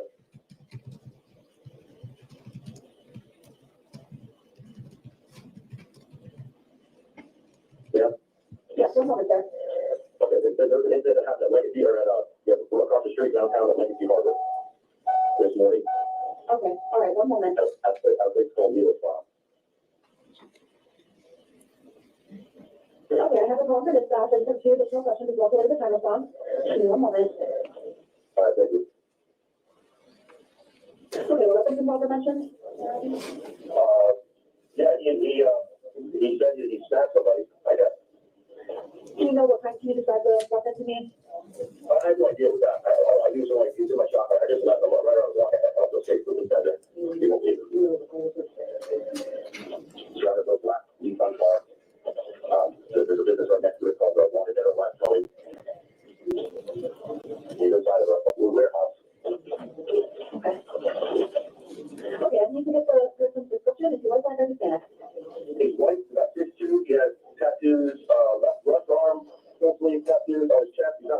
right now. Not wearing a shirt. Not wearing a shirt right now. What was he? I think he was wearing jeans. How old is he? About how old is he? I would say 25, 26. And you said his name was Wade? Wade, yeah, I don't know his last name, but I don't think Wade. How did he ride? Well, in a black car. In a black little four-door car, Nissan car. He was already there as I pulled into my driveway, so it was a surprisingly schedule. Are you anyone else in danger right now? I'm sure anybody is around here right now. Okay, do you know what's the first? I'm sorry. Oh, it's okay, go ahead. I'm at 150 Hooker Boulevard, which is my other property right behind the one I just gave you the address. So I mean that's where I'm at. If you want a copy of it or someone else. Well, they're already there. I can't see over the wall. Okay, hold on.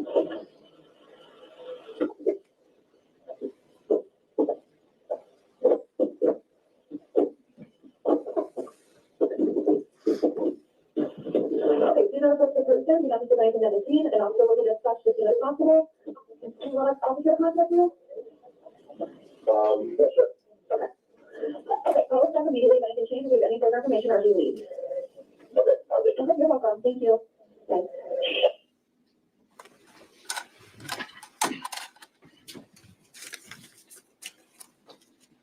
And Mr. Luckett, you also indicated that your business has video surveillance.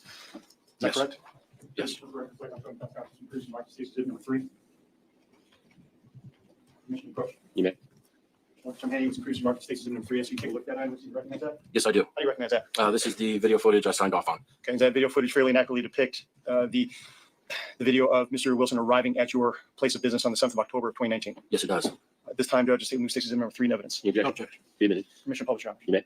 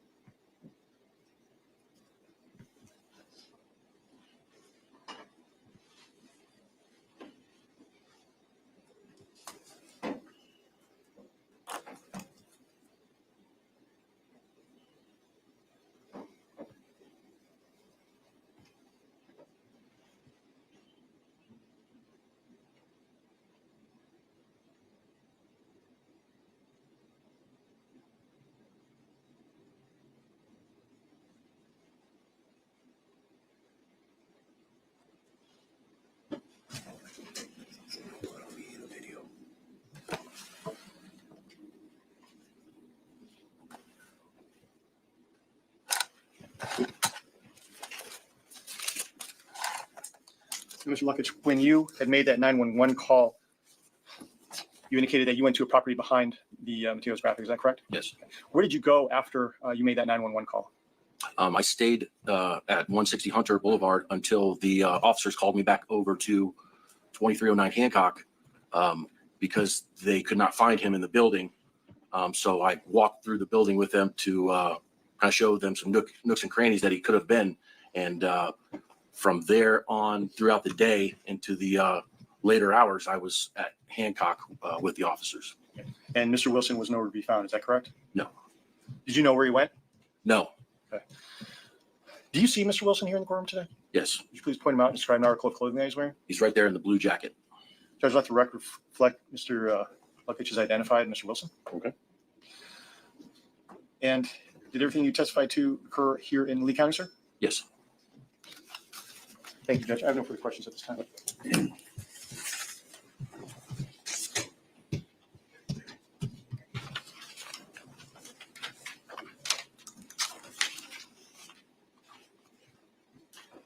Mr. Luckett, we saw the video. Am I pronouncing that correctly? Yeah. Okay. We saw the video of him getting out of the car.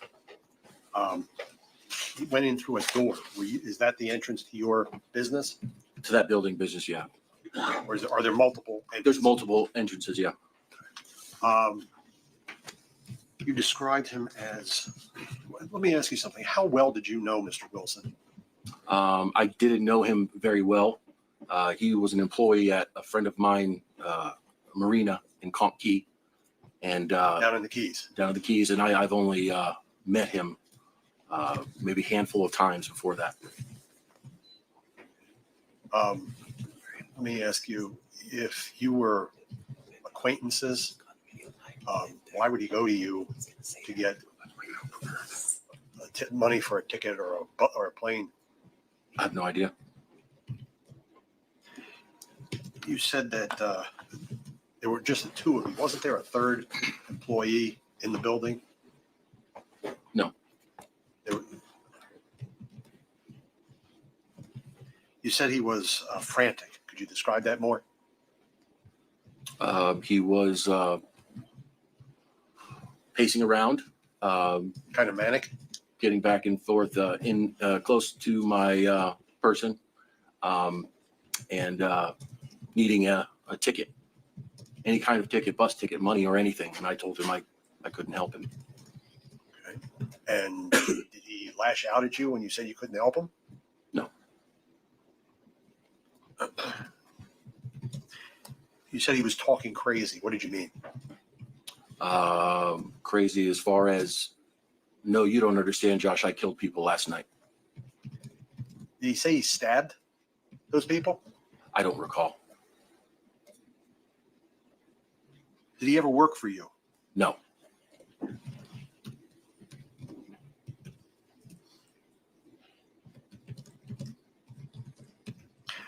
During the 911 call, there was no mention of him being covered in blood. Did you leave that out? I don't remember. But the 911 call would be the best to refer. Right. Sure. Okay.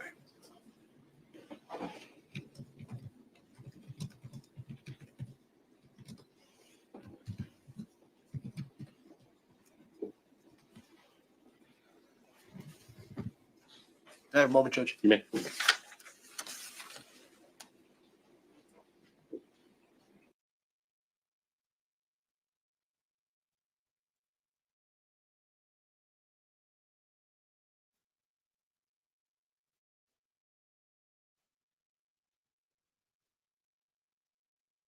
Goes with either of those videos? I wouldn't. I don't know if the audio is with it. No. This is your video system, security system, right? Right. You don't know if it records sound? No, I don't. How long have you been in that location? That video system was actually taken from a tenant's video system, wanted dead or alive, on my property. I'm sorry, explain that again? The tenant? Yeah. From the building that we were renting to, it was wanted dead or alive. It was in the 911 call. All right. That was the towing company. Right. All right. Did Mr. Wilson live at your condominium? No, he did not live there. Did he visit there? He has maybe been there once or twice before that. And what, he stayed maybe a week or 2 weeks or? Not at my property, no.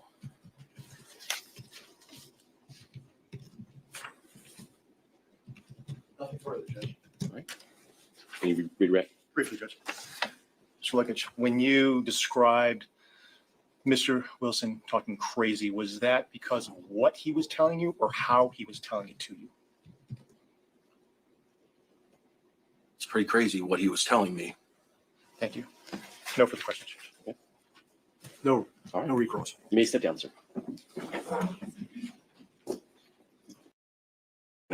Sir, where do you work? Cape Coral Police Department. And how long have you worked there? 6 years. And in what capacity, sir? Officer back on the 7th of October of 2019? I was not. I was on road patrol in Zone 1. And what does that mean? That's just a little precinct that I had worked in at the time, which is where the incident occurred. Okay. And which incident are you referring to, sir? I'm the Graphic at 2309 Hancock. And did you have an occasion to go to Mateo Graphics there at 2309 Hancock Ridge Parkway? Yes, I did. What was the reason for you to go to that location? I was a primary officer, and I responded after Josh had called 911. I went there to make contact with Josh. Okay. And Did you ultimately make contact with Mr. Luckich on that day and time? Yes, I did. Okay. And what happened when you made contact with him? I spoke to Josh. He told me that Objection, hearsay. Sustained. After you had an opportunity to speak with Mr. Luckich, what did you do in response to the information that you received from Mr. Luckich? I went to the blue building that was on the property to search for Wade Wilson. Okay. And what can you describe for the ladies and gentlemen of the jury how you went about doing that? So it was basically set up. It was a tow yard. So we had a bunch of cars in the parking lot. There was a blue building full of cars inside as well.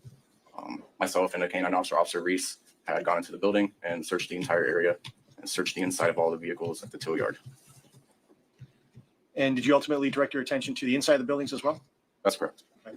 And when you say you went into the buildings, was anyone directing you to where all the various locations would be, or any type of hidden locations or anything along those lines? We searched the building in its entirety. Okay.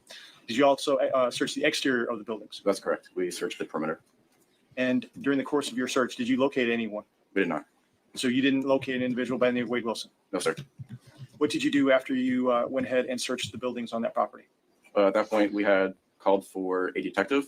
The vehicle that Wade Wilson had arrived in, we heard to have blood on it, and there was front end damage. When we ran the license plate, it came back to Christine Melton. So we knew the vehicle did not belong to Josh. We tried to get a hold of Christine Melton, but it was unsuccessful. After you tried to make contact with Ms. Christine Melton, what did you do next? We sent officers down to Christine's house to try to locate her. And was that you who was doing that? I was not. I stayed at the 2309 Hancock address. So when you looked at this particular vehicle, you indicated that you noticed something inside? Correct. There was blood on the passenger door. So what did you do in response to when you saw blood on the interior of that vehicle? We ended up breaking Officer Armato broke the driver's side window of the vehicle. And due to the circumstances of us not being able to get in contact with the registered owner, we broke the window and popped the trunk, and we checked the trunk to make sure there was nobody inside. Why would you break the window? Because Wade Wilson had made phone calls from Christine Melton's cell phone, which we knew at the time, and we weren't able to locate her. Judge, let the record reflect on certain facts. Mark states 5, 5A, 5B, 5C, 5E, and then 5F.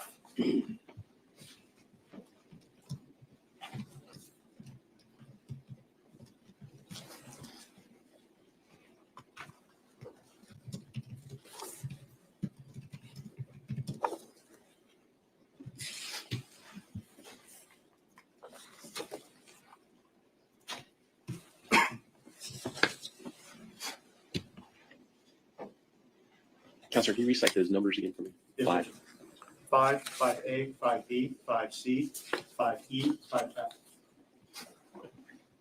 Permission to questions? You may.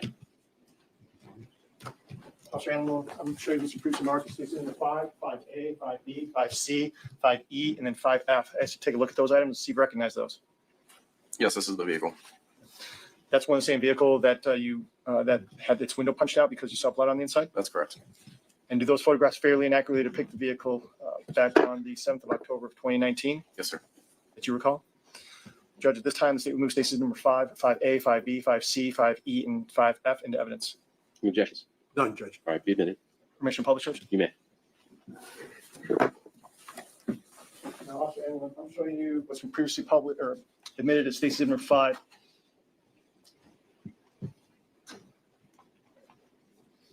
Is that the black Nissan Versa that you had to push the We have window out? 5 what? Yes, I agree. It's just station number 5. Is it A, B? It's 5, and then we have 5A, 5B, Okay. 5C, 5E, and Okay, 5F. so you're moving to have exhibit 5 also admitted. Yes, Judge. Any objection? Is this 5? Yes. Apparently. Any objection? Objection. All right, be admitted. Officer Anslin, I'm showing you station number 5. Is that the vehicle that you had encountered on the 7th of October, 2019 that you had punched the window out of? Yes, sir. 5A, that's the back of the vehicle? That's correct. And you indicated that you also searched the trunk of that vehicle, is that correct? Correct. And there wasn't anything in that trunk? There was some beach equipment. I believe there's a beach chair in there. There was no body, correct? Body. 5B, does that reflect the window that had been broken out on the driver's side of the vehicle? Yes. And 5C, is that the interior of the aftermath of punching out that particular vehicle with the window shards on the inside on the driver's seat? Then as we're looking here at 5E,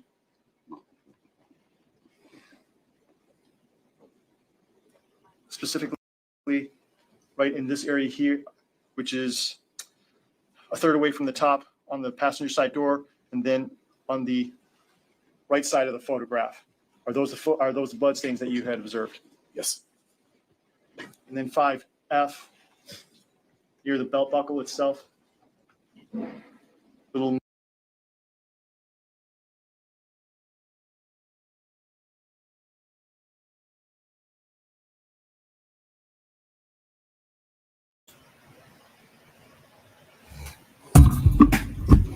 Right, hang on. Let's take this down for 1 second. Sorry, people.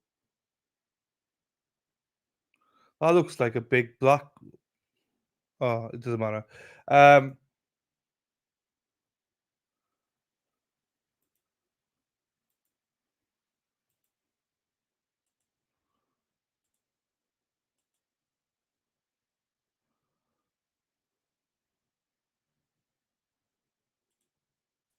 All right.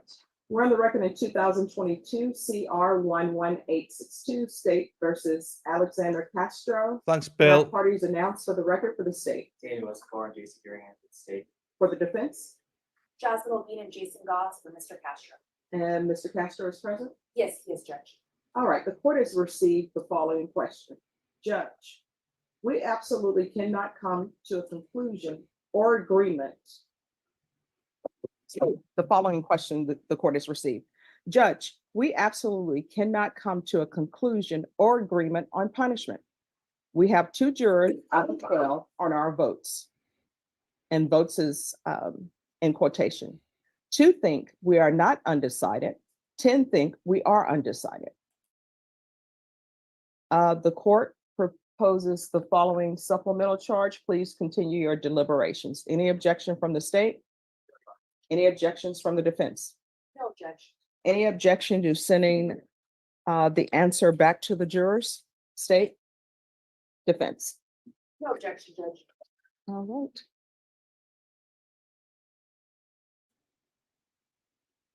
There you go. All for nothing. But I thought I'd play it now for you guys. Sorry, I thought there might be a verdict. That's why I stopped it.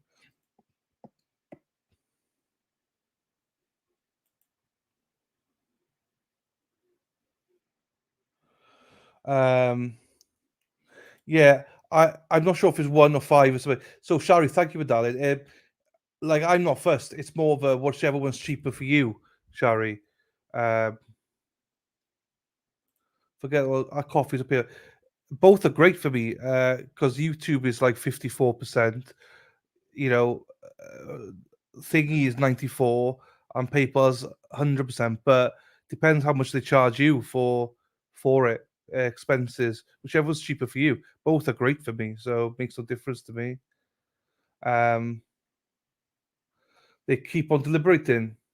They keep deliberating, people. No verdict. Right, let's see who Bill gave them to. Thank you, Bill. Bill gave them to Deidre Sargent, Mother of Cats, Elizabeth Shinsky, Sharon B, and Melanie. So there you go, Bill. Thank you, Bill, for your 5 gifted memberships, sir. There you go. Give you a bit of credit there. Thank you so much, sir, for that, Billy. It does, DNS, because international. It's international shipping, so they charge. If you select, no, I get 50. I get between 54 and 58%. YouTube takes 35%, I believe. Then Apple and Google Play, they take 10%. So that's about 45%. Between 40 and 45% they take. Oh, thank you, Shari, but darling. You went with PayPal. Thank you to Shari. Shari says, what a great week with you. You're a great man. Thank you so much, Shari, for They're very generous people, my darling. I appreciate you. I'm trying to open it now. What a great week with you. You're a special man. Thank you, my darling. I appreciate you. PayPal charged you $339, yeah?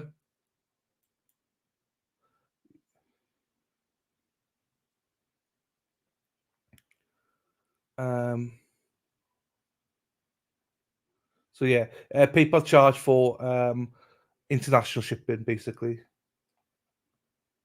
Not bad. Yeah, well, yeah. No, I'm. I'll say thank you so much. I appreciate you. Right. There you go, Amy. Right, here we go. This now you would dumpster. You enjoy this, don't you? This is the kind of thing that you enjoy, dumpster. Yeah. Dumpsters all over this one. Oh no, that's a bad one. Sorry, that's a bad one. Dumpsters all over this. Dumpsters all over it. Right. Anyway.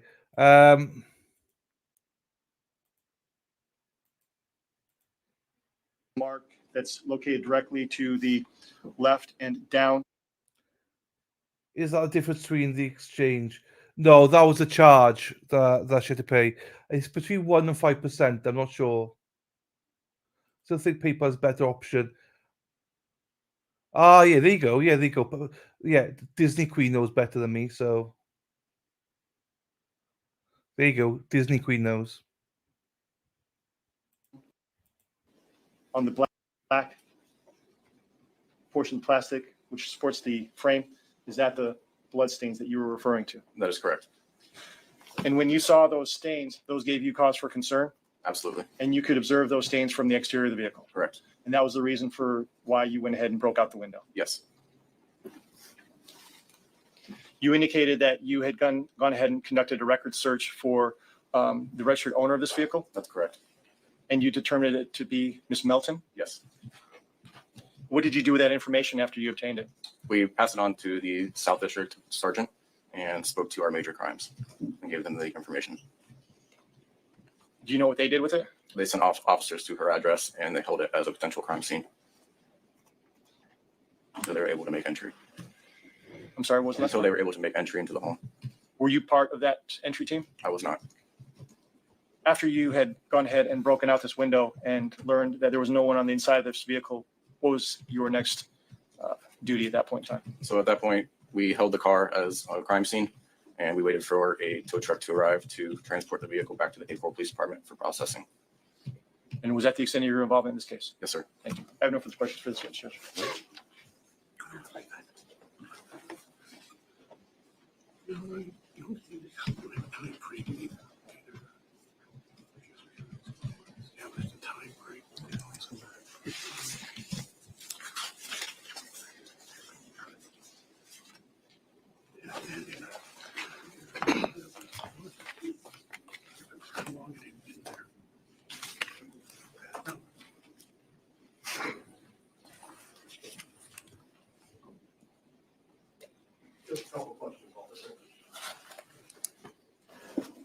What time did you get called or dispatched? I was dispatched at 1:37 in the afternoon.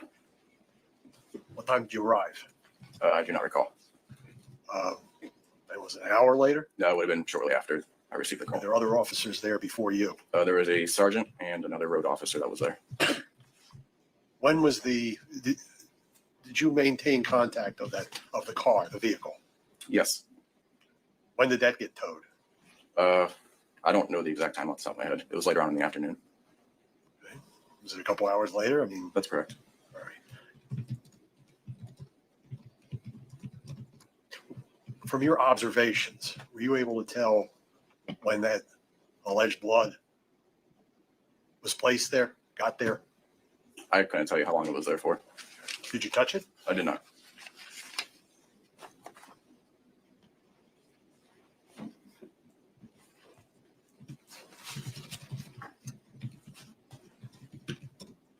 Nothing further, Judge. All right. Nothing further from the state judge. All right, you may step down. Excused. Any objection? To be excused. Judge, can we approach? Yes.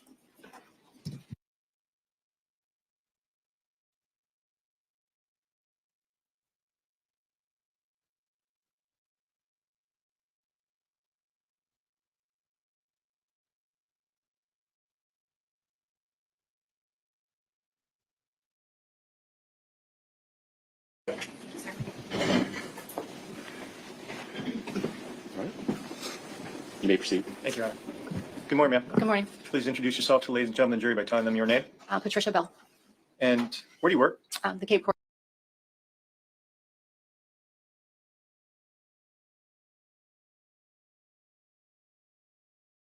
Fuck. Yes, they do. They take the same amount. For essentially for every $2.99 I sell, I get about roughly between 160 and 168 back. Roughly. Exchange rate sometimes fucks it up. Do you know what I mean? So, but it's around 55%. Sometimes it's 58 I get back. Sometimes it's 54, but it's around that. Also, a lot of it depends if you do it through Apple Pay. A lot of it depends if you're in the UK or if you're in the US and stuff like that. But on average, it's between 54 and 58%. We get about 160 odd back for every $2.99. If they have, and for every 99 cents, this is why I get rid of the 99 cents one. Basically, I get about 52 cents. So that helps. Coral Police Department. And what do you do for the Cape Coral Police Department? I'm a detective in the Major Crimes Unit. And how long have you been a detective for the Major Crimes Unit? 16, 17 years. Were you working as a major crimes detective back on the 7th of October of 2019? Yes, I was. Did you become involved in the investigation of Miss Christine Melton? Yes, I did. And how'd you come about being a detective in that particular case? I was the on-call detective for that day. I received a telephone call from Sergeant Gleason, who was on the scene at Mateo Graphics, and he notified me of what was going on up there regarding a subject. According to the complaining party, a subject showed up in a black Nissan Versa. He said that the person was known to him. Sustained. And after he provided information to you, what did you do with that information? He provided information to me. Then I provided information to other detectives within the unit to facilitate the investigation. I asked another detective at the time, Detective Nick Malone, to run the person's name, who happened to be Christine Melton, into what's called NCIC FCIC, to see if we could gain some emergency contact information for her. And ultimately, were you able to obtain that emergency contact information from Ms. Melton? Yes, we did. And when you received that information for the emergency contact, what did you do with that information? Detective Malone contacted the emergency contact, who put us in touch with another person who was the name of Stephanie Johnson, who was out with Christine Melton the night before, into the early morning hours leading into this date that we are. So in essence, you essentially went ahead and facilitated the coordination of that information to provide around to road patrol officers as well as other detectives. Is that correct? That is correct. And did you also facilitate the determination of who that black Nissan Versa belonged to? Yes, patrol had run the tag on scene, and the tag returned to Christine Melton at 4838 Tudor Drive in Cape Coral. Thank you. I have no further questions for this witness. Any questions?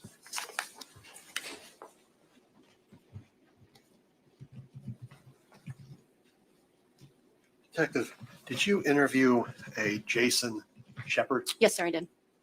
And did he provide you with a cell phone belonging to Mr. Wilson? Yes, he provided a cell phone that belonged to Mr. Wilson. Did you ever place that into evidence? I'm sure the phone was placed into evidence. Yes, sir. That's not what I asked you. I said, did you place it into evidence? I don't recall, sir. What did you do with it? I don't recall if I collected said phone or if another detective on scene collected the phone. It may have been collected by forensics. Did you go through the phone? It was forensically examined, I believe, sir. Yes. But did you go through it first? No, sir. No, you didn't go in and scroll through anything? No, sir. Nothing further, Judge. All right. Nothing further, Judge. All right, you may step down. Thank you. She be excused. Any objection? No objection. She's excused. All right. Before you call your next witness, ladies and gentlemen, we'll take a short break. Be about 10 minutes. We'll send you back to the jury room. Just leave your notepads there and just remember my instructions. All right. Jury back in? That's good. Very well.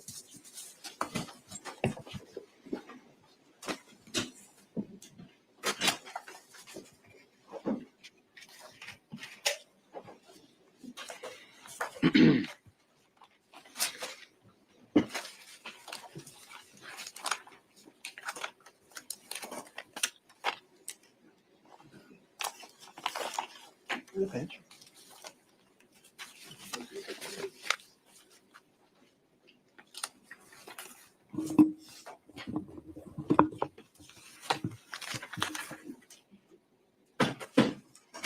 Sure. First entry.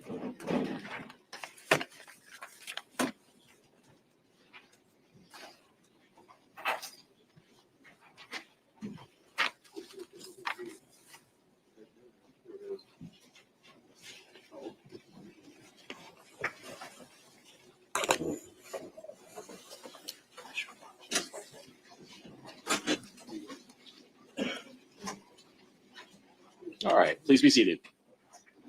Statement call the next witness. The state calls Stephanie Johnson.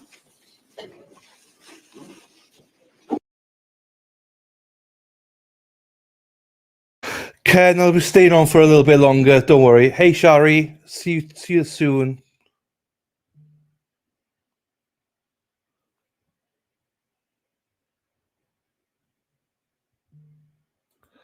Hang on. Hold on, ladies. Strap it in. Hang on.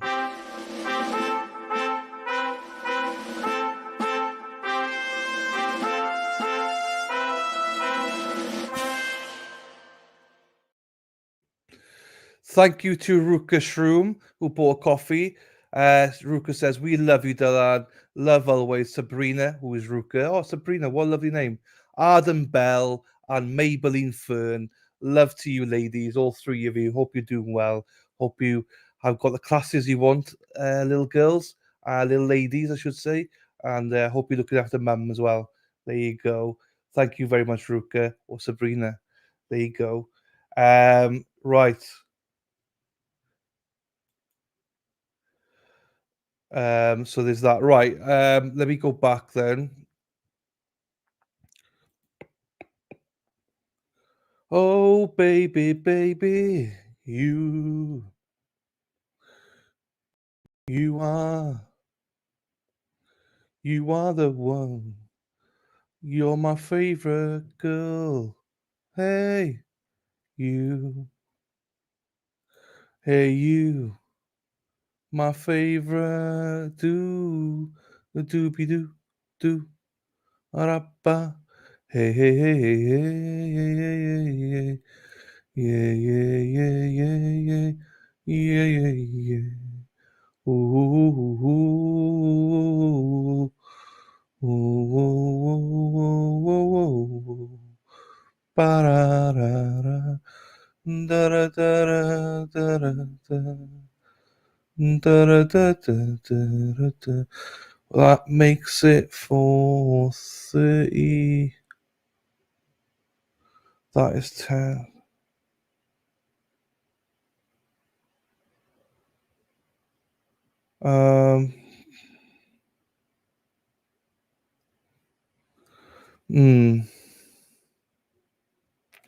Hang on, people. I need to look at something here.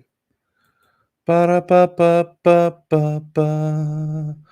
Ba-da-ba-da-ba-da-ba. Ba-da-da-da-da. Da-da-da. Oh, oh, oh, oh, oh, oh,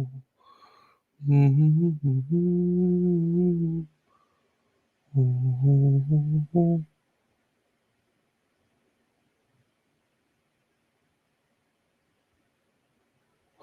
Okay.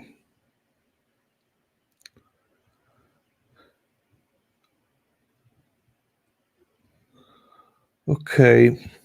I'm just trying to work out what to do now. Right. What I'll do is I'll start playing part 2 then. It's about 4.5 hours. I can't do 4.5 hours, people. It's like 22:11 here now. But I'd like to finish this on Monday if I can. And there's we got another 6. Well, minus lunch there, so that's about 5, 8, 9. About 12 to 13 hours left. So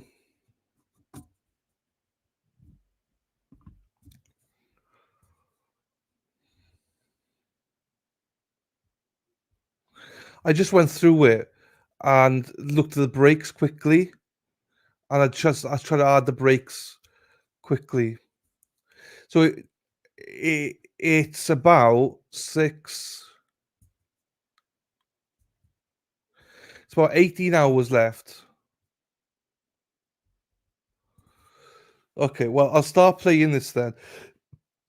Sweet Caroline, da da da. Makes me. Oh, I should make. What? See you, thankful. Have a good weekend. See you soon. Makes me. Oh, I should say, make me dirty. Come out. Freaking hell, Shari. Shari's all over the clams at the minute. Right. No. Do you know what I'm going to do? I'm not gonna stream anymore tonight. I'm not gonna stream that anymore tonight. I'll tell you why. Because I'm gonna do 2 days on Monday, and if there's anything left, I'll do Tuesday morning for Eastern people. Because the new trial will start Tuesday afternoon. I think that's better. Doesn't mean I'm gonna go off now.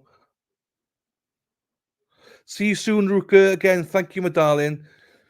And much love to the girls as well. Thank you, my darling. Thank you, Ruka. Take care of yourself. I'm just not feeling it in my fingers. I'm not feeling it in my toes. Love is not around me. Doesn't matter where I go. Billy's in the chart. He loves all the women in charge. Billy, Billy boy. Billy, Billy boy. We want Boy to get Castro done. Yeah, I'll stay up a little bit more for that. 100%. I am enjoying this. I am enjoying this trial. I'll be honest with you. It's just, do you know what I mean? I mean, I've been streaming for about 9 hours today. So, sweet Caroline, sweet Carol, sweet Carol, Caroline. Here goes my dirty man again. Where do you feel it, Delan? Hey, hey, I feel it in my soul. No, there might be some innocent little ladies watching, so I can't. And all I know, Shari, is we both like clams, so that's good to know. Right, hang on. Let me get Boydie up then. I feel it in my love is all around me, but Billy steals the ladies. Billy, Billy, Billy. No, I'm not too tired. I just didn't want to play that trial again. Not right this second. It's a good trial, but I am getting tired, so I'm not taking all the information. That's what I meant. Oh, she's live again.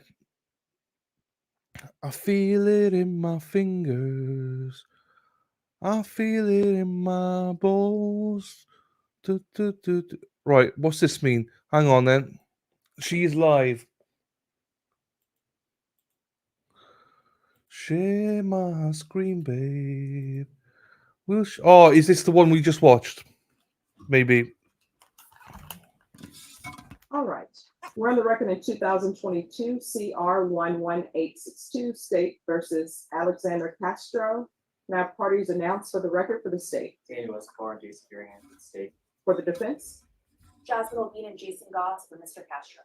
and Mr. Castro is present. Yes, yes, Judge. All right, the court has received the following question. Judge, we absolutely cannot Okay, so same one, but she's live. So as in she kept herself live. So what I'll do is I'll keep that there going live. There we go.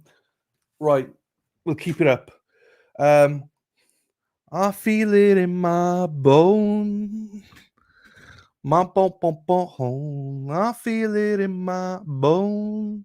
Bum, bum, bum, bum, bum, bum.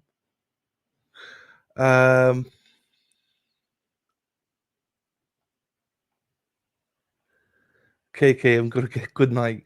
She's gonna get some clams, people. I feel it in my bone. Maybe the boy jury just isn't getting what they. Well, they said that there's 10 of them in disagreement. 10 of them disagree with the something. I'm getting delirious now. I don't know how it takes them so long. They have a verdict quickly. They have a verdict quickly. Just makes a freaking decision, right? Oh, I think this is probably the downside of getting a jury to an inexperienced jury then to do this, you know, to do sentencing. So, love is all around me. Billy, Billy, Billy boy. Dylan, just show porn. You don't have to think. We can guess the verdict. Bill, I would get yeeted like Mighty Meat got yeeted if I played any of that stuff. I would lose my channel, Bill. I would completely lose my channel, Bill. I know. Bill does not behave one bit. But Bill's got some rope and he's taking advantage of the rope at the minute. Billy, Bill. Oh, do you know what I can do? Now, what I'm going to do this second is this. If Mexi's here, she loves this. Mexi loves this shit. So what I do is, Bill, hey, Crystal, trust me. Bill saw your picture yesterday, and Bill was like, "Yahoo!" Bill was like, "Down boy, Bill, down boy, Bill." Woohoo! He's like, "Crystal, boo hoo hoo." But Bill is a sweet deep down. Yeah, he is super sweet deep down. He's just old school as well. Billy Boy's your last name, Clinton. You see, I told you, didn't I? I love Crystal. Another weird local thing, I guess. Amy Lynch, never seen before. Hey, Cynthia. Oh, Cynthia, I'm glad you enjoyed it, my darling.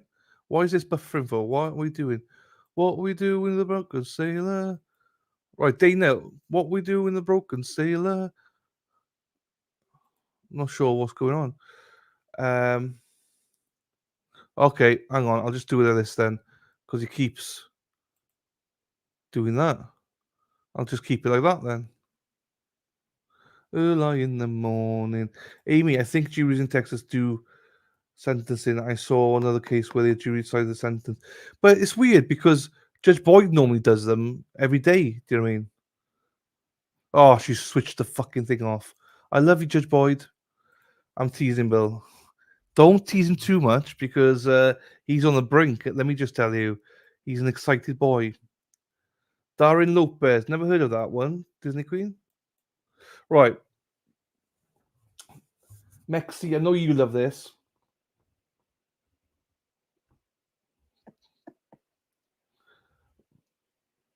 I love vanilla and mango.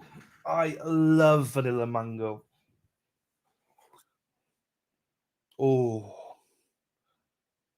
Let's get some on my finger. Oh, no, not my infected finger. I don't want it on my infected finger. A little bit of that. A little bit of the white stuff. Let me take this out. See, you get some male grooming in chat.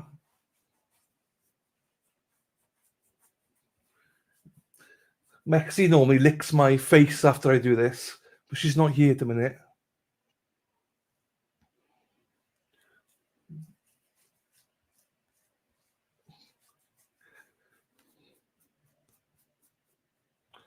Hang on. Need a little bit more.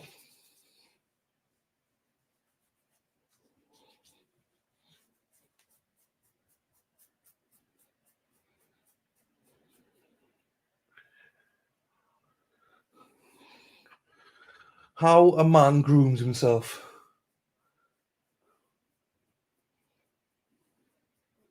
There you go. Done. Done.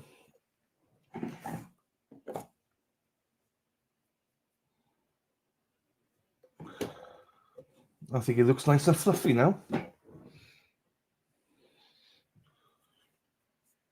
Right. My fingers all smell nice as well. So, ladies, that's how men groom themselves. That sounds wrong saying grooming.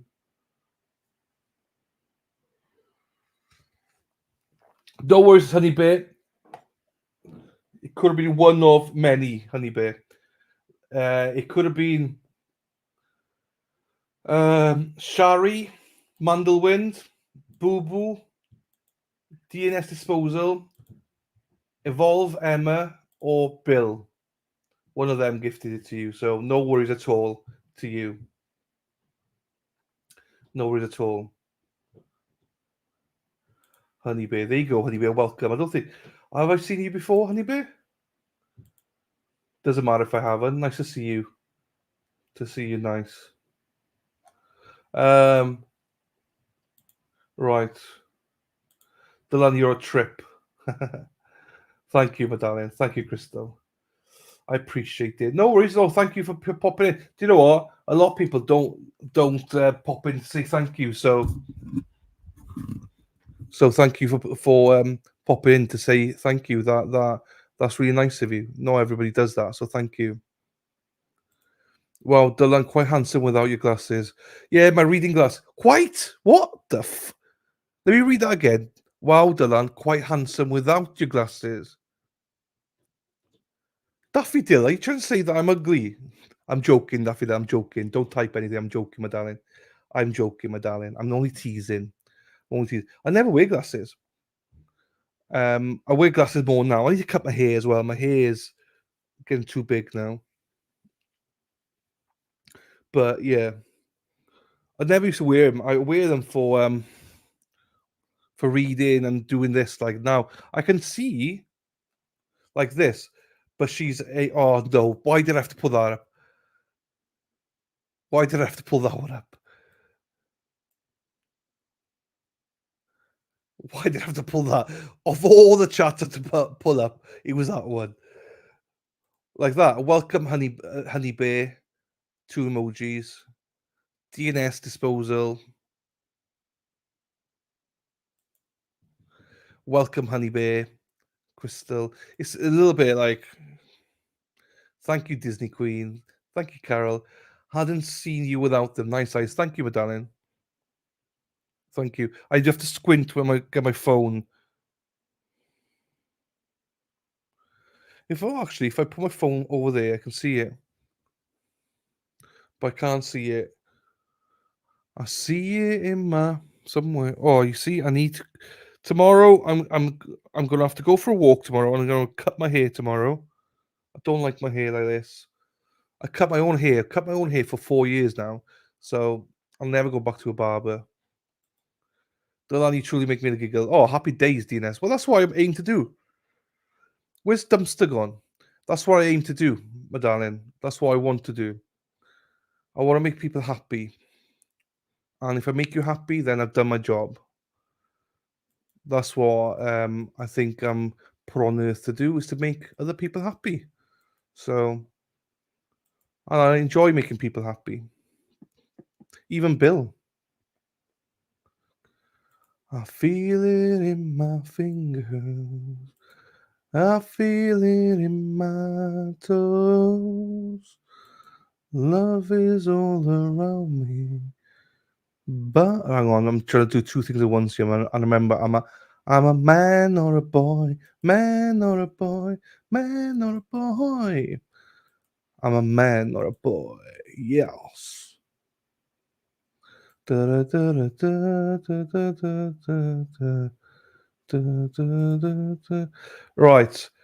Dalan, I don't think you realize what positive impact you have on many. Oh, thank you, Carol. That's sweet of you to say. That's sweet of you. Thank you, Dalan. No, I don't. I always strive to do my best. I always look at the negatives. Do you know what I mean? I concentrate too much on the negatives, as in, I'm always looking at numbers and stuff. Where when people say that they're happy or they've laughed and had a good day, that should cheer me up, and it does cheer me up when people say that. But yeah, as a streamer, you always look at numbers. Oh, we're like now we only got 34. Fuck. How can we get more people? You always strive to always do that, and you don't always sometimes think about the impact you generate. So thank you for your kind words, you and DNS. Thank you. Does mean the world. I generally do like it. Thank you, and your support as well. Thank you very much. Bill says something. What are you having for dinner? I've had my dinner. I had a pasty. Bill. It was a cheese, like a cheesy bacon pasty on its own, and because my niece is around us, I had a custard. I'm not sure what we call it, like a custard tart, like a custard. I don't know what you call it. I had it with dessert. It's like custard with icing on top.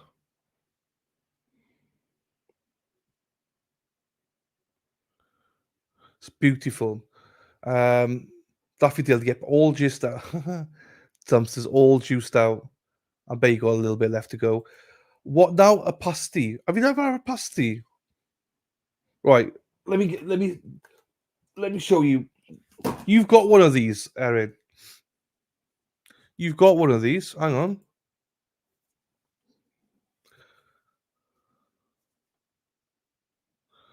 on. Cornish. If Lou Barber or the other Lou was here, they'd be like, "What? You don't know what that is?" Oh, I need to hang on, get a Google Images. Oops.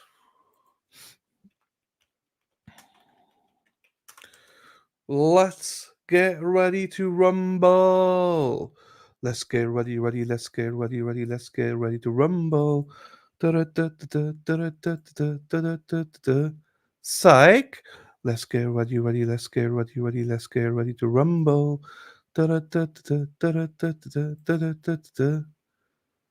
Psych.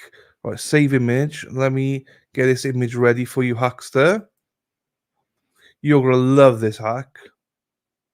The hack is gonna love this.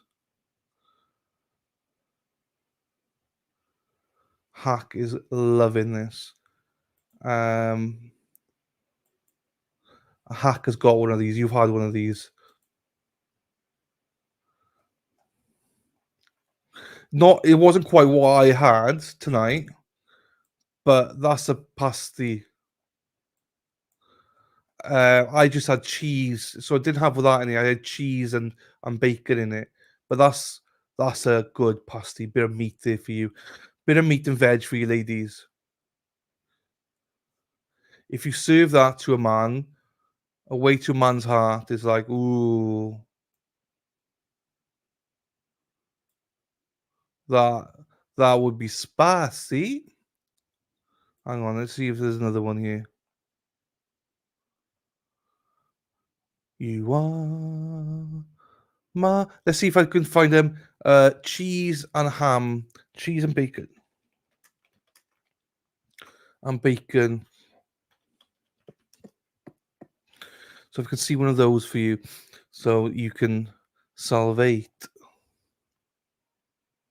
Oh no, there's not one proper one then.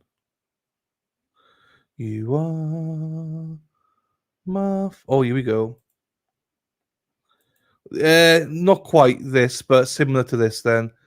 You are my fire, my only desire, and yeah.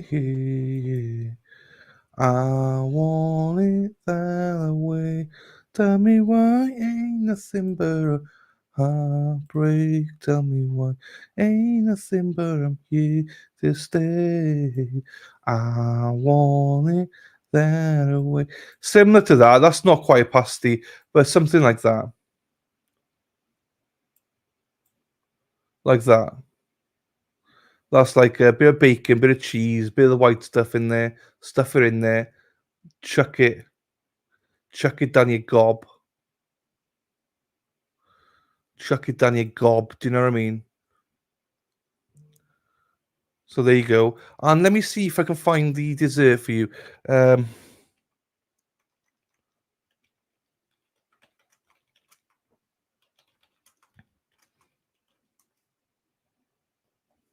Oh, here we go.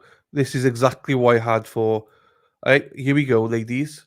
Now we're dripping. Now we're dripping, ladies. We're absolutely dripping. Let's get this one up because you'll see what I mean. Dripping. You're dripping. You're dripping. Dripping. Oh, fuck. Where's it gone? We're dripping. We're dripping. We are dripping. We are dripping away. Hey, hey. Ba-da, ba-da-da. We are dripping. We are dripping away. Why is that not opening then? For some reason, it won't open. Oh, I got it. Look at the drip in there.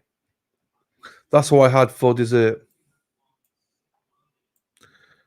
So you got pastry at the bottom, custard, cold custard there, set, pastry on top with icing on top.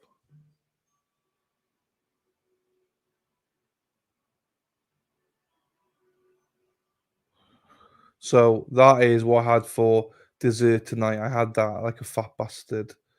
It was gorgeous because you're gorgeous. Thank you. And I'll do anything for you. Are you sure? Because you're gorgeous. You're dripping all over the floor. Love that. Love that. This is nice. It's a bit sickly, so you don't want too much of it, but it's a bit sickly, but it's nice. Anyway, there you go. There you go.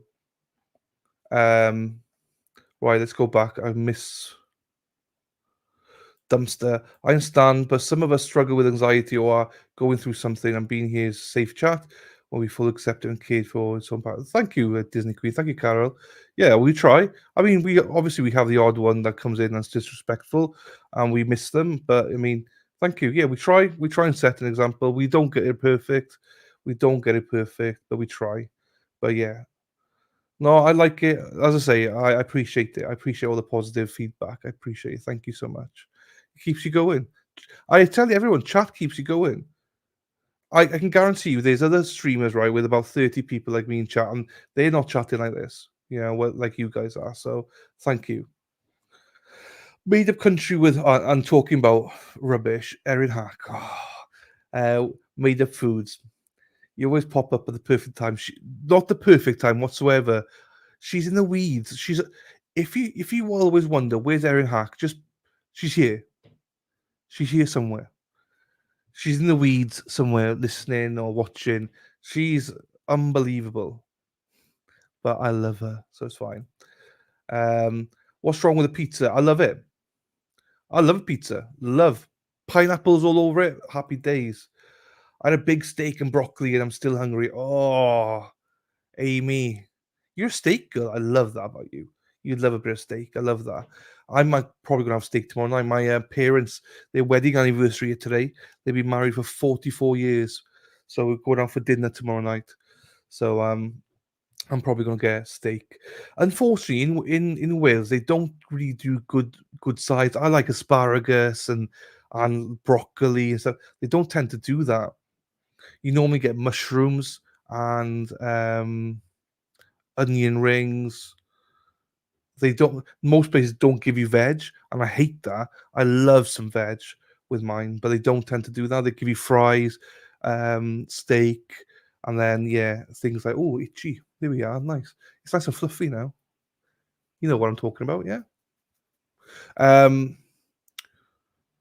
The sides are very disappointing in the UK on steaks. Yeah, obviously you could go to a nice restaurant and you can get sides with it, and you can all that, but when you go to a pub with proper pub, you don't get that sort of stuff. I listen in the background. She's always here.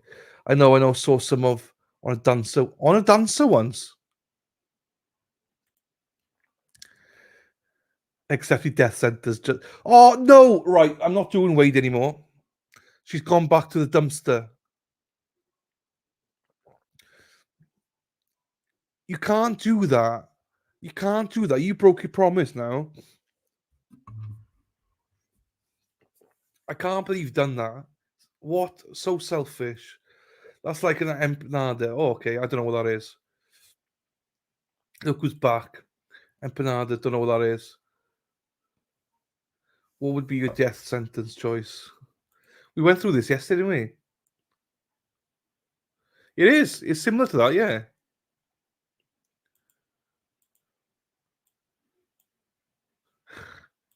Hey, Katie. Yes, we're still here, my darling. Still here. Still going strong. We did the opening statements and we went through 2 witnesses, and then we're giving it a rest till Monday now. So, flaky hot pocket. Yeah, it's more like, yeah, it would be more like that. Yeah, that wasn't proper pasty, that one. 9 ounce of filet mignon, medium rare, loaded baked potatoes, asparagus, raspberry cheesecake, and rosa monster to drink. And what was your starter? Was it chicken wings or something? Oh no, you said cheese sticks, mozzarella sticks. Bill, I never left. It's called hiding. I know what pasty is. Saw someone done so once. Pastry, pasty. Okay, pasty. Yeah. Okay. Daffy's. I love that. Daffy's like coming in, loving it. That looks like lemon custard. Well, maybe. Go on, Amy. Hey, Bill. These women, you don't fuck about with these women, mate. Wow, that looks so good. It was good. It's sickly though. That's your problem. Behave, Bill. Did you email me yet? We gotta take this party offline. Hey, Amy. Hello, my darling. No, it's not a lemon cake. It's pastry at the bottom, custard, plain custard that's been set in the fridge, and then a layer of icing on top, and it drips a little bit, you know. Whoop. And yeah, it's lovely. It's gorgeous. How are you doing, my darling? Not seen you all day today. Oh yeah, you were busy watching the hearing. We don't do pasties here. Well, we don't eat pasties. I don't have your email. Dylan, Lady in Boston was cheating on you today. That's fine. That's fine. And how do you know she's cheating me today? Were you cheating on us today, Bill?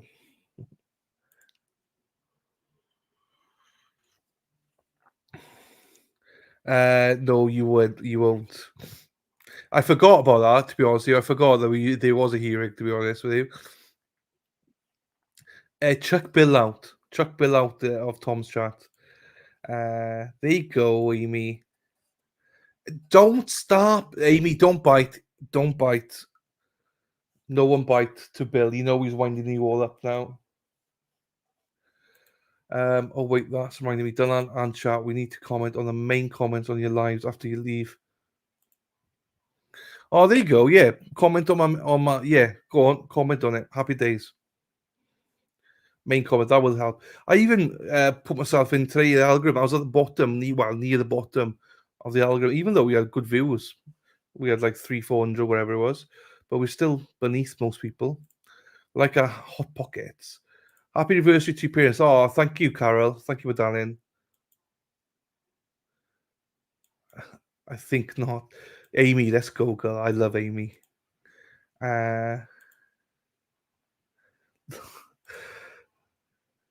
Oh.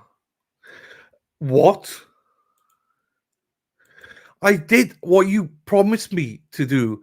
You wanted the openings today, and I did it. And we're going to play the rest on Monday and Tuesday. Unbelievable. I'm going to eat your lunch for you. You speak that way. A Gapow dumpster juice. Love it. The Moz. Because Bill gets mean spirited beyond joking. You do. Bill does. He pushes it a bit. Bill does push it. He tries to push the chat, I think. Our shepherd's pie is covered with mashed brown potatoes. Yeah, ours is as well. But the filling was like shepherd's pie. True love. That sounds delish. That looks delicious. Dumpster juice. Busted Bill. Yeah, Bill, you scare people away.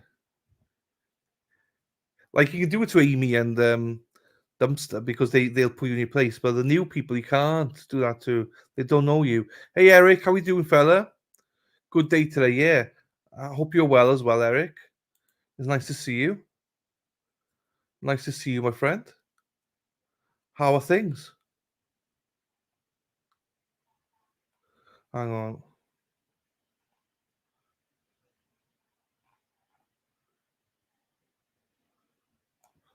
There you go. It's nice to see you back, Eric. It's lovely to see you, my friend. Thank you, DNS. Thank you, Bev. Hi, Eric. You're still here? Yeah, I'm about finished, I think. I think everyone's about to finish now. Bill has low self-esteem, guys, and he's a little, slow. We have to be nice and caring, even when we want to punch his dentures out. We're family. He's a drunk uncle. There you go. Then please fix Dumpster Juice's picture. I know. I don't get it, Amy. I don't get it. I don't know why she's hiding it, going like that.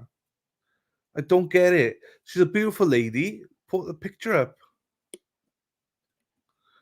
I don't get it. I don't like going back to the dumpster thing. All's good. Another day, Deb. Happy days, Eric. It was lovely to see you, my friend. Nice to see you. Hi, Gitmo. Good to see you, Gitmo Holiday. There you go. Out there in Holland. It's 12 for Gitmo. It's 11 for me. Dumpster. You're all beautiful. That's what I mean. You should never hide your beauty. Happy days, Robin. It's all good. It's all good. You should all make sure your pictures, even you, Amy, you should put a picture without a hand to your face. You should never cover your beauty, ladies. If you got it, flaunt it. That's what I say.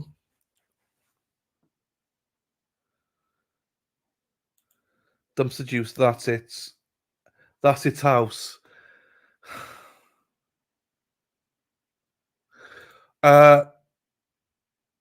What? I never said it was. All I said was I didn't want to start the part B for like an hour today because I need to be in it and I'm tired. I did a 4 odd hours this morning, so it's like over. And we've done. I don't think I've done a stream under 9 hours this week. So, give me some slack. Give me some slack, yeah, Danny. So we're going to be watching it on Monday. If you're here, if your ass is out of bed or in bed by 9, we'll be watching Wade on Monday all day. All day long. Oh, right. Amy Lynch, Disney Queen, no, you are. Dumpster. How long do you think Bev is going to take? Depends on her.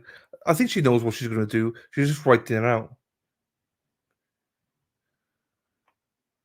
She's going to write it out. She should get it back start of the week, I think. No, Boyd's gone offline. That's why Boyd is offline. Yeah, she's offline, people.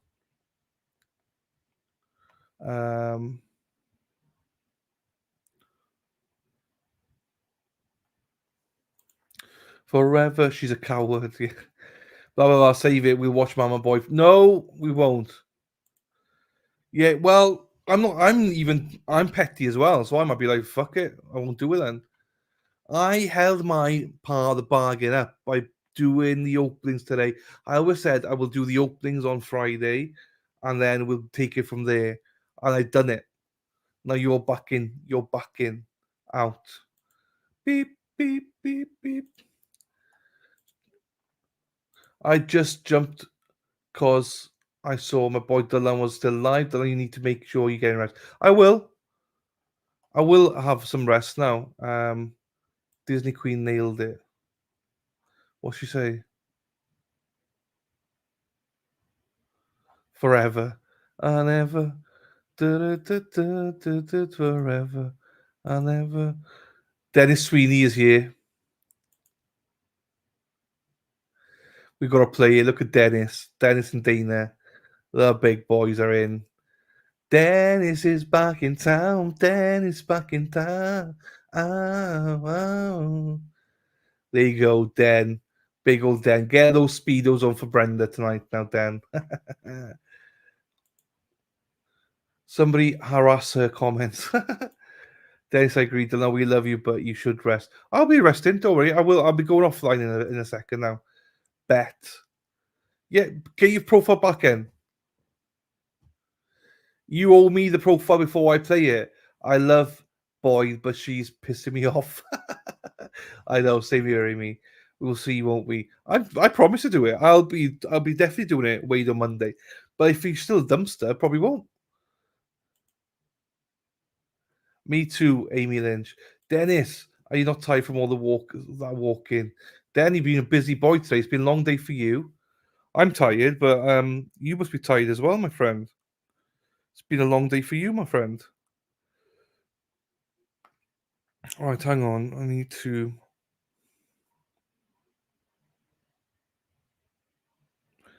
Oops, wrong one.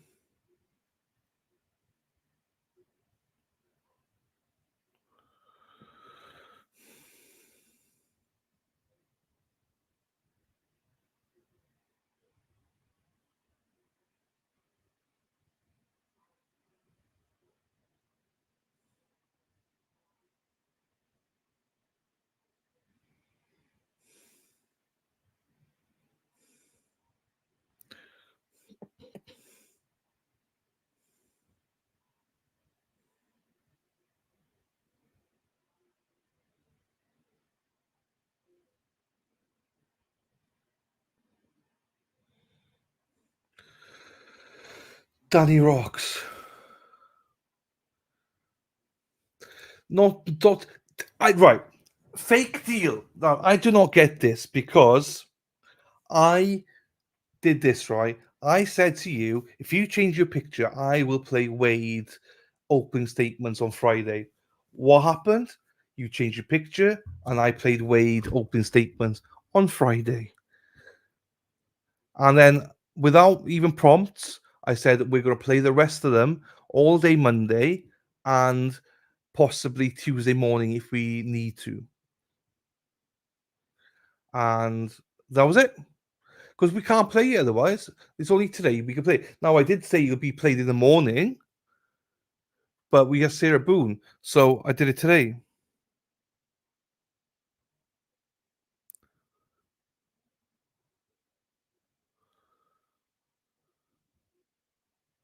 Dennis. Haha. Got a dream about Dana. Good night, my friend. Good night, my friend. Sam, I love the Brenda as always. Looking so forward to seeing you today in the inverted thong. I had the kids until 3:30. Ah.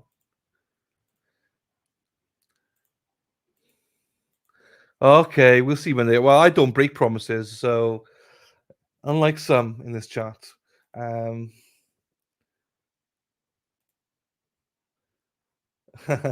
Hi, Kimberly. How are you, darling?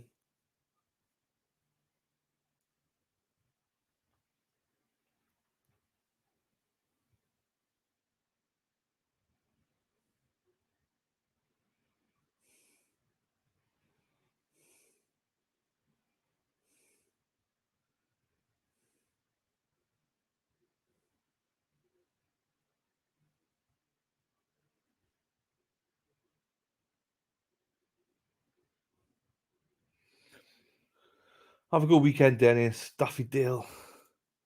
Thank you. Good night, chat. Good night, Dan. Right.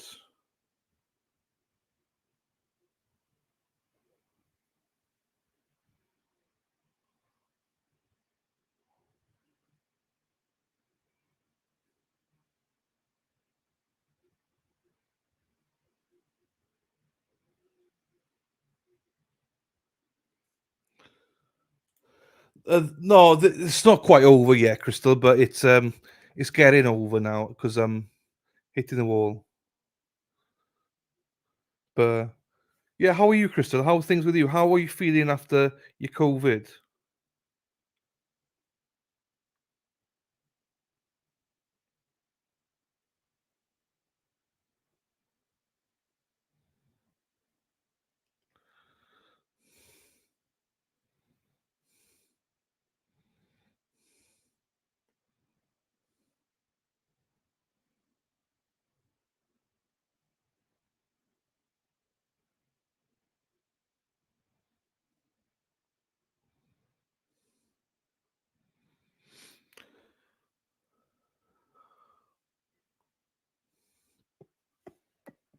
Right. Let's pull that one down there. Right. What are we doing then? What are we doing, people? Right. I can stop that one. Right. Boyd. Right. Boyd is still nothing with Boyd. Oh, she's live. Fuck, she's live. Hang on. Boyd's live. Boyd's literally just got live.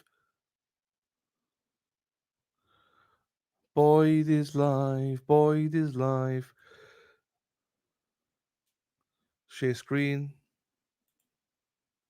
But she's not there, but she's live. Does that make sense? She's not there yet, though. I wish the men's beach volleyball players dressed like that. You pervert. I love Mexi Texi. Mexi Texi. How are you tonight? Daffy, 99 Dennis. That is a lot of walking.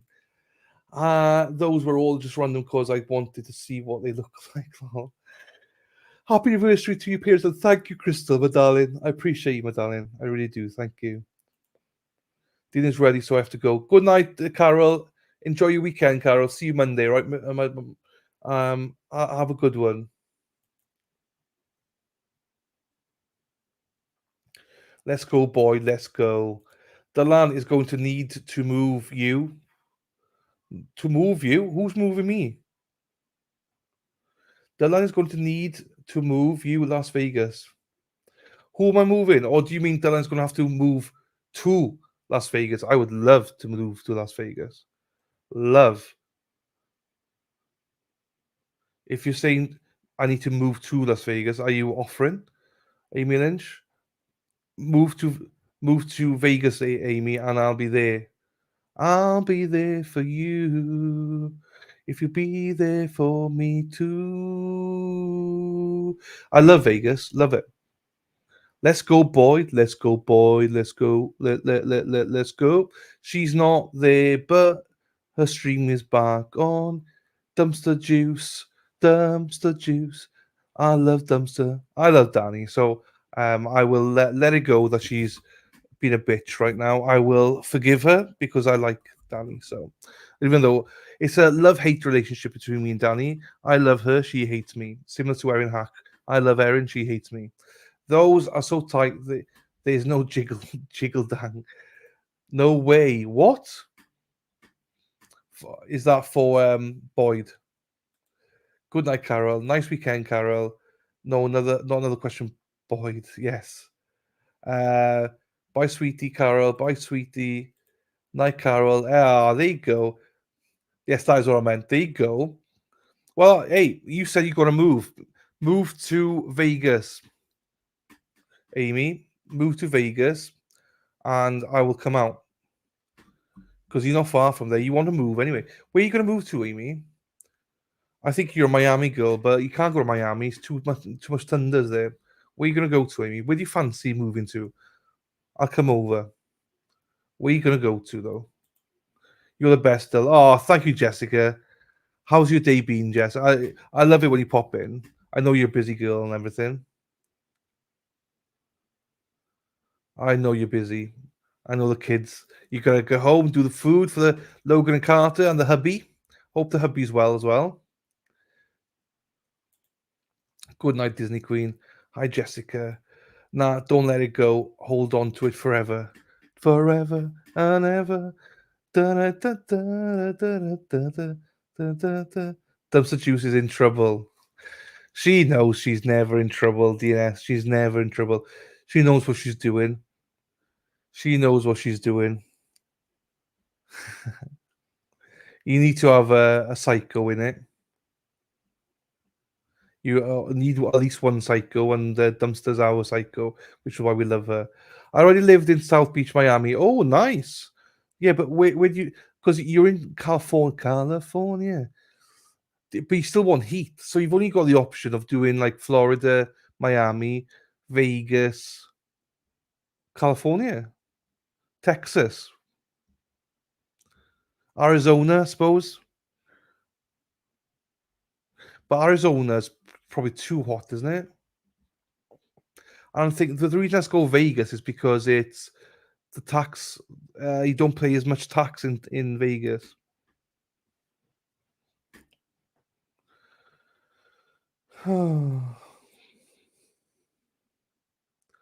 California.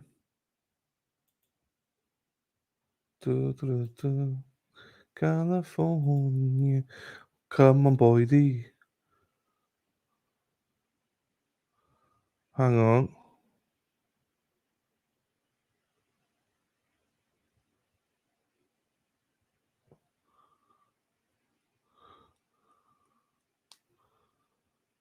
Okay.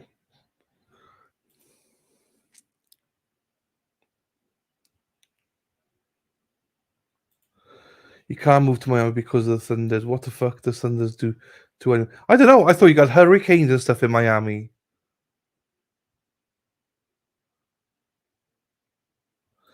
There are options. We need to chat because it seems like we need to sort this out. If we might be moving to Vegas, Amy, we need to sort this out. Then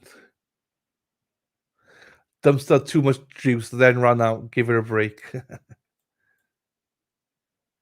I'm not in trouble. The land is in trouble. No, I just think I just heard that and took a double take. There you go, Jessica. Jessica Fritz. I love it. I love Jessica in chat. Oh, do you know what I've seen today? Lauren Reed. I'm not seeing Lauren today.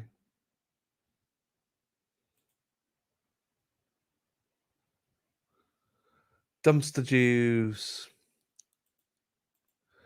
Oh, come on, Boyd.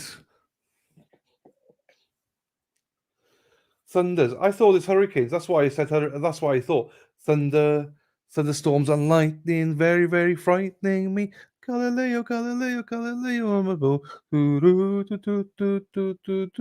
For me, for me. That's why I thought there was that. I thought you get a lot of hurricanes there. That's what. Lisa. Why did you say Lauren? Who was I thinking? Lauren. Lisa. Sorry, yeah. Oh, I was thinking Lauren. The other Lauren. I saw Lisa read Lisa this morning, but I've not seen her since then. Hope she's okay. Was she? Oh, you see, I get mixed when people dip in and out. So, which Lauren was I thinking of then?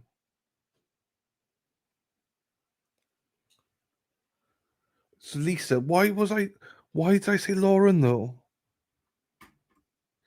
I've seen Lisa plenty of times today. Which Lauren was I thinking about then? Oh, I have no idea. Thank you, Robin. Robin, be good. Yeah. Oh, yeah, maybe Lauren Teasy. Well, maybe. I've not seen her at all today.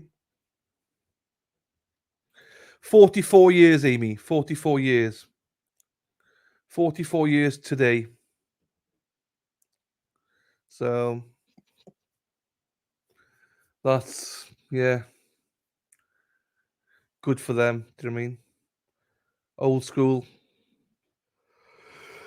Bought a house, lived in the same house in the country. You still going, Zachariah? Yes, I am, my friend. I am still going. Hey, Dylan from Boston. Yeah, you were delirious. You need to go to Betty Bye. I know. I think I was just waiting to see if Boone was going to come back, but she's not. It doesn't seem like she's coming. Oh, I was hoping we'd have that 6, 7, 8, 9, 10. Oh, look at that, Jessica. Oh, the kids, Logan Carter. How? What? 6 and 8. Which one's Howell's Logan and Howell's Carter? Which one's which? Boone is definitely not coming back. She's back. She's live, man. She's gonna come back and send him away or something. Or if it cuts off, so they normally stop at 6:30. So I'm not staying for 6:30. That's 12:30. That's beautiful. Good for them. Yeah, it is good. It's good for them. I'm pleased for them. I'm pleased for them. Galileo. You must be shouting down. What's the plan? Well, the plan was, Zach, that I was gonna play the rest of the Wade Wilson one, but Dumpster might persuade me not to.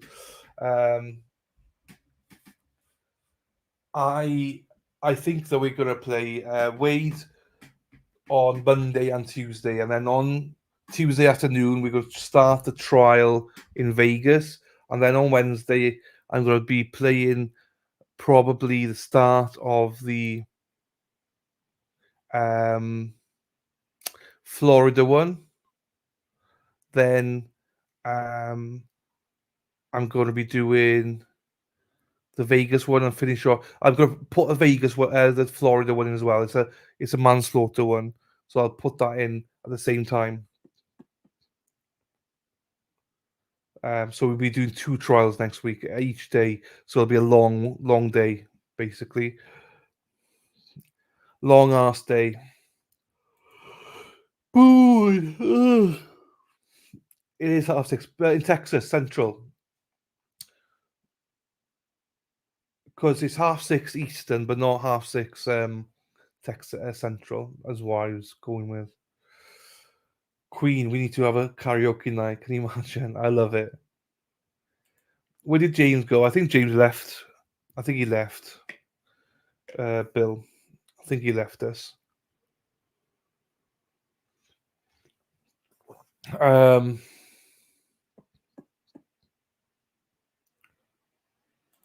Wade Wilson is cancelled. It's not cancelled. Even if you're going to be stroppy, it's not cancelled. We're going to see through because it's a good trial actually. But I need to be fresh for it. Do you know what I mean? Do you live close to your parents? Yeah, I do now. And I didn't. I've moved around the UK and lived in Dublin, Glasgow, Cardiff. I was living in North Wales, and then when COVID hit, I moved back down south. So my parents, my sister, myself, we're all within 5 minutes of each other. So it's quite nice. So I for the last couple of years, my life revolved around every Monday, Tuesday, Wednesday. I used to go and pick my niece up from nursery and stuff. So I used to go 11:30 every morning, go and pick her up Monday, Tuesday, Wednesdays. She'd be with me then for a couple of hours. Then I'll take her to the grandmother's. Then I come start streaming. So that was a routine. So I loved it. But now she's in as she calls it, big school, which is primary school we call it. But like she's only 4. So I don't do it anymore. My sister can pick her up, which is a shame. I miss doing the old uncle duties. Is Vegas that boob? Yes, it is, Robin. It is. You call Lisa Laura? No, Lauren. And he called Mama Boy Boone. Did I? Shit.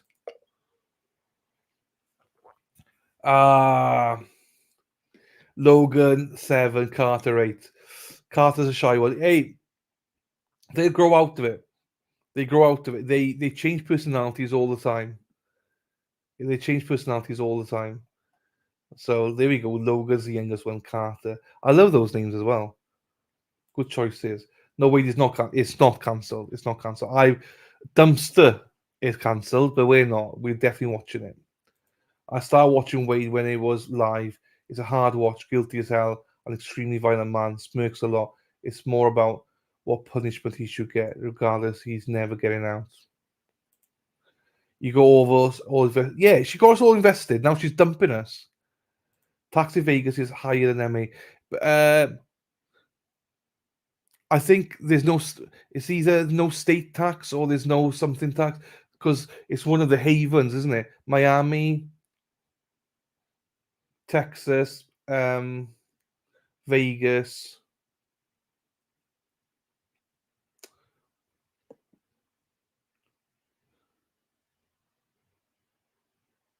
Tennessee, and then somewhere else, I think, that you don't pay, you pay a lot less tax, is how I understand it. Don't remember what the other one is now. Maybe watching and chatting with her. Maybe. I don't know nothing about it. Yeah. So how far do you live from your parents? Stone's throw away. Literally nothing. Nothing. So I sold my property and everything where I lived, and I moved back here. So I live pretty close to them right now. But you got to remember, I left home when I was like 17, and then came back for a couple of years. But yeah, I like it. I enjoy it. Being so close to the family after being away for so long. That's so cool that you live so close to it. Yeah, and again, my sister's literally just down the road. So it's really good with the kids and stuff. And it's good for my sister because they can pop in with either myself and parents, wherever. But that was that pre-trial since the trial. Hey, Zach, post-trial. That man is freaky looking. I need Wade now. Oh, shit. Dumpster's dumping us. She's dumped us. Hi, Crystal. How are you? Oh, yeah, we were all invested. You chose to stream nothing for 2 hours over him. It's cancelled. You're not into it. It's fine. Yeah.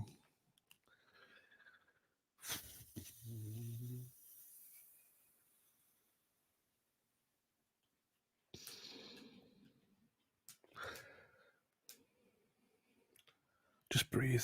Just breathe. Just remember, a woman is always right.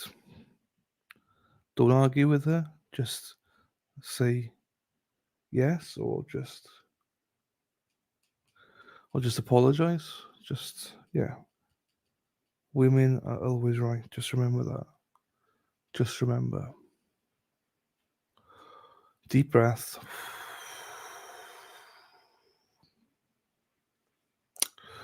And unmute yourself. Oh shit. Oh no, I hope no one heard that now. Yeah.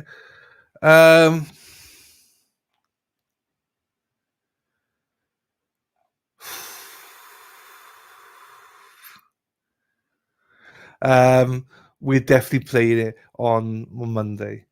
Hey, thank you, Crystal, for the one month membership. I love the chat. Thank you, my darling. That's cool. Hi, Dumpster. I think Dumpster and Dylan are having some artistic differences. We're not. We're definitely doing Wade on Monday, people. Can they walk to your house? Yes. Well, technically, my sister is probably 2-3 miles away as well, so we can walk there, I suppose. But we wouldn't walk there. But yes, they can walk to my house. And like our family farm is where my uncle and my cousins live. They're just down the road. We got a family farm, so that's just down the road. Basically everything's within 5 minutes.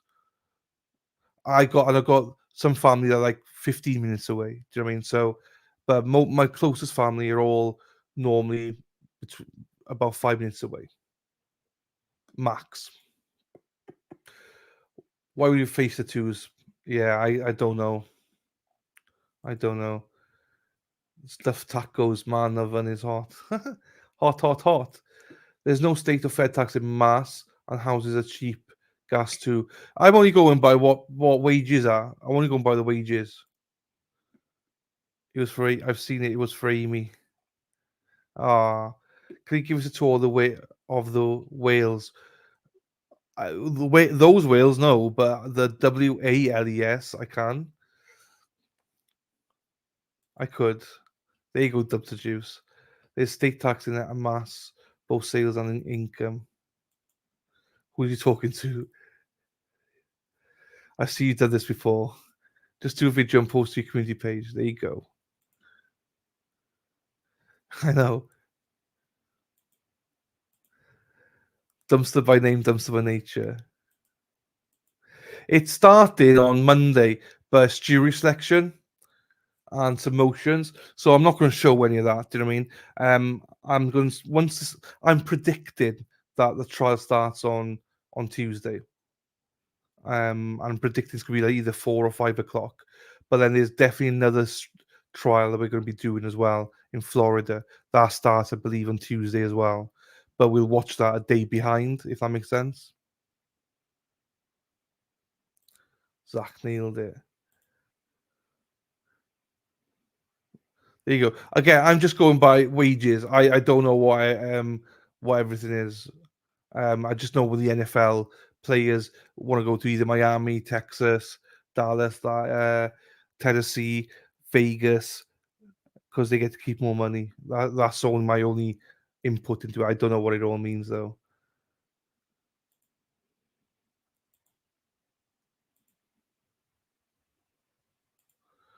Dumpster.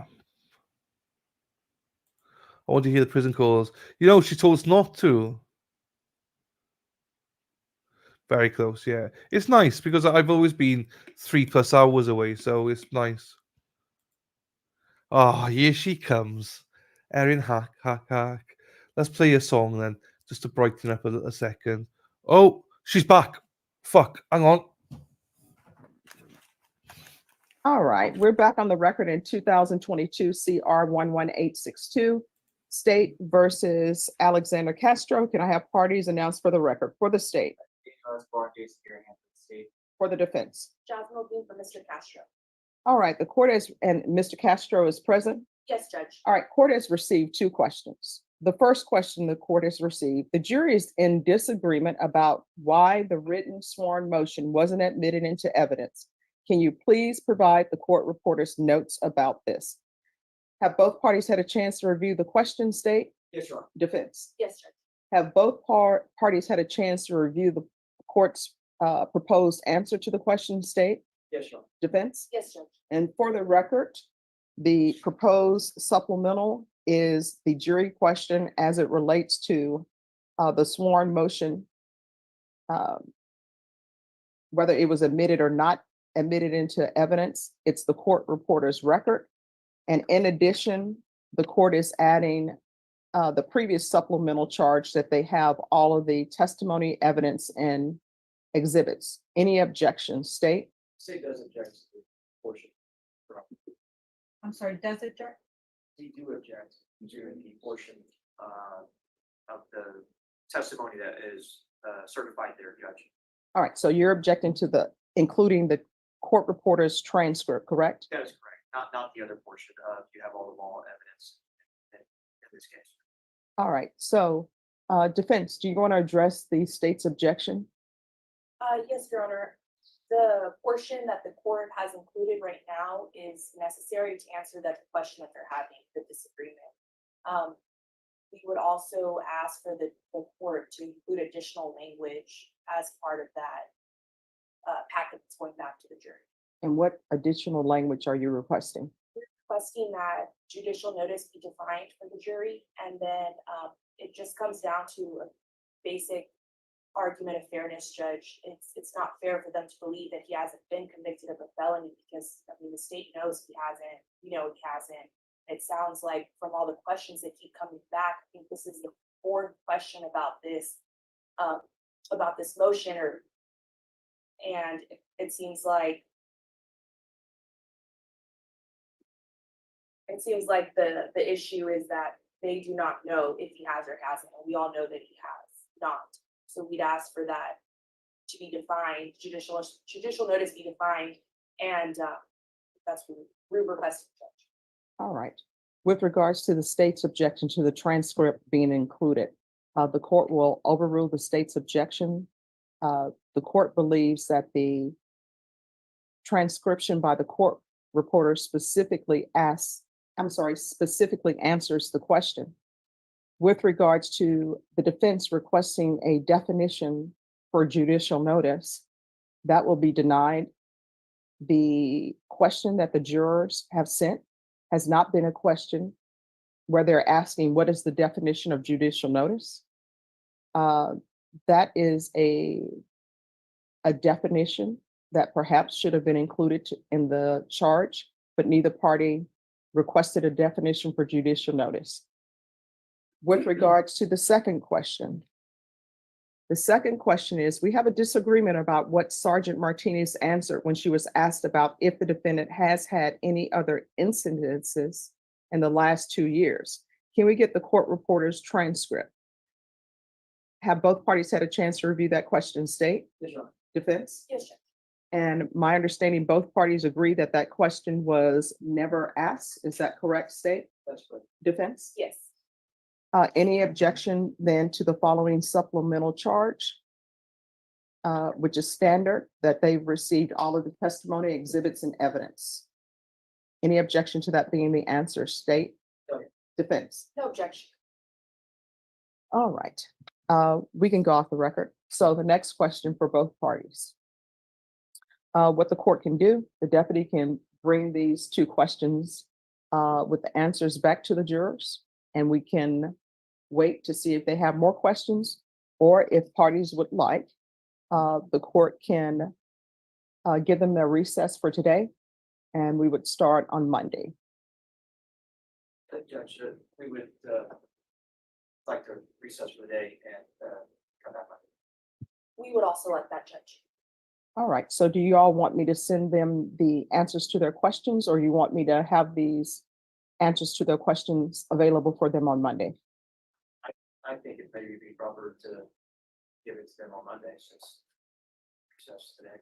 I would agree with that, Judge. All right, thank you. Any objections to the court asking the jurors if they would like to be recessed for today?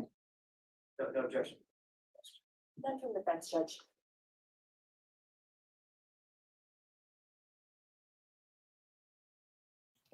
We'll hang on because she'll probably might come back in the next 5-10 minutes. If not, then good night, Irene. Yeah, the jury got no answers to that. I mean, the jury could be like, fuck this shit. Americans, US are friendly. I love America. You know how much I love American women. Zach, do you love American women? Zach? Or is it just because I think that most American men love British women, and I think it's reverse for men in the UK love American women. Don't know. Do you know what? I don't know if he's in custody or not. I don't know.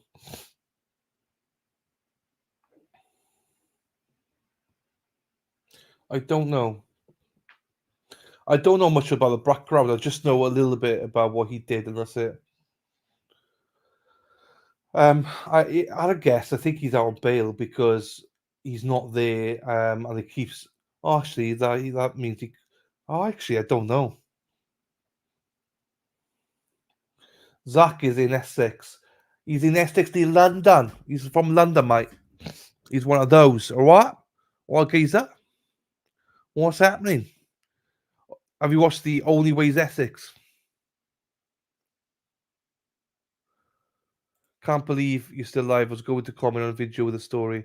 The spread your legs. Loved it. Loved it. Love the spread your legs.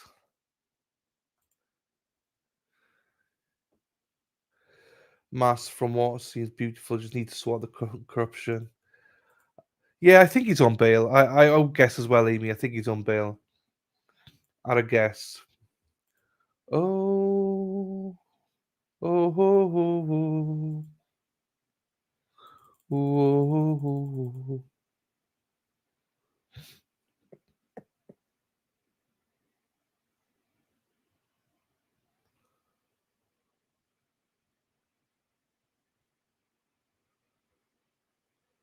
Okay.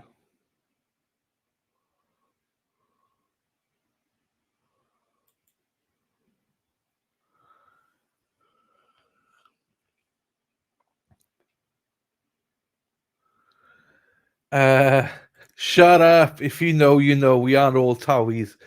The only way is Essex. Yeah, that's what we need to watch. And that is Zach, basically. Chickens were cooped up for 2 days. She'll never forget that. Stretch your legs. No.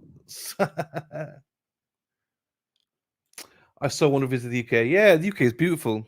The UK is beautiful. It is. It is. It is nice. It's the same way that I probably love the US. Do you know what I mean? I could do a video of Wales and post. I mean, I'll try. You know, it's hard for me to do. To do a video of Wales, as in, I could post some links for some cool videos or something. There you go. Girls trip to the UK. Go. Yes, girls trip. Oh, he's in custody. Okay. Because they keep saying, "Is he there?" And they say yes. So I always thought that he was out because one day I saw him walking out. So that's why I was a bit like, "Oh, 1.2 is awesome. Hopefully they go down from 5 for you to switch." House swap. Mexico 4 times, and you Americans love to holiday there.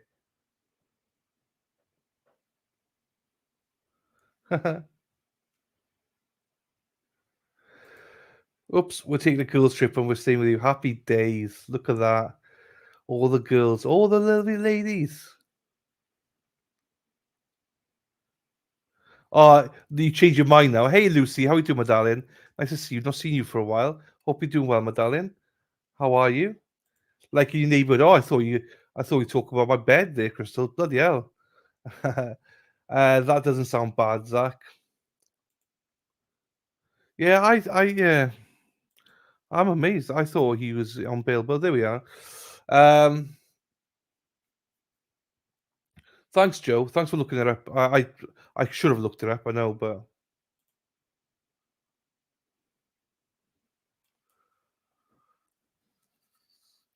right.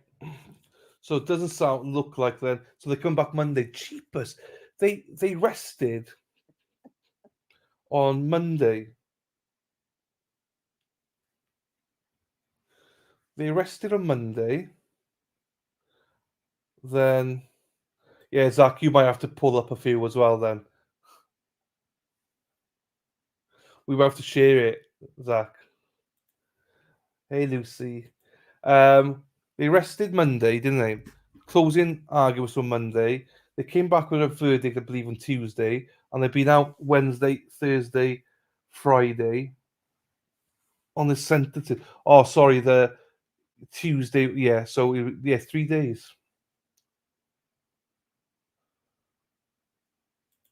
I'm experiencing Airbnb here. I could find a house. There you go. I stole me catty. Oh, right, people. I think we're gonna call it. I think it's been 6 hours. Done 4 hours this morning. Where is it? Hang on, let me just double check it. Oh, my darling, I've hungered for your touch a long, lonely time, and time goes by. Yeah, so 4 hours and 10 minutes this morning, and this one's gone on for 5 hours and 55. That's 9 hours. How do I cancel my membership? You can't. You can't cancel it. Just don't renew it. Just don't renew it. That's all. Well, that sounds like a good YouTube show. USA versus UK house swap. Daffy, yeah, it is beautiful, isn't it? Hey, White Paint, do you ever sleep? I need to sleep now. It's been over 10 hours now, so I'm gonna have to. Well, I'm not. Thing is, I can't go straight to sleep, so I'll be up for like at least another hour, 2 hours, just to decompress. so that's why I need to go to bed now. Go off now. Did the jury go home? They're going home. Well, they've got the option to stay in if they want to, but there's only like another half an hour. Anyway, they go home at 6:30. Bill, stop before I file a motion. This is why the jury should not do sentence. I agree, Amy. I agree. Bill's been an arsehole. Set. Oh, it's the 23rd, is it? That's cool. Oh, the Vegas one might be done by then, so have the women be doing you dirty here? You sound like you're getting a cold. No, no. It's just tiredness. I know it came late. I'm sorry. Just checking in, saying hi. There you go, Lucy. It's all good. It's all good. In your suits, happy days. Crystal, that sounds cool. It is. Well, 10 hours. So this will be 6 hours. And this morning stream was 4 hours and 10 minutes. And this is coming up to 6 hours. So just over 10 hours today. It's been a long week, do you know what I mean? But I love each and every one of you. Lucy. That sounds sexy, Crystal. It does, doesn't it? Crystal, do you know what the trial will be? Thank you, my darling. Love you too. Just snapped his neck here and spread your legs. Child abuse. I'm finishing now. She is, Katie. She is. Katie Santos. She is. I was desensitized to it after the song. Oh, so Boyd's gone offline again then. Fine. Okay, that's a good sign for me. Right. Oh, work for him. Sorry, I thought you were paralegal. Sorry, Crystal. Sorry, Medalia. I thought you were paralegal. Oh, no, do you know what it is? Rachel or Rebecca. No, sorry, Rebecca is a paralegal. I've not seen Rebecca for ages. I'm not sure. She was here every day. But she's gone. I don't know where she's gone. From West Virginia, if you remember Rebecca. She's disappeared. But it's all good. People, they come and go as they please. It's fine. We love it. Right, love you too, Storm Cathy. Thank you, darling. And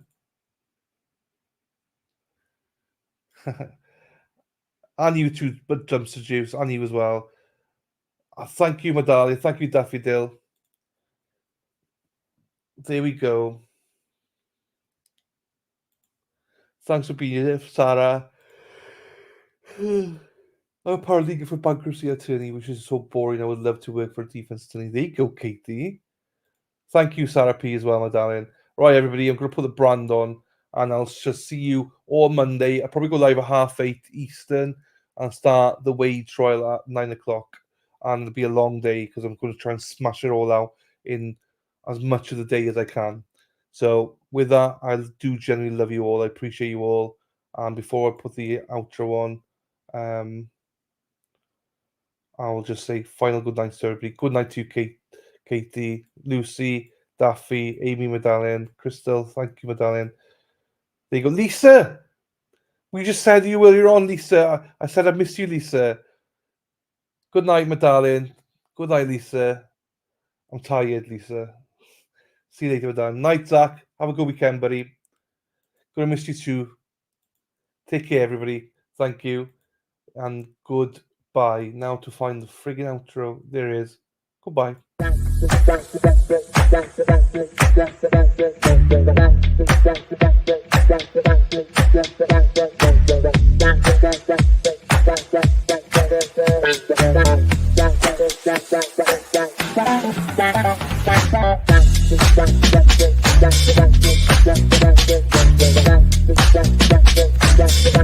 Yeah.